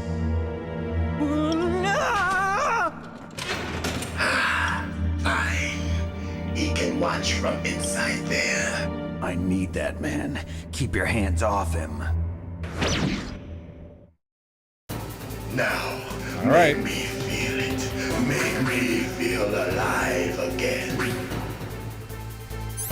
Okay, let's think. Well, first, rations on. This guy's crazy. He fights with swords. He can cloak. Chaff grenade? Wait, we can get help. Deep throat, got anything to say? No. Okay. Natasha. Look at him move. He must have some kind of powered exoskeleton. Powered exoskeleton? You mean like prosthetic arms and legs? No. Prosthetics are intended to replace original body parts. That ninja's exoskeleton makes him far stronger than any normal human. He is a true cyborg, a cybernetic organism. Chaff grenade? So he's half machine, huh? I heard rumors about the experiments, but I had no idea that such a creature really existed. Oh, no? Chaff grenade? Look at him move. Fuck.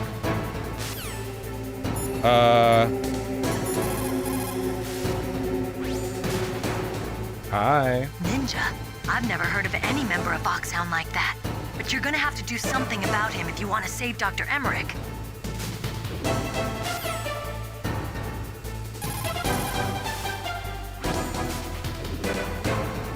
ninja. Okay, just making sure. What about... If you have a question about members of Foxhound, you should ask Naomi. I'm sorry, but there's no one in Foxhound like that. There are currently only 6 I'm just members getting all of the Foxhound. homies in, yeah. Psycho Mantis, Sniper Wolf, Vulcan Raven, Decoy Octopus, Revolver Ocelot, and finally Liquid Snake. The Genome soldiers under his command are next-generation special forces. Foxhound is intended to be a small number of highly elite, hand-picked soldiers. You're talking about the current Foxhound, right? Yes. Snake, who or what is that thing? Is he an enemy or not? That's what I'd like to know. Naomi, you really don't have any idea? Maybe I should ask you the same thing. What? Nothing. Forget about it. All right, no help here. Oh!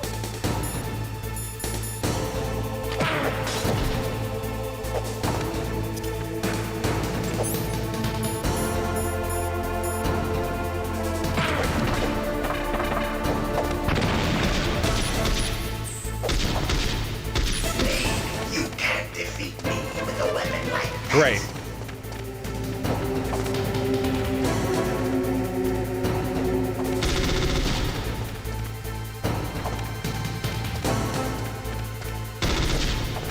I gotta punch you, don't I?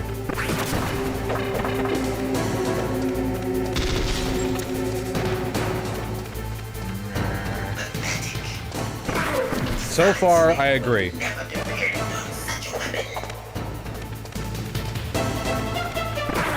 Oh my god, quit fucking wave dashing, man!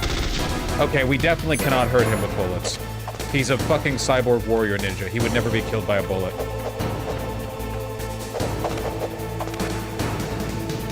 Can't grab him. Can't punch him. Oh, I can punch him. I did no damage. Now we can fight as warriors. Just that? Hand to hand. Okay. It is the basis of all combat. Only a fool trusts his life to a weapon.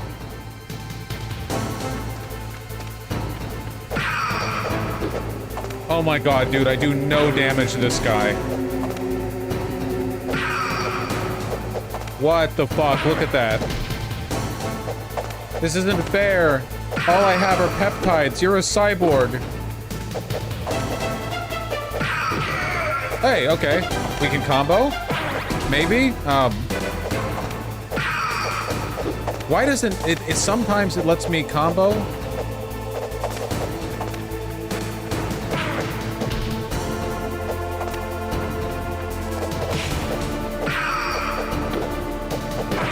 Ow. Yeah, we're gonna die. But we're learning, okay? What's over here? Oh, well.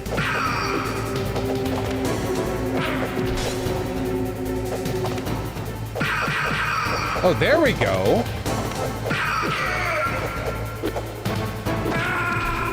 Why does that only work sometimes?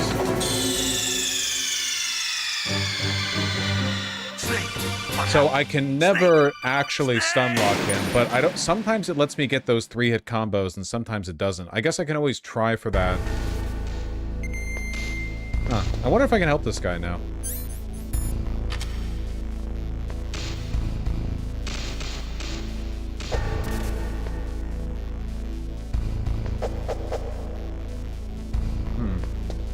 I don't know if I can do anything for him. Kiss him? What if I could?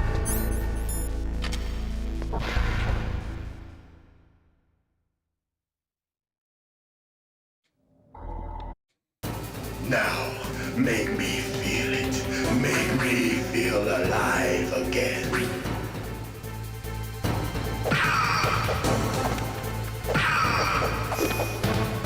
Okay. Good.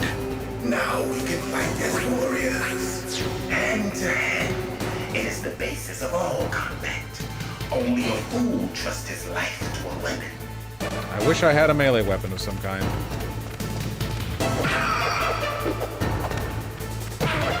Okay, right after he does the jump and the flip, he does that kick forward.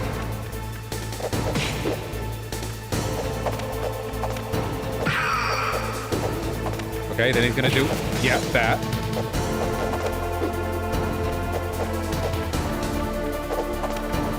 Kick.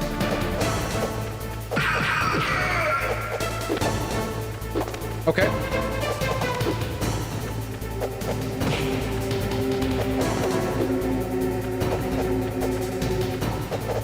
Fuck.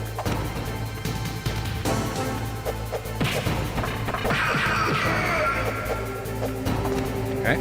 Kick. Fuck! Ah, he caught me at the end.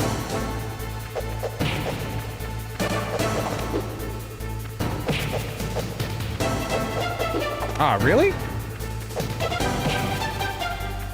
Love the environment interactivity here, but holy shit.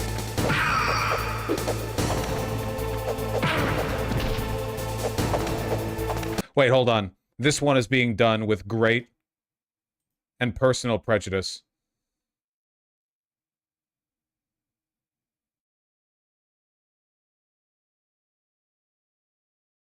Quit telling me I'm bad at video games. It's mean.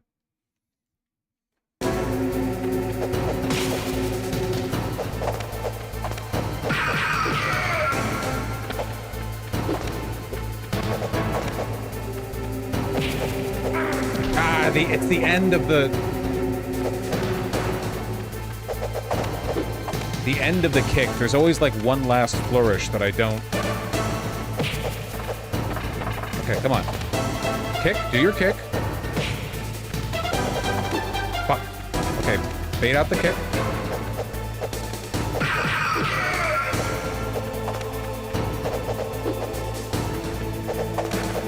Maybe we can get to him after he does the jump.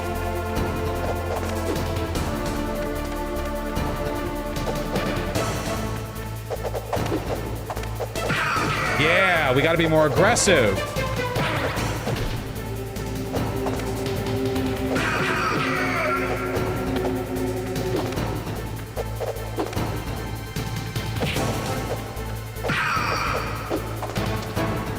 Oh, fuck, I didn't mean to get stuck there.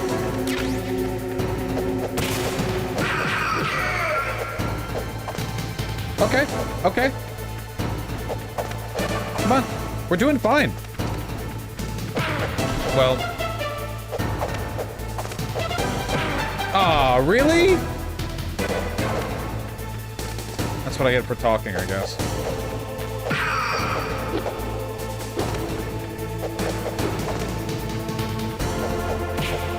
Okay, we need to get you in a different area, okay? Come on, come over here.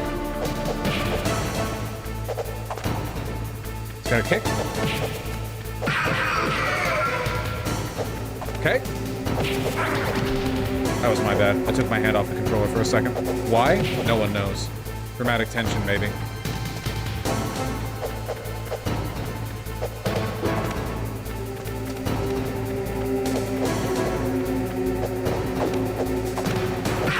Yes, there we go. More aggression. Yes! Fuck! That's good, Snake. Thank you. Hurry up and catch me.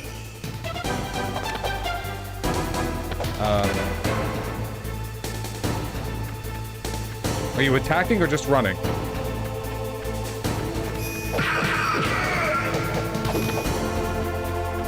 I'm here, Snake.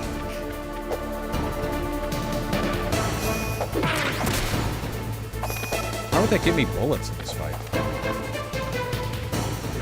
Shit. What's the tell? What's the tell?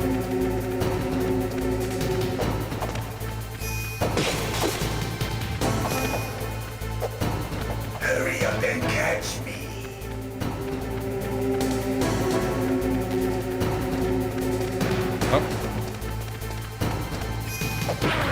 Oh! Okay, he ran into that one really quickly. Fuck.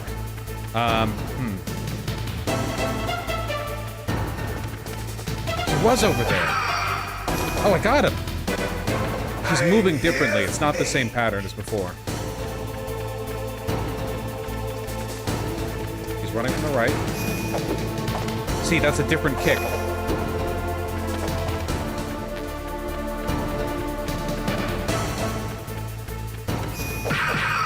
But you like this corner, don't you?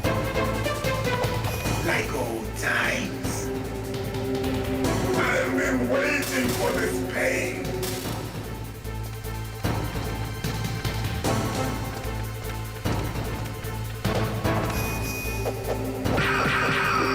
Hurt me more. Oh.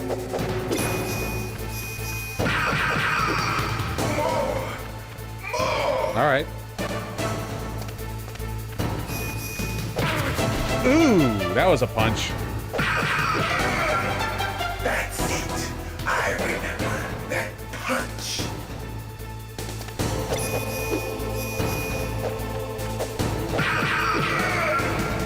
Do you remember, Snake?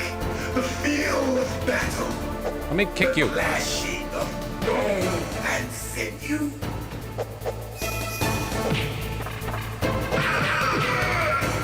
That's good, Snake. This guy really likes to hear himself talk. Hurt me more. He doesn't really have much to do after that first punch.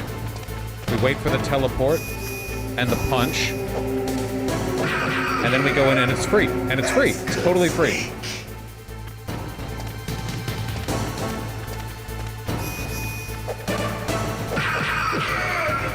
Almost done.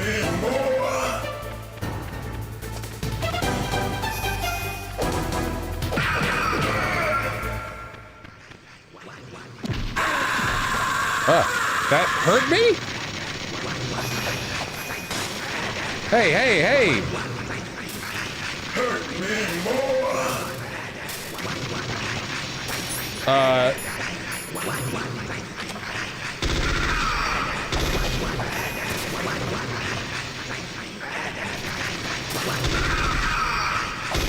Can you fucking die?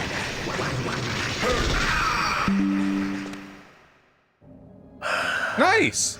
I felt that, Snake. I hope so! Do you remember me now? Can't be. You were killed in Zanzibar. Zanzibar. It is Zanzibar! Zanzibar. Forgive me.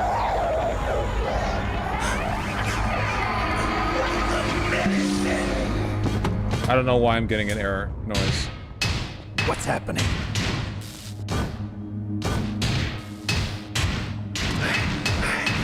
I'm losing myself.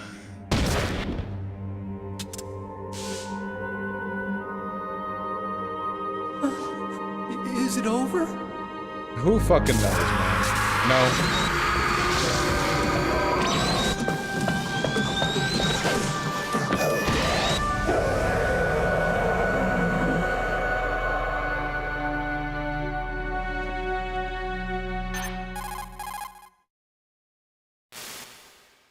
Gray Fox. Colonel, that ninja is Gray Fox. No doubt about it. Ridiculous. You of all people should know he died in Zanzibar. I've heard No. about this. He should have died, but he didn't. What? It happened before I joined Foxhound's medical staff. They were using a soldier for their gene therapy experiments. I never heard that.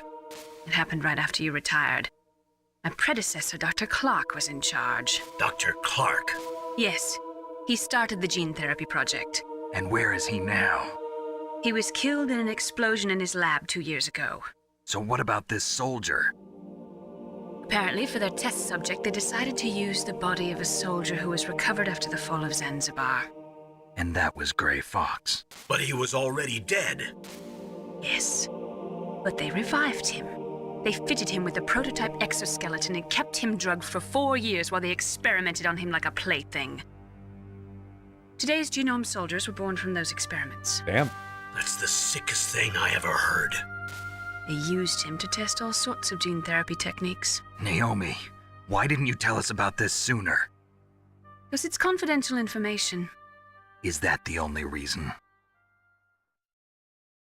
Naomi, what happened to Gray Fox after that? The record says he died in the explosion. I see.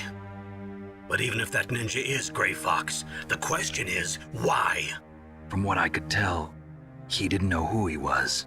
Are you saying that he's just a mindless robot? I'm not sure, but he seems intent on fighting me to the death. We'll meet again. I know it. So you'll fight again? Until you kill him? I'd rather not. But maybe that's what he wants. Cool. All right, piss boy. How long are you gonna stay in there? Are you one of them? No, I'm not. I always work alone. Alone? Are you an otaku too? Come on, get out. Okay. We can't stay here forever. Snake knows what he's saying and is just exasperated by the... Get out, you fucking weeb. Come on.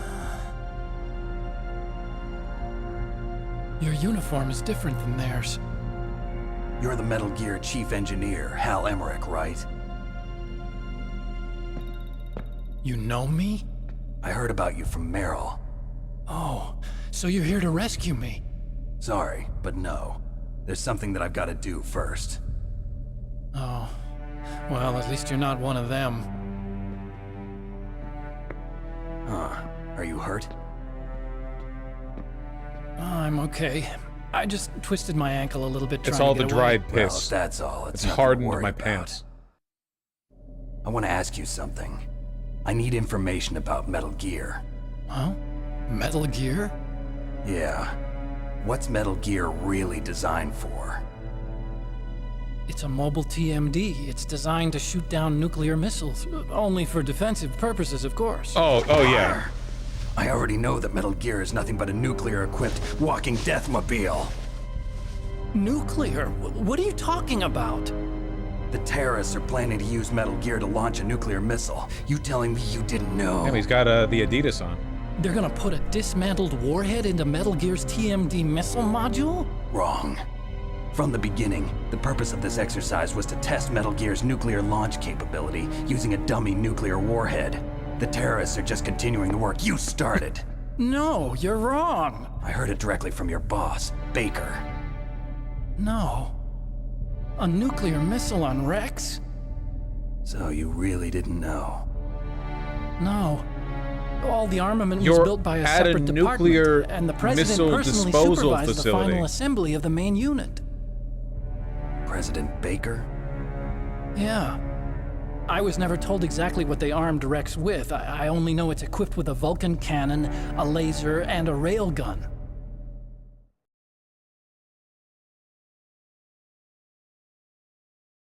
A railgun, you said? Yeah. Railgun. It uses magnets to fire bullets at extremely high velocities. The technology was originally developed for the SDI system and later scrapped.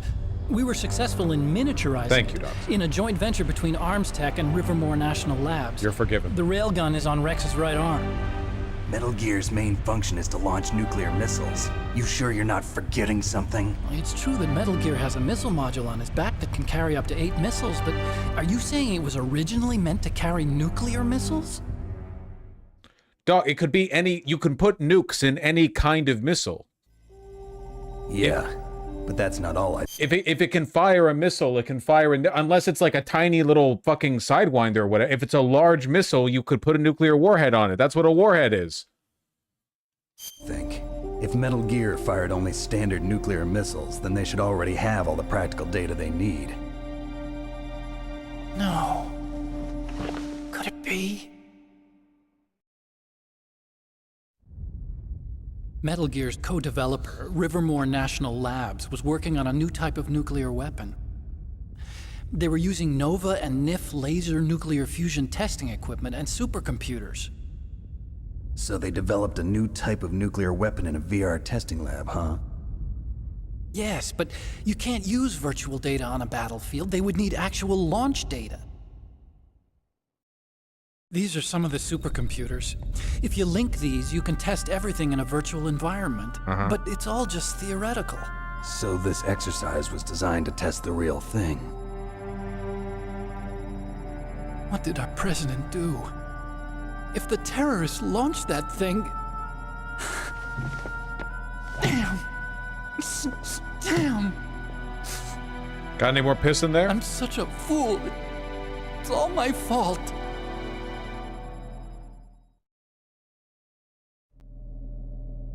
The truth is, My grandfather was part of the Manhattan Project. He suffered with the guilt for the rest of his life.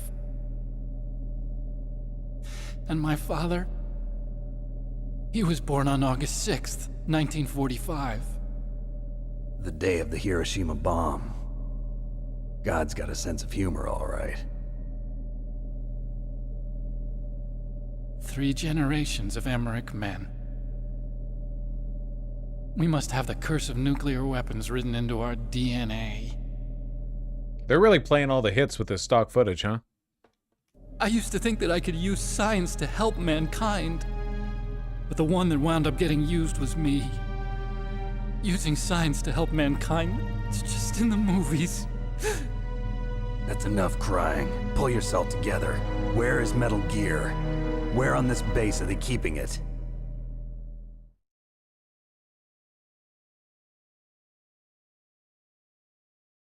Rex is in the underground maintenance base. Where's that? North of the communications tower, but it's a long way there.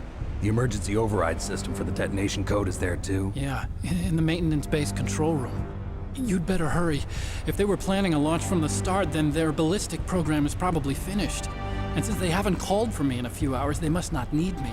In other words, they must be ready to launch. Meryl's got the detonation code override keys. We'll link up with her. If we can't override the launch, we'll have to destroy Rex. Gotta toss Raiden at him. I'll show you the way. On that leg of yours, you'll just slow me down. You'll need me if you're gonna destroy Rex. I don't need you. I just need your brain. I created Rex. It's my right, my duty to destroy him. If you get a chance, try to escape. When the coast is clear, I'll contact you by codec. How am I supposed to escape from an island? Okay. So what then? I want you to hide somewhere and keep me informed. That was really cute. Him realizing, wait, fuck, that's right. It's not actually possible. God damn it. He's really charming. He's a really charming character, you know? I feel like a lot of other, like, badass action hero guys at this point would have been like, I don't care, find a way or something. But here he's, like, begrudgingly like, okay, you're right. I have the nanomachines that keep me warm in the Arctic cold. You're a fucking piss pants boy. You know this place well, don't you? Of course I do. And don't worry, I've got this. Oh. It's the same stealth technology as the Well, Ninja. that seems useful. Foxhound was gonna use them, but with this I'll be fine. Bad leg and all. Good. But I want Meryl to watch after you too.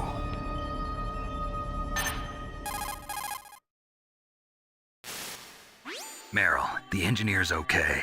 That's a relief. I want you to look after him. Where are you now? Very close. There she is! Over there! Oh no! Damn, they've spotted me. Meryl, what happened? Ah, shit.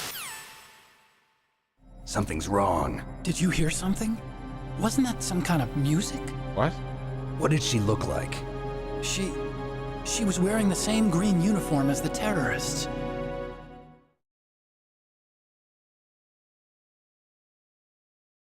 A disguise? She had such a cute way of walking. She kind of wiggles her behind. You were really looking. Well, she's got a very cute behind.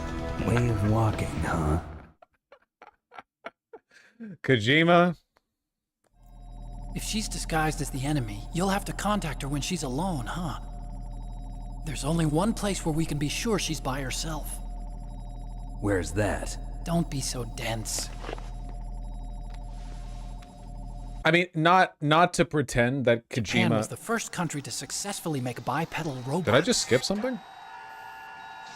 They're still the best in the field of robotics. And Japanese cartoons played some part in that? They did. Huh? I didn't get into science to make nuclear weapons, you know. That's what all scientists say. I became a scientist because I wanted to make robots like the ones in the Japanese animes. Anime. Really, it's true.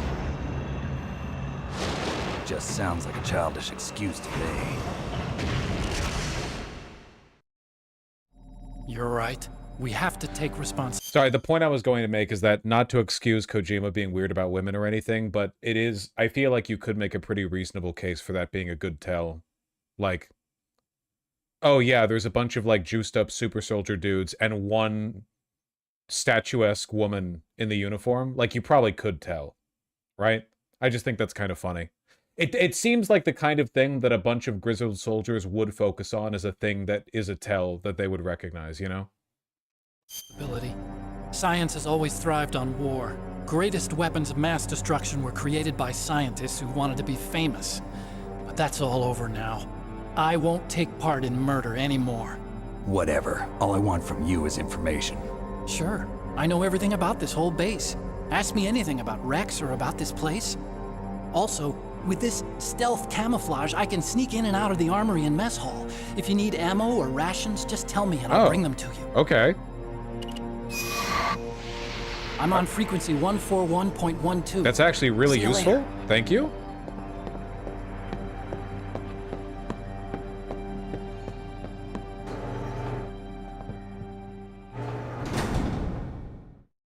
Let me just get this one quickly. Oh. Hey, more max health. 141.12.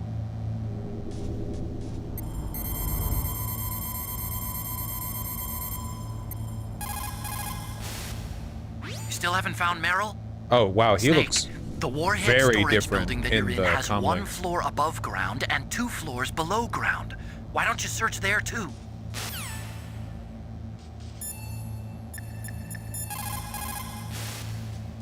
Well, it looks like you've rescued Emmerich for the time being. Yeah, with that stealth camouflage, he should be able to hide safely. Gray Fox. I can't believe it. But the real problem is your niece. The way the codec got cut off like that has me worried. Something must have happened to her. You're worried about Meryl? Not exactly. It's just that she's holding the detonation code override keys. They're our last chance of stopping that nuclear launch. You're a cold man. Your mission is more important than the life of your companions? Yes? What the fuck do you mean by that, lady? They're going to launch a nuclear weapon at Washington, D.C. What the fuck are you talking about? Yes! This is war. Survival is the name of the game. Sometimes you have to be cold to survive. Yes, but... Snake, either way, I want you to find Meryl as soon as possible. I understand.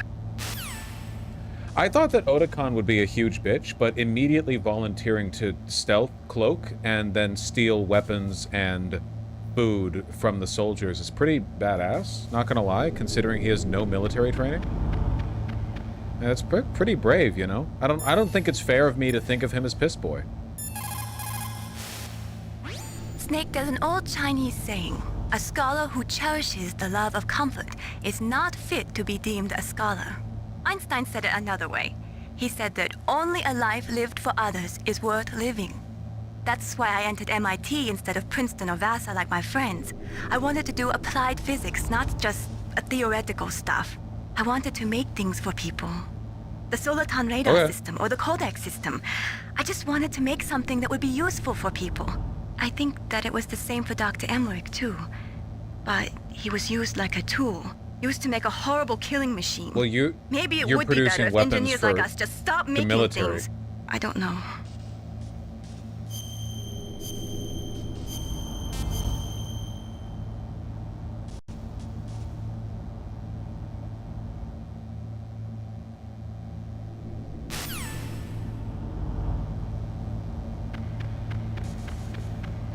That sure is a take on theoretical/applied physics. There's a half-truth to it, isn't there? I've heard that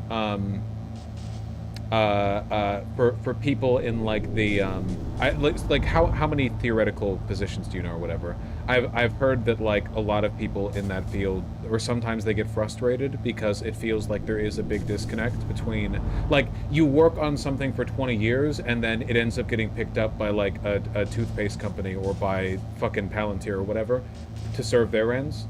They make a product out of it. You didn't really get any control. I don't know. It seems tough. Being a scientist seems really tough. You very rarely have a say in how your stuff gets used. And like basically no matter what you make, the military is going to be the first one to get their hands on it. Ah, now this guy is dead. Sorry, man. I don't know how I could have helped you. So where else can I go? I feel like I've completely explored everything. Oh, I have a level 4 card now. Okay, never mind.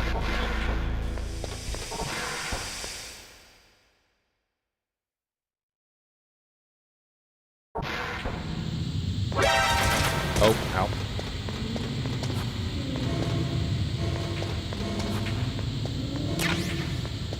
There were a couple of doors that I couldn't go in before.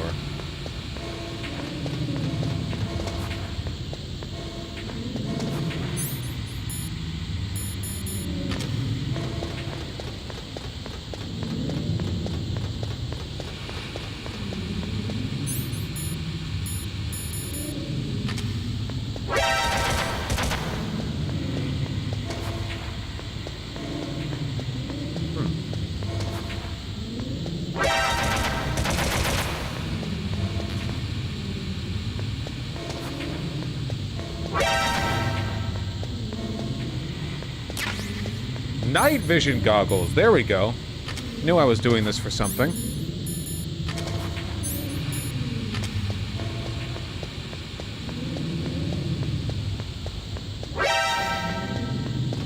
I might be dead, though.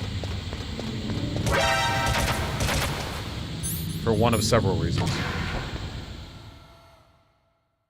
Getting my breath back.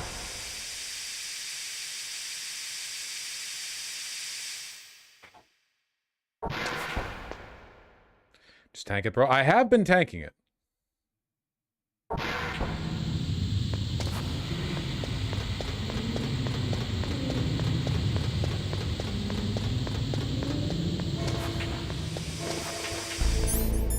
Do I have any rations? No, I don't. We need to fix that. I have no health.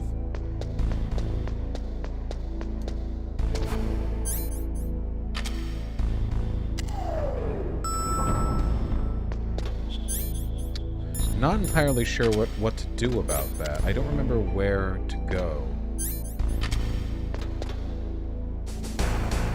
Call the guy. Oh, you're right. I could call the guy.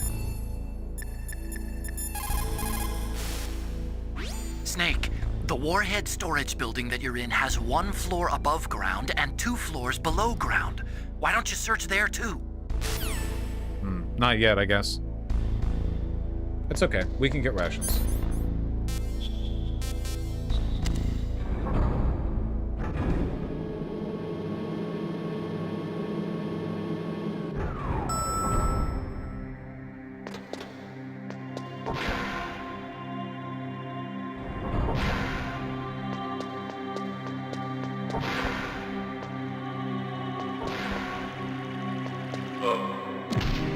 Oh. It only took 1 choke. Uh-oh. Uh-oh. Ah, fuck. Why did it make me let go of it? Are you actually going to play Deltarune after this instead of Sons of Liberty? Is Sons of Liberty the name of MGS2?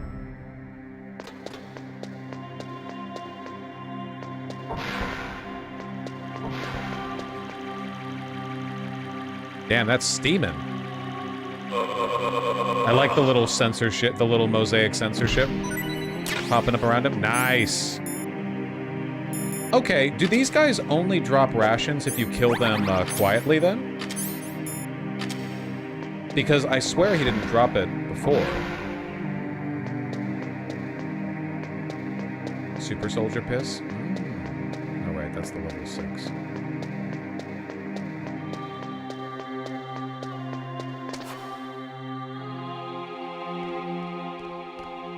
Restroom 4? Okay, shouldn't I be able to open this?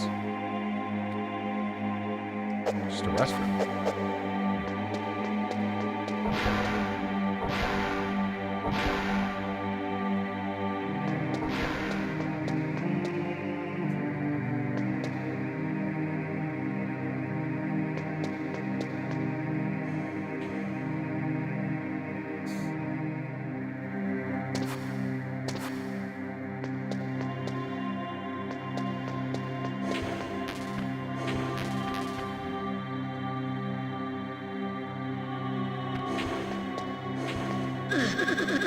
Oh, that's a different.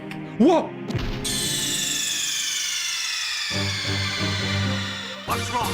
What? Snake. Oh. That is really funny. That is so goddamn funny. I'm so happy they put that in there. I was thinking that earlier. I was thinking if she's running around disguised.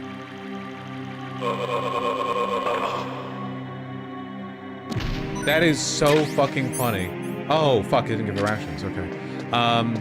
You didn't look at the... yeah, I forgot about the butt. I forgot about the butt. But the last thing we heard was that she got cut off. You dumb bitch, why aren't you responding to my codec calls? You're fine.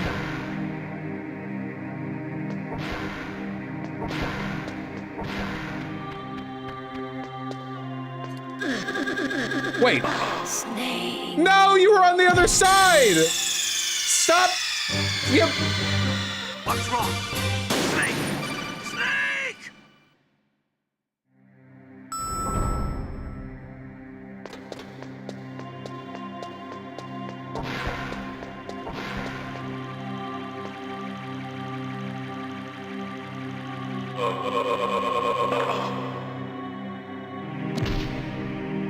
Fuck.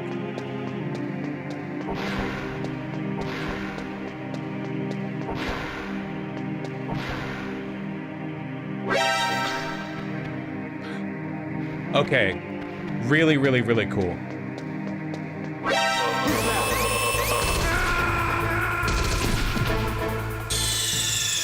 That was less cool.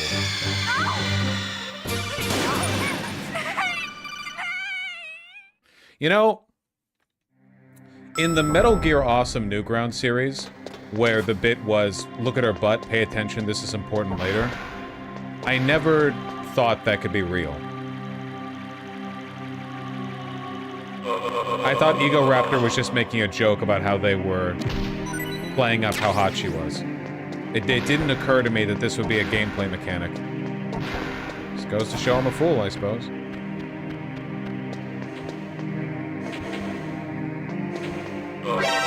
What? Okay, I ran up too close to the front of that guy. I want to see... I want to see what happens if I kill everyone on the floor except for her. And then I walk up to her. Can I talk to her? Because, like, right now we're concerned about her safety. I want to see if it's possible for me to, like...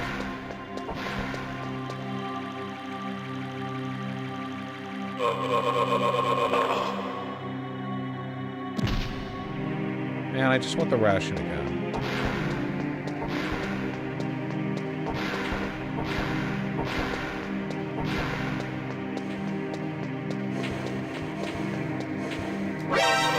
Fuck. I'm never getting this right. What's wrong? It's just really hard. It's really hard to see when the guard is below you like that. I'm just being too impatient. Maybe this time I'll get a ration.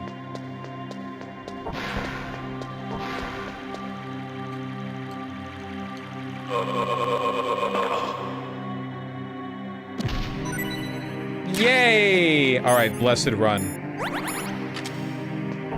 Blessed run. Okay, hold on. Dude, look at how she walks! Oh my god!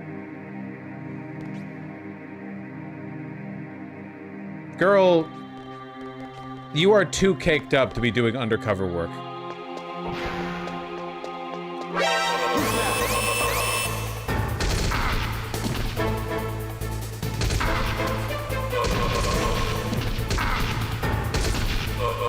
Okay.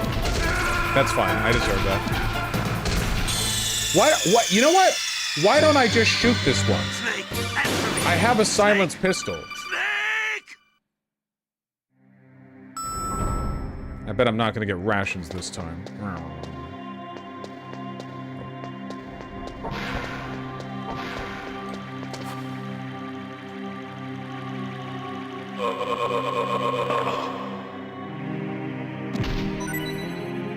Yeah, well.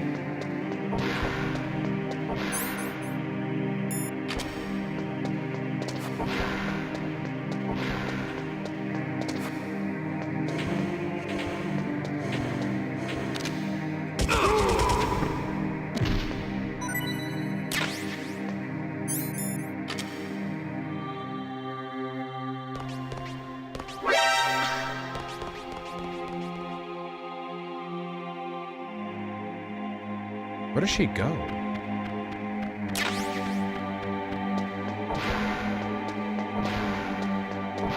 To the women's restroom.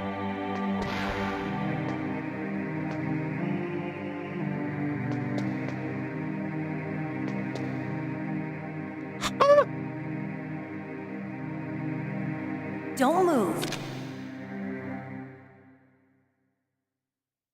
But you know who I am. That's the second time I've been able to sneak up on the legendary Solid Snake. Why did you have to change clothes? You're Meryl? There's no way you could pass for a man for long. What do you mean? Hey, men aren't allowed in here. I had no idea you were so feminine. This is no time to try and hit on me, Snake. Wait, we've met before. Besides, it's a waste of time. When I joined up, they gave me psychotherapy to destroy my interest in men. Uh-huh. Same smart mouth. You're Meryl, all right. Are you hurt? Not yet. After all, I was disguised as a genome soldier. So why'd you change? You'd be a lot better off dressed like one of them. I got tired of disguising myself. But you ran because of me. The truth is, the uniform smelled like blood. What's that mark? Huh? Oh, this? It's a paint tattoo. It's not real. I was a fan of Foxhound way back, and guys like you and my uncle were in it. None of that gene therapy like there is today. You guys were real heroes. There are no heroes in war. All the heroes I know are either dead or in prison. One or the other. But Snake, you're a hero, aren't you? I'm just a man who's good at what he does. Killing. There's no winning or losing for a mercenary.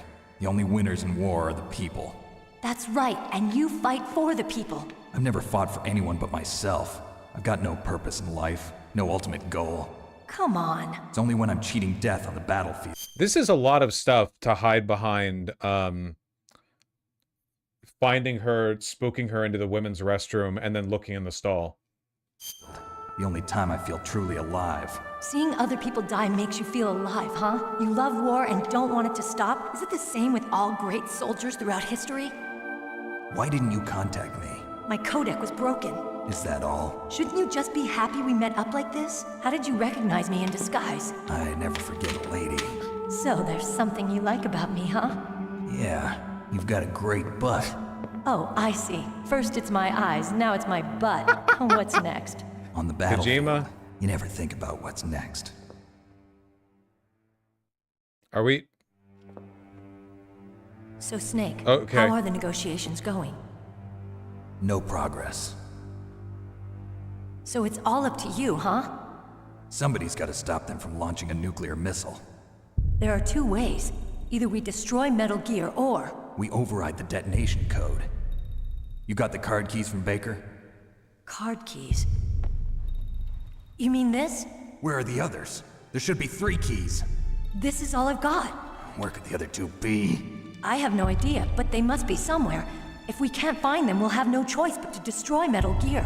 Metal Gear is in an underground maintenance base to the north. Take me too.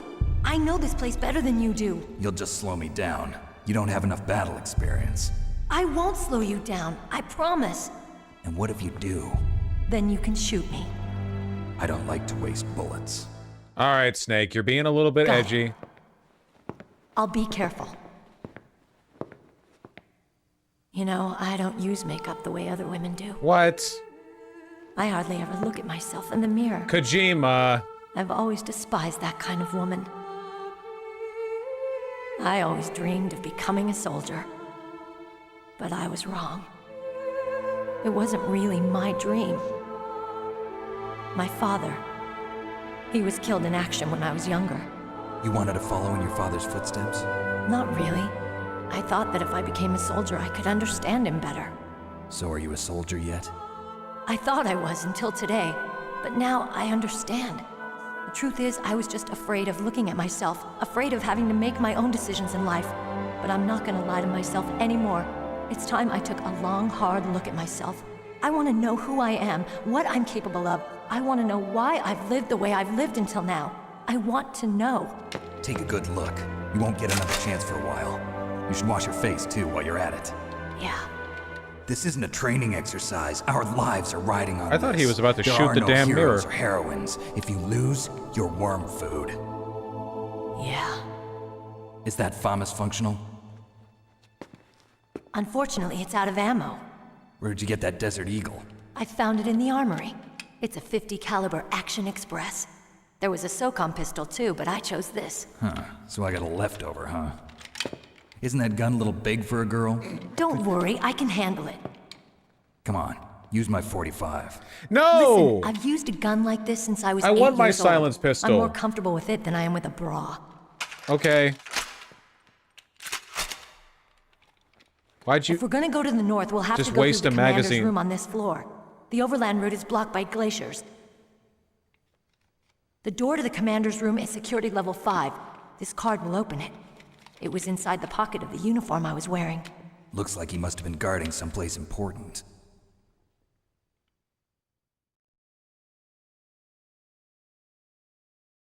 Okay, let's go.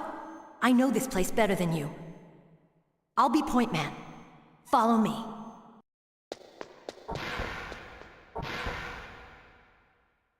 Well, okay. Okay, actual question, chat. Was all of this necessary to progress the game? That's strange. There's no guard. Yeah? Okay. What happened to the music? I'll keep a lookout. Music? Make sure you're ready, okay?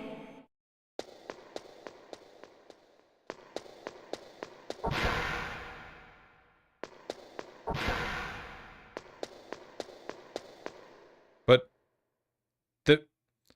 were they pumping Metal Gear music in through the fucking air vents?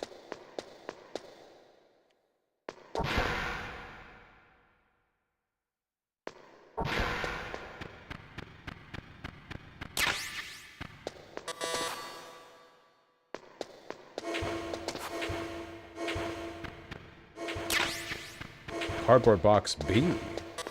How? I've got level 5, level 6, level 6. Diazepam.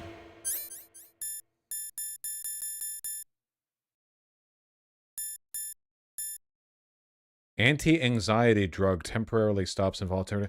Oh, fuck. We're gonna have to give that to her. There's gonna be a boss fight where she's gonna, like... Her intervention will be necessary to save our lives, but she'll be, like, shaken because she's so upset about having to take a human life, so we have to give it to her, or something like that. It's gonna be something weird.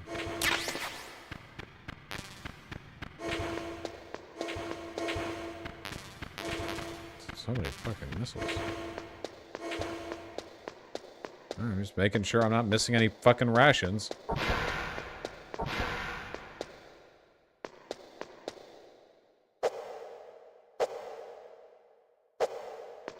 Snake, don't do that. We're going to the commander's room. Aren't I? Is that not what? Is the commander's room? This is level 6.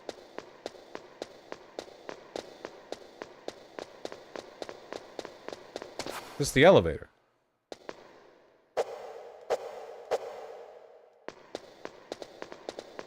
What commander's room? Snake, what are you doing?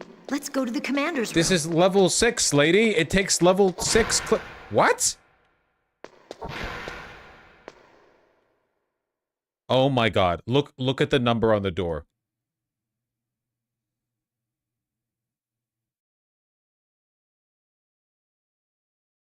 I'm not accepting responsibility for this one.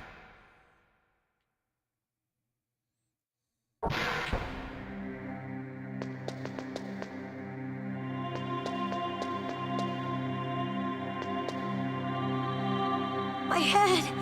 Oh, it hurts. What? What's wrong? Don't come here, Snake. I have no health. Please no Psycho Mantis Areno.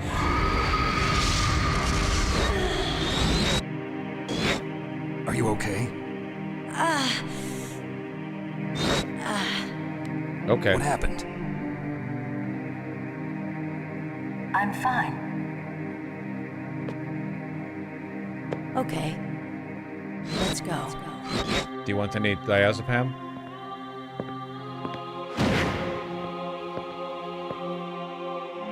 Come on, Mr. Foxhound. The commander is waiting. If we're about to get into a boss fight with my level of health, I'm not going to be happy.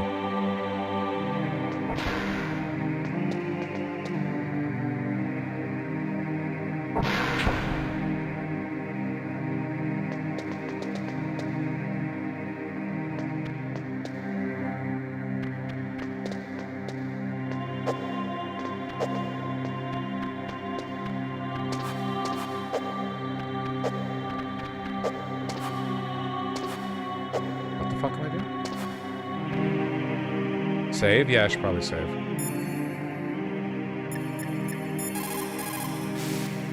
What's up, Snake?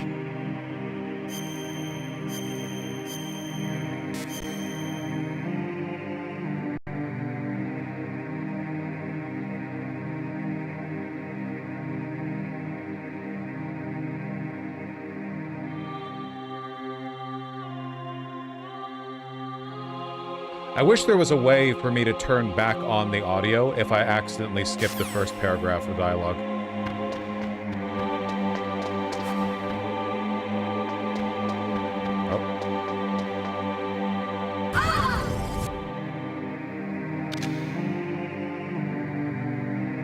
Can you not? I'm literally one tap. Snake, how do you like me? What's that command is? Do you like me? Hold me, Snake. What's wrong? Oh, hurry, hurry. Make love to me. Kojima. Snake, I want you. Who's that? Oh, you don't like girls? Snake, Meryl's not herself. Don't use your weapon. I'm gonna fucking Psycho Mantis. kick flipper. He's controlling Meryl. That tune is his mind control music. Don't use your weapon. Try to knock her out. Snake.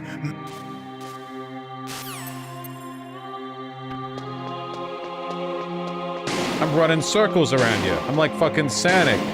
I'm running circles around you. How many bullets you got in that thing? Oh.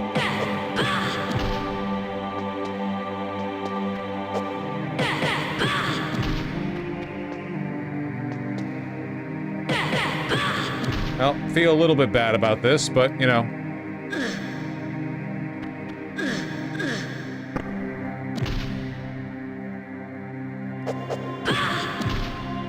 God. Finally a game a boss Bosch can beat in one try. I hope that's not your only trick. You doubt my power? Now, I will show you why I am the most powerful practitioner of psychokinesis and telepathy in the world. No, there's no need for words, Snake. I'm Psycho Mantis. Really? That's right. This is no trick. It's true power. Huh. It's useless, I told you. I can read your every thought. Now, let me read your mind. I have no health. No, perhaps I should say your past. You're a careless man, aren't you? And you're a poor warrior as well. However, you are skillful at eluding traps. Still don't believe me? Now I'll read more deeply into your soul. Your memory is completely clean. Okay. You have saved often. You are a prudent person. I can read you like an open book.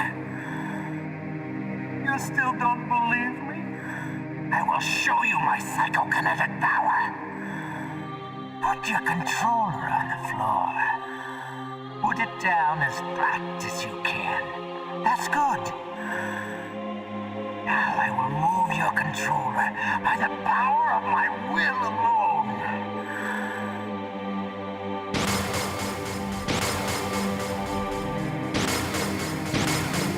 What do you think now?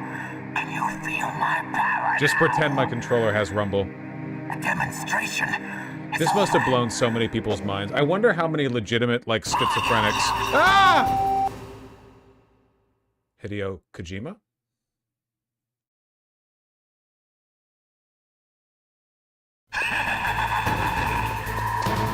I have no help.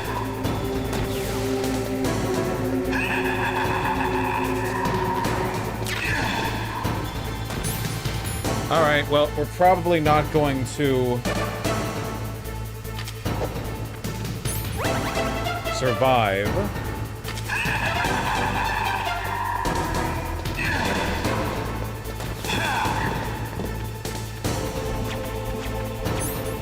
Okay.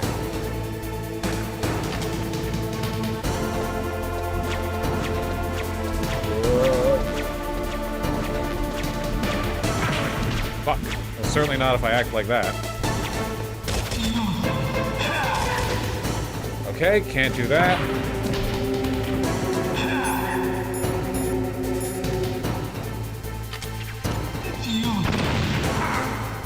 Stun grenade doesn't affect him.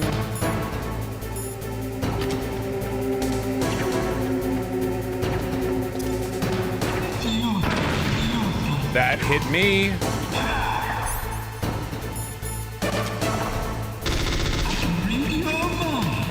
He can read me like an open book. No effect. Okay, so another fight where you just have to punch. All right, we did not learn very much in that encounter. It's like he can predict what you're gonna do. Yeah, I was more impressed by Revolver Ocelot. Oh, shit.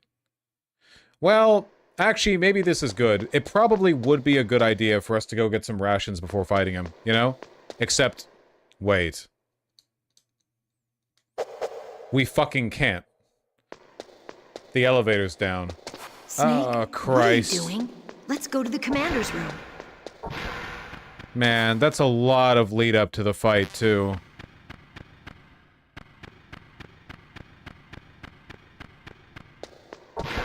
Can you call Otakon? Probably not. Thank God Meryl's okay. She's a tough one, all right. Although when you look at her, it's hard to imagine how tough. What do you mean by that? It must be the walk. You too. Anyway, I'm glad she's okay. I also got a key from her. I think I can use it to stop them from launching a nuke. Get to Metal Gear's underground maintenance base. That's where the detonation code input system is. Man, you promised me rations and ammo. Get to Metal Gear's...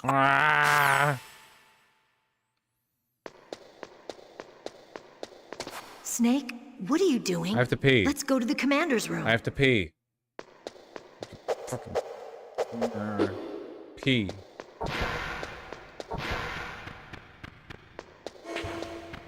It's not a secret ration room in here that I was,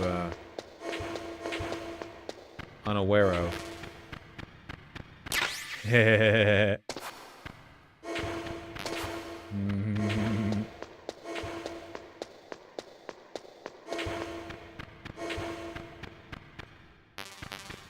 Every bit helps.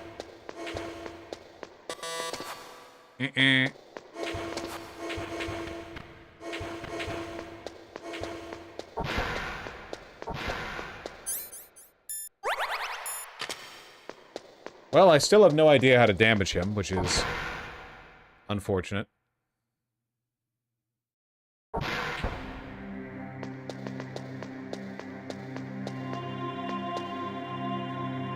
My head! Come on, Mr. Foxhound. The commander is waiting.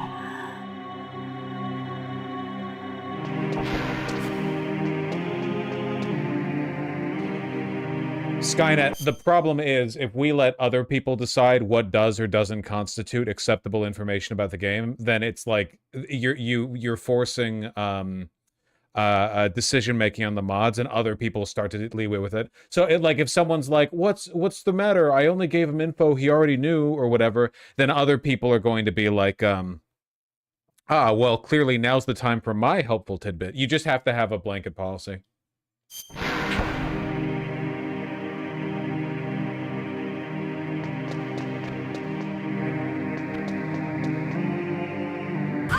Huh, how did I avoid triggering that the whole time I walked around the first time?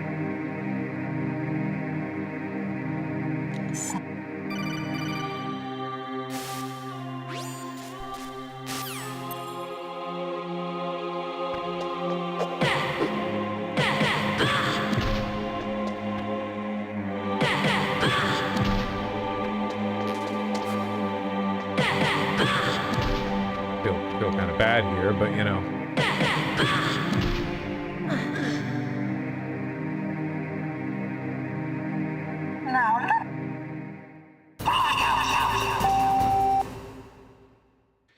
Hideo Kojima. Okay, how the fuck do we damage this guy? Bullets did nothing. Grenade did nothing.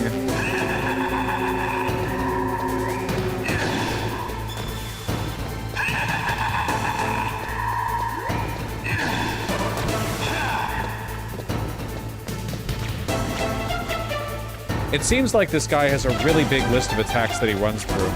Maybe it'd be best for me to just wait and see what they are. Oh!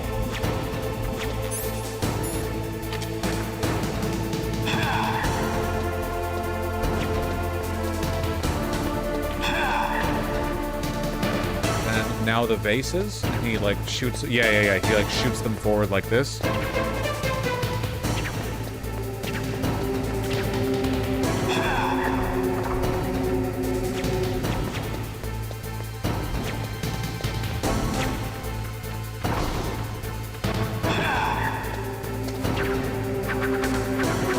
Okay, that's what killed me the first time.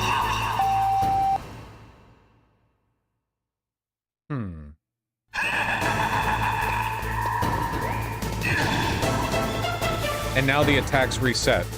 What does it mean? What does it mean? That's Psycho Mantis, former KGB psychic. He has KGB? powerful telepathic abilities. After the collapse of the Soviet Union, he came to America looking for a job. He worked with the FBI on several cases as a psychic profiler. 5 years ago, he was working on the case of a multiple serial murderer. He got too far into the killer's mind. As a result, he became just like the killer. So he was sort of infected by this serial murderer's thoughts? In any case, after that, he became a sort of psychic spy working for the highest bidder. He traveled all around the world. That's when he was recruited by Foxhound.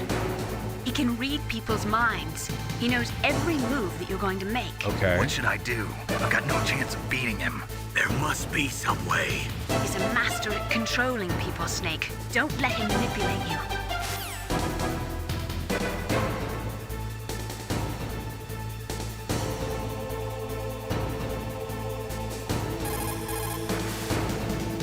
Not everything you see with your two eyes is real. Destroying his spirit is more important than destroying his body. Don't let him read you. Be a blank slate, okay? Clear your mind.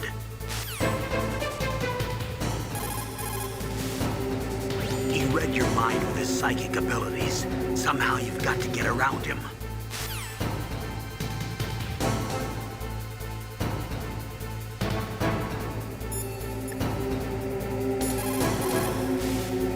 It's true. Your enemy is a powerful I'm telepath. glad you're having fun watching all You've this. got more battle experience. You can do it, Snake. Yo, Meryl's in the room with me. Stealth camouflage works by bending the light around the user in such a way that they're rendered nearly invisible. But if you had thermal goggles, you'd be able to see him. I've got night vision goggles. I know that the way you solve this in the original is you change your controller port. Or maybe that's in the second one. But I can't do that.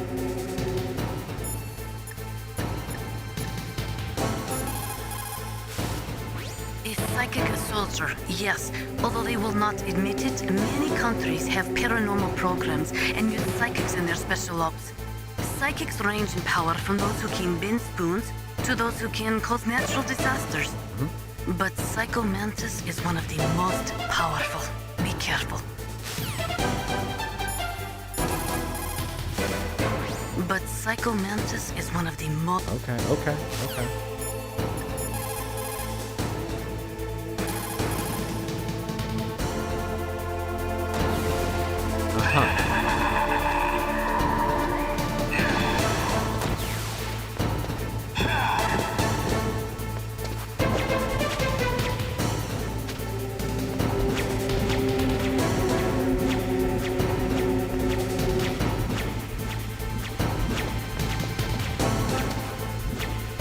Whoa.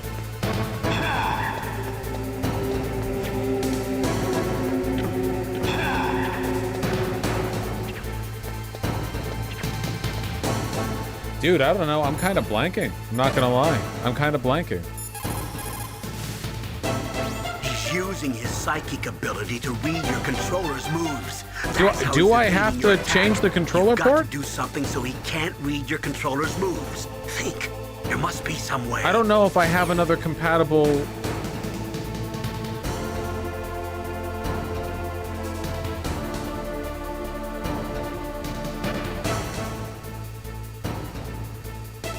It's Steam, right? Is there like controller settings?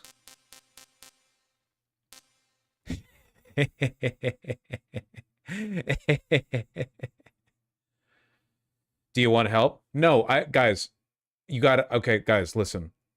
I never, ever want help, ever. I never want any info. You never have to ask. It's so annoying. Just chat about the game that's happening, you know?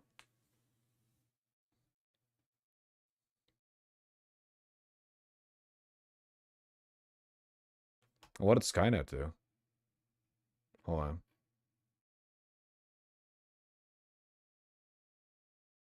You guys are stressing Thana the fuck out.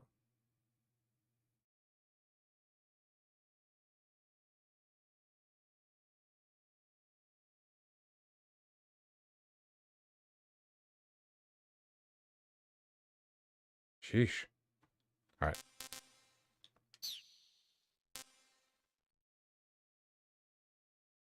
Just watch and have a good time. Yeah, it does distract me from the game when in chat I see this constant war from people who literally cannot help themselves from talking about the game and backseating. Like they can't help themselves. And then they get muted and then they whine about it like, oh, I wasn't even backseating or whatever, you know. You just have to just watch the game, man. You just have to watch the game.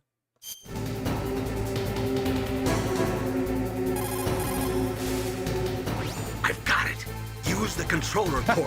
Plug your controller into controller port 2. If you do that, he won't be able to read your mind. I don't know why I thought all this shit happened in Metal Gear Solid 2. I didn't realize Metal Gear Solid 1 was that foundational.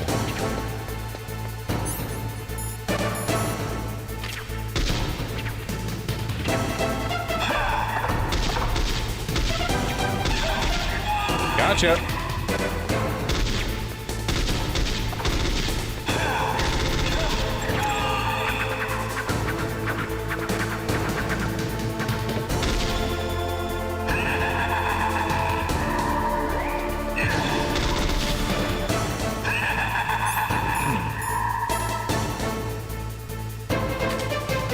Does this help? Ow.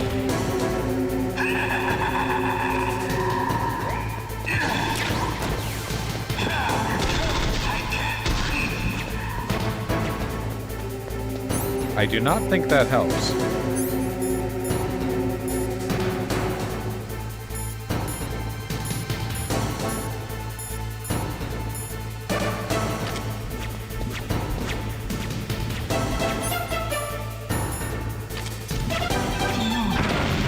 Ow! Ah, man, it hits the... It hits the chairs and blows up. Holy shit. Okay. I don't think we're gonna get it.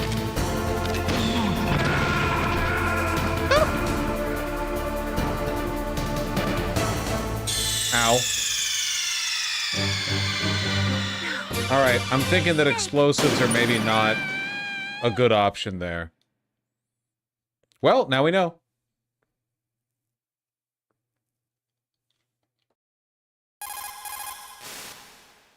Colonel?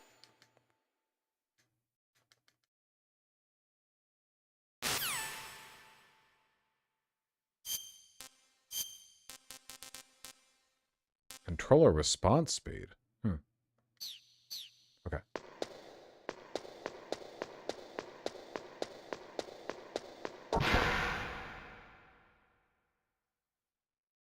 Which Metal Gear characters will be in the Epstein files? I mean, the whole thing is about, like, deep state government conspiracy black ops shit, so probably all of them?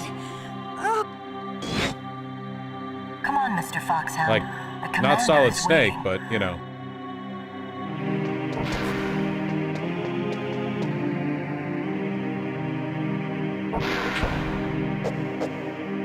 What's the lore in a nutshell? What the fuck are you talking about?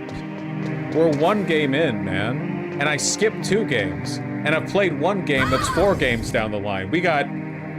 What's the lore? Sheesh. In a nutshell.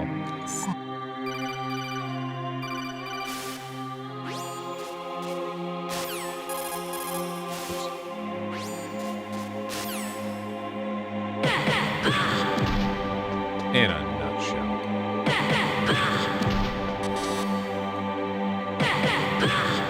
That's very unfair.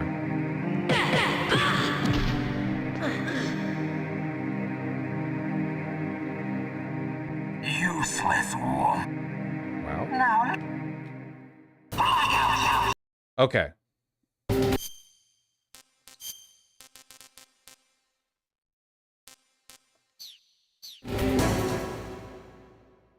I don't know what this means.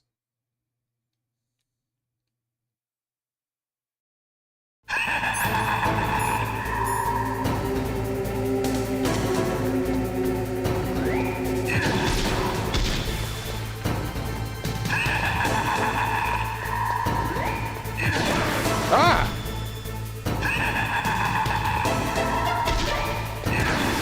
Stop! What the fuck?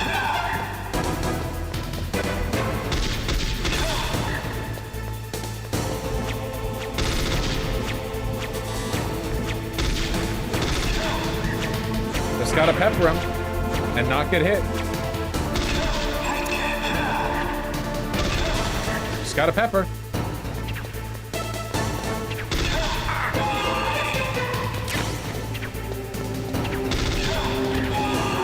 Why?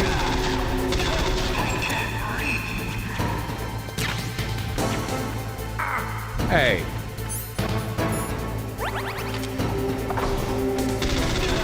Thank God we got so much ammunition for this thing. Am I missing a health? I think I missed a health at some point. Oh, I must not have gone back for it before going into the room.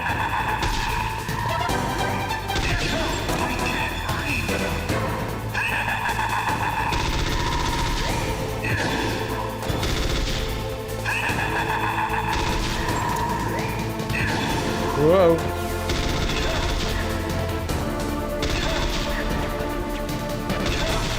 Chair attack, very punishable.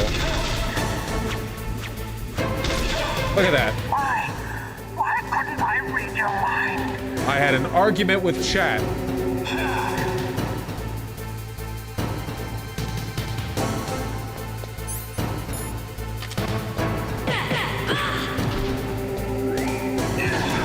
Oh, fuck.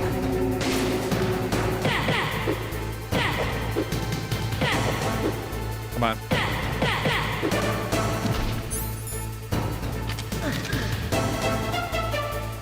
You are powerful indeed, but I know your weak point. Beating up the mind-controlled woman. Stand right where he can see you and blow your brains out. Hey.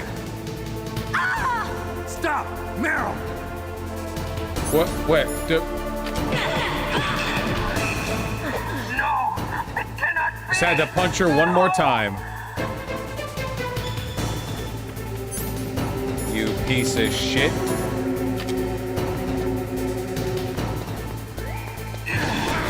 Ow!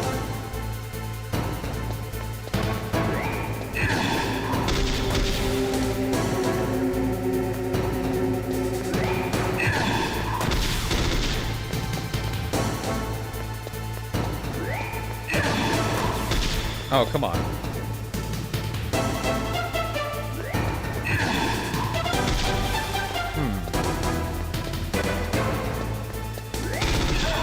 Gotcha.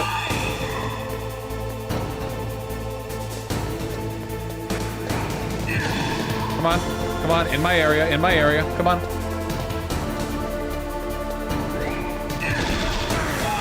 Ah, I shouldn't trade. Man, that is really tough, like timing-wise.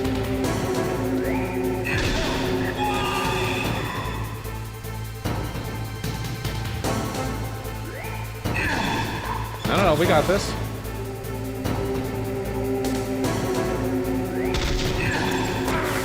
Ah, the reload.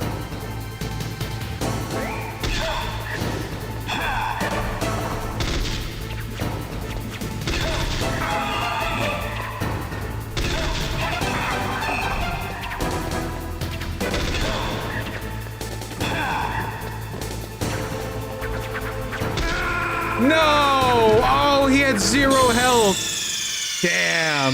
All right, well, we basically got it. What's wrong? Snake! Frustratingly close, though.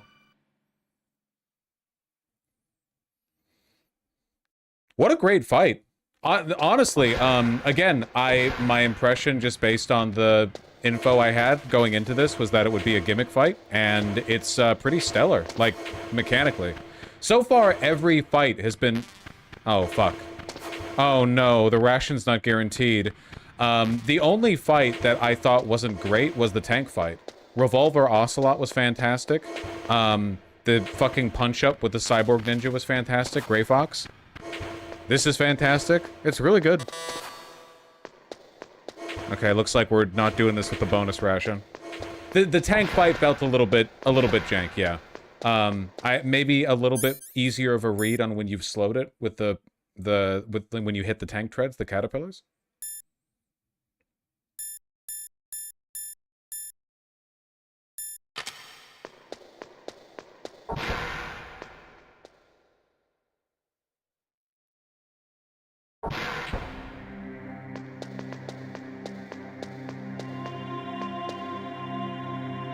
My head! Come on, Mr. Foxhound. Oh, hold on, let's do this. I don't know if it makes a difference if you start as player 1 or 2, but I'll... The commander is waiting.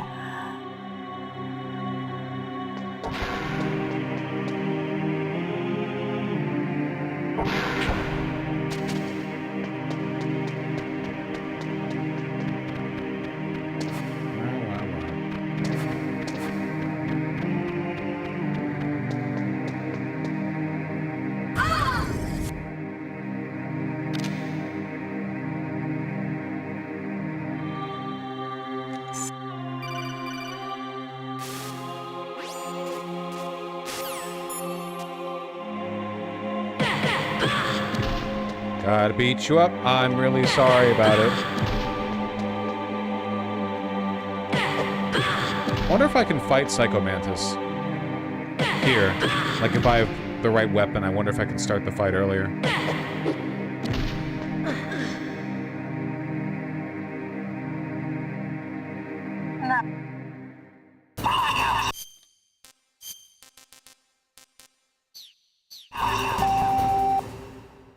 God, that's weird. That surprises me every time.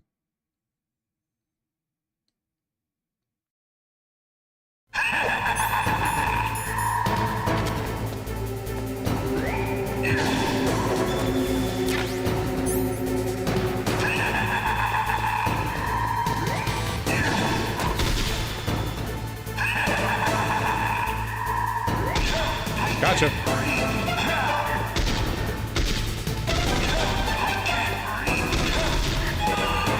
Why?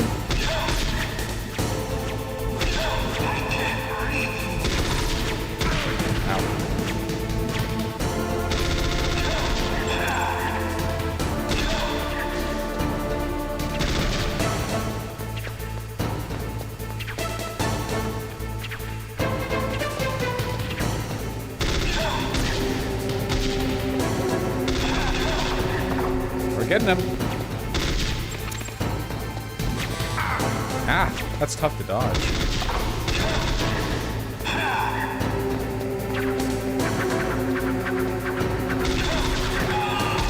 Why? Oh. Every time I check chat, fucking Thana's still fighting for her goddamn life.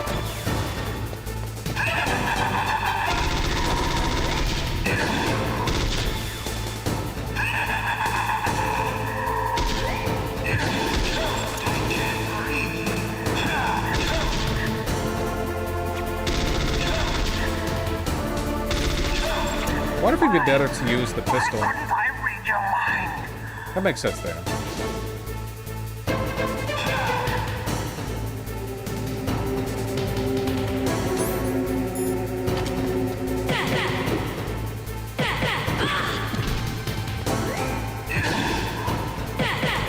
Dodged it. Nice. You are powerful indeed, but I know your weak point. I love his final strat of like get her to kill herself is also foiled by punching her in the face. And blow your brains out. Stop! Meryl! I didn't think you'd be willing to punch her for a 24th, 25th, and 26th time. You're a madman.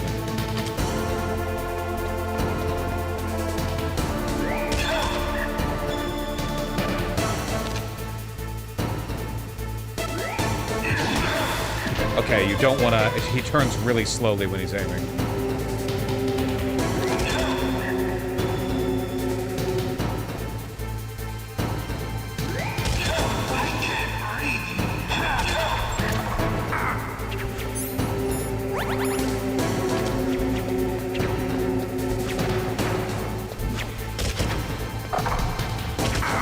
What?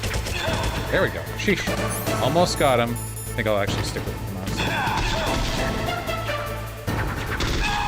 Yes! Yeah, you put a fucking flying. God damn.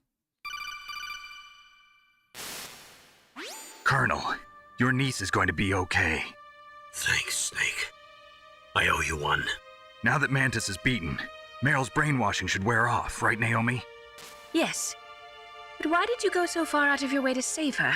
For Campbell's sake, or maybe it's because you like her? Is killing her an option? I don't want to see any woman die right in front of me. Oh, really? Since when did anybody's death bother you so much? Naomi, it's true that Snake has killed a lot of people, but that doesn't mean he doesn't have a heart. It's okay, Colonel. She's right. Why the fuck does Naomi hate me so much? So... You're thinking of one specific person, Notes. The other... I wasn't able to read the future. A strong man doesn't need to read the future. He makes his own. Damn, Nietzschean. Perhaps so, but I'll read your future.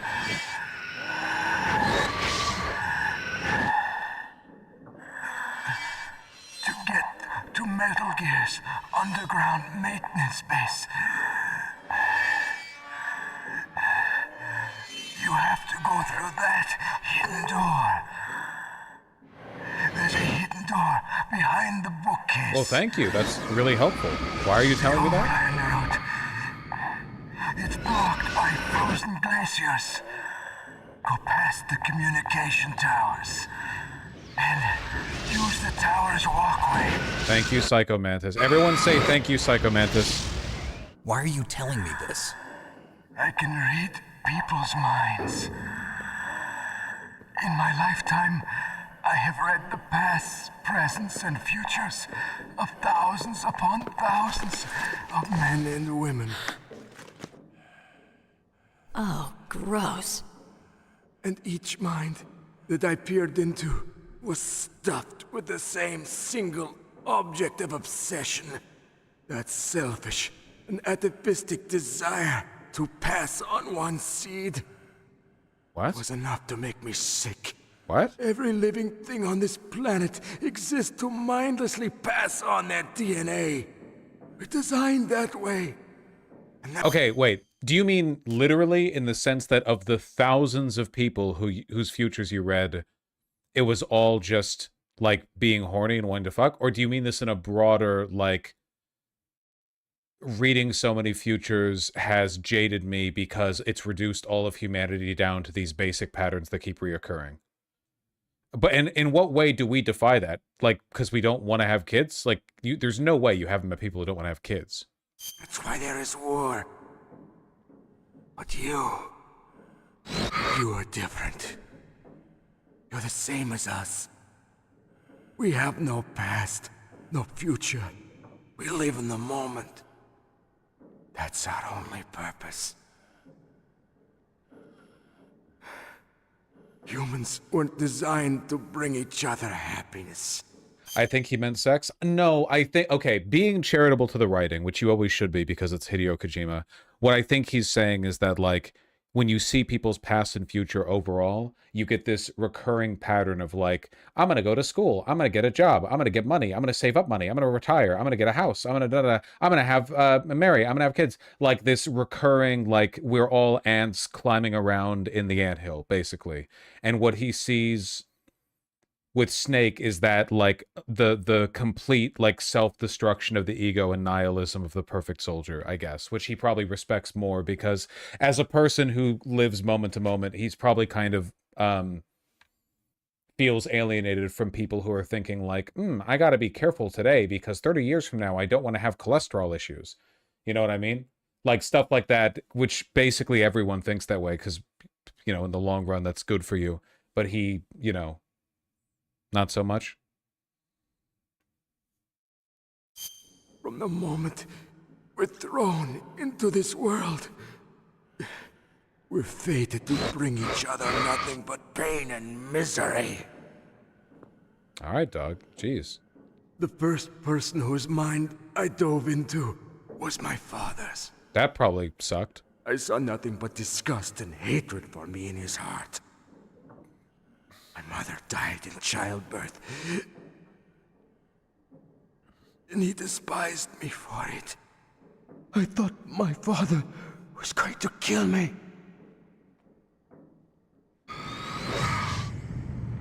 That's when my future disappeared. I lost my past as well. When I came to, the village was engulfed in flames. Are you saying that you burned your village down to bury your past? I see that you have suffered the same trauma.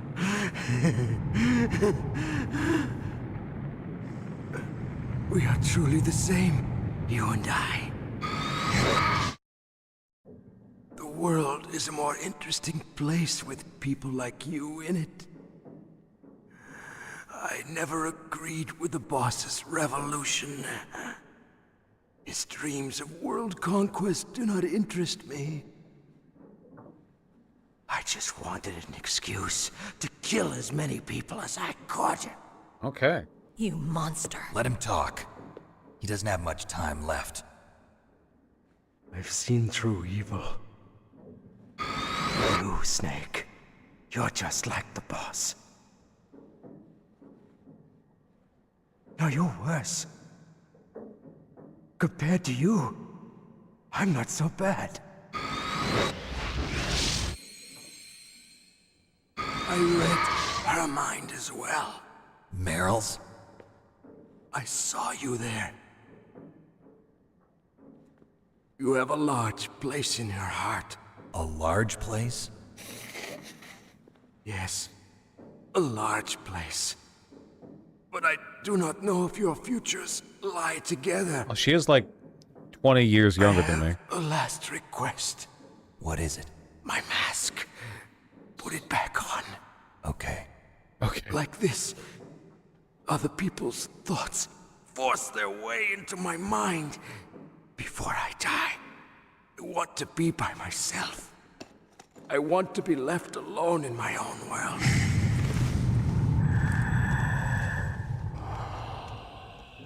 I'll open the door for you.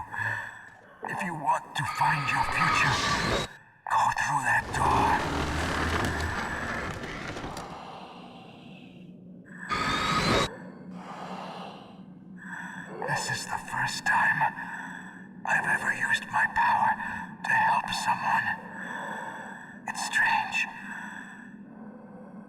feels kind of nice.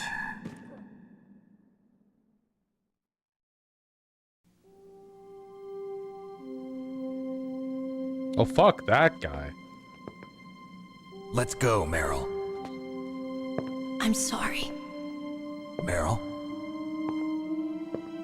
How could I let Mantis control my mind like that? Don't make this about you. If you're gonna doubt yourself, I'll leave you here. You're right. Never doubt yourself. Just let it make you stronger. Learn something from it. You're right. I'm sorry. I won't do it again.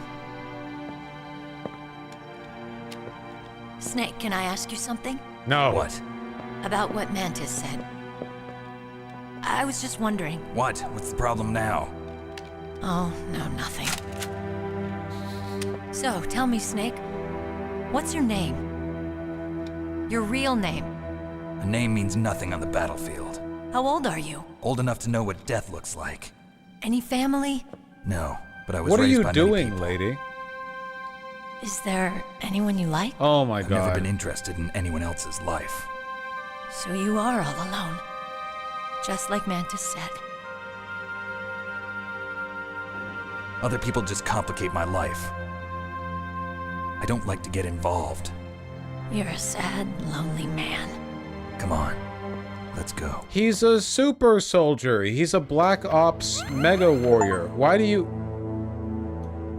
What the fuck did you...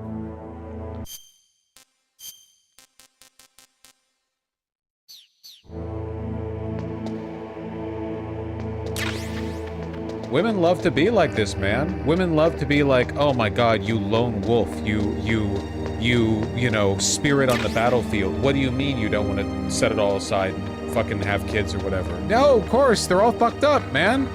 What else would they be? Not fucked up? No one told me spending 30 years in the battlefield as a deep state Black Ops agent with no official ties, no name, no connection to humanity might be a little bit poorly socialized. Wolf dogs. Half wolf, half husky. Oh. How do you know so much? I ride dog sleds. I'm a musher. I'll take point. Snake, you follow me. It is about that time, guys. Snake, your solar ton radar. I know. I can't use it in a narrow space like this, right? Right. I'm sorry. No reason to apologize. Even the greatest masterpiece has its flaws. I missed writing like this in games. Yeah, also, I think something really recurring with Kojima's games is there are characters who try to make themselves monsters but remain men in spite of it. Like, there are so many examples of people who are conceptually like beyond human or wretched or whatever, but the humanity is always like inside of them struggling to get out.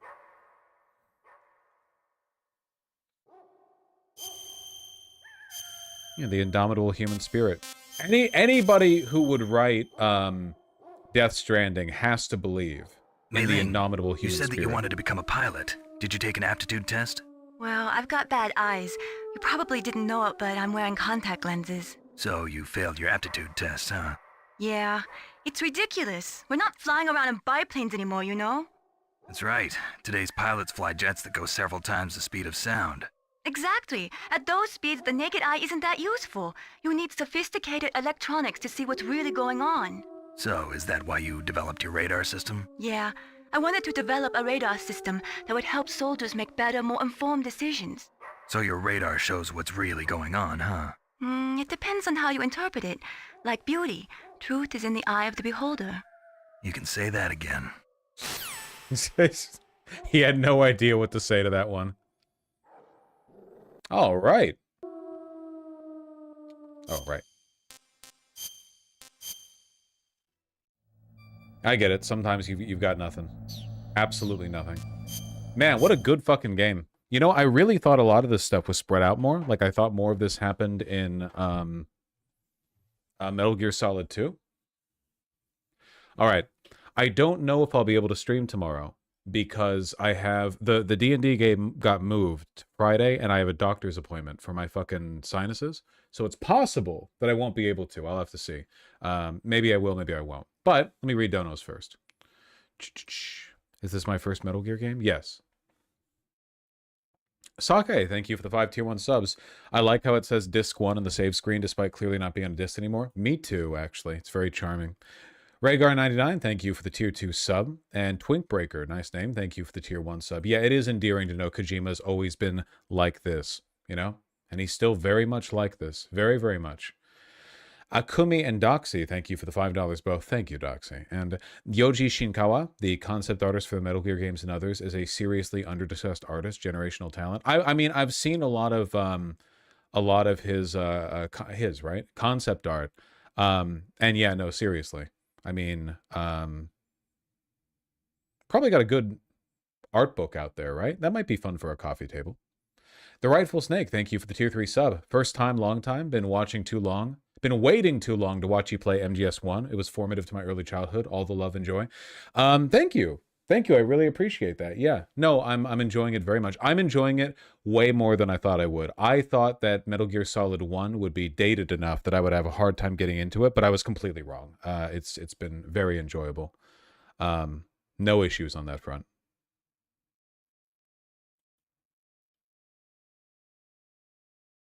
Keon the Destroyer, thank you for the $10. Watching this gameplay while working on my own game. Thanks for playing one of my all-time favorite games. Hope you play Peace Walker at some point. I'm not sure if I know what Peace Walker is, but I'll try to keep that in mind. And also, I hope that development on your own game is going well. Hell yeah. Witter Shins, thank you for the tier 3 sub. Graduating with a bachelor's in archaeology next month, partially due to you introducing me to the social sciences as I left the MIC and the Intel world. Thank you. Wow. You've had quite a storied life, huh? MIC shit, archaeology, goddamn. Well, I hope it's going well. Archaeology is a super, super cool field, you know? I know people, and, you know, I know people who've dipped their toes into it. I've heard nothing but good things. Not an Alpaca, thank you for the $5. This franchise is like American Baki. I don't know if this is any more American than Baki is. Everyone's jacked with 10 billion battle IQ and can solo a tank and pretends that you could too if you did it and lock the fuck in, lol. I mean, you can solo a tank, right? Like if you snuck up and placed charges at the right points on it, you could solo a tank if you lock the fuck in. No one's ever done it with like an Abrams, I don't think, but maybe. You know? Not likely these days. Hey, even modern battle tanks need infantry support. Flips, thank you for the $5. What's the outlook on visiting Seattle and the surrounding nature without bringing a car? Public transit within Seattle is pretty good for an American city, but if you want to explore the countryside or the nature, you probably will want a car. There are some like buses that'll take you out like specifically to some hiking trail areas, but I don't know enough about it. You know, I wouldn't know what to recommend. Not Alpaca, thank you for the $5. Sit in YouTube where you can't chat or just wait for the VOD and scrub for it all you want. If you can't handle the anticipation, don't fuck up chat or streamer. That's true. Kowalski, thank you for the $5. Do you think narrative-driven games are becoming less popular as younger people are less literate? No, if anything, I think it's the opposite, right? It used to be that games had a lot more gameplay relative to the cutscenes and stuff. Like, the illiteracy is a problem with actual reading, you know? If anything, I wish that more games had less story. Because a lot of the story is a fucking waste of time. Like, so oftentimes games will have a story to hook you along, but it'll be fucking dog shit writing, you know? So, like, don't waste my time. Like, you'll have a game... Like, I'll put it this way, okay?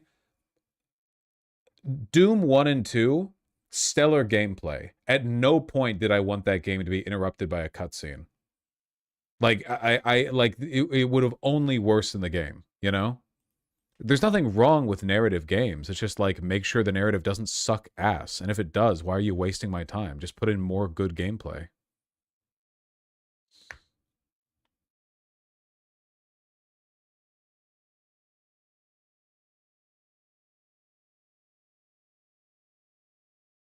Bum bum bum bum bum. Dun dun dun dun dun dun dun dun dun dun dun dun dun. Burrito Master, thank you for the $5. Thanks for the content. Been listening since the 24 election cycle. Ooh, sorry. It's been a dark period, huh? Gotta say you make a lot of sense and get a lot of laughs. Love the show. Thank you. I appreciate that, you know. I think the comedy is important, you know. Helps the medicine go down. It's no. The things will be good one day. John Jeffrey, thanks for the $2. I hereby request a Resident Evil 1 or 2 playthrough. I've got great news for you. I have played the entirety of the Resident Evil 1 and 2 remakes. Or is it 2 and 3? It's the 2 and 3 remakes. They're out there. They're out there. Plus Resident Evil 7, Resident Evil 8, Resident Evil 4. I've played more Resident Evil on stream than I have any other game or series. Genwave, thanks to $5. You should go back and play the MSX games. I might. That might be fun, yeah. I might enjoy that. Though I probably wouldn't do that on stream, you know? Mark Marinelli, thank you for the $5. Watching you play this is nostalgia. I'm about 8 years your senior, so this takes me back. Yeah, I was just a little bit too young for playing a game like this to come naturally, I guess. Well, I did play the Tomb Raider games. I just didn't have a PlayStation. I wish I did, you know? I wish I did, but I was always a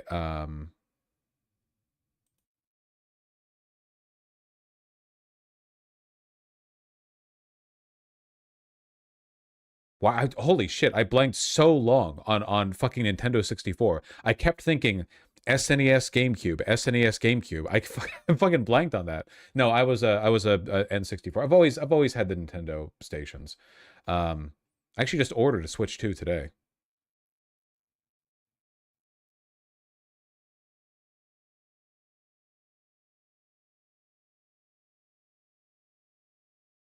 Have you played Cyberpunk 2077? Yes.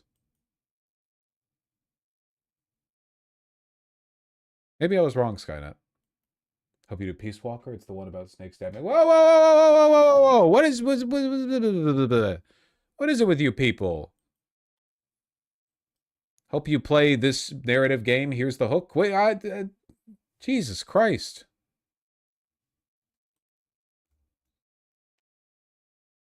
Is it just that a lot of people don't care about spoilers? You know what I mean? Like, is it that a lot of people just don't mind at all, so they don't like think about? I don't know. Either way, Donovan, thank you for the $5. And John Jeffrey, I don't know if I'm gonna go back and play the original. I don't think I would enjoy the original Resident Evil games, to be honest. Honest to God, I just don't really like horror games that much. Like, I keep playing Resident Evil, but the new Resident Evil games are like action horror. But the older ones, RE3 and prior, and RE7, I guess, are, you know,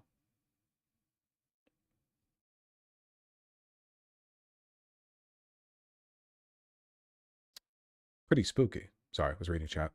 Okay.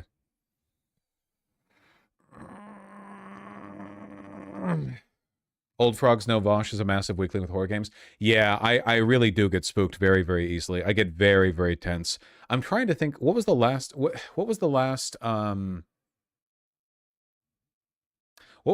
like proper horror game I played? Let me look through my Steam library of recent games. No, I'd have to go back like a really long time, I think. Like a absurdly long time. Well, whatever the case may be, guys, I'm going to head out. So tomorrow morning, I'm finally going to see an ENT specialist and see if I can't get my goddamn sinuses fixed, see if it's anything interesting. And yeah, so it should be interesting. We'll see how that goes. I really don't like going to doctors, so hopefully it's not like super annoying or whatever else. All right, everyone, take care. I love you all very much. Have a wonderful day. And if I don't stream tomorrow, a wonderful Friday. Make sure to drink lots of water, or if you can, freshly squeezed orange juice.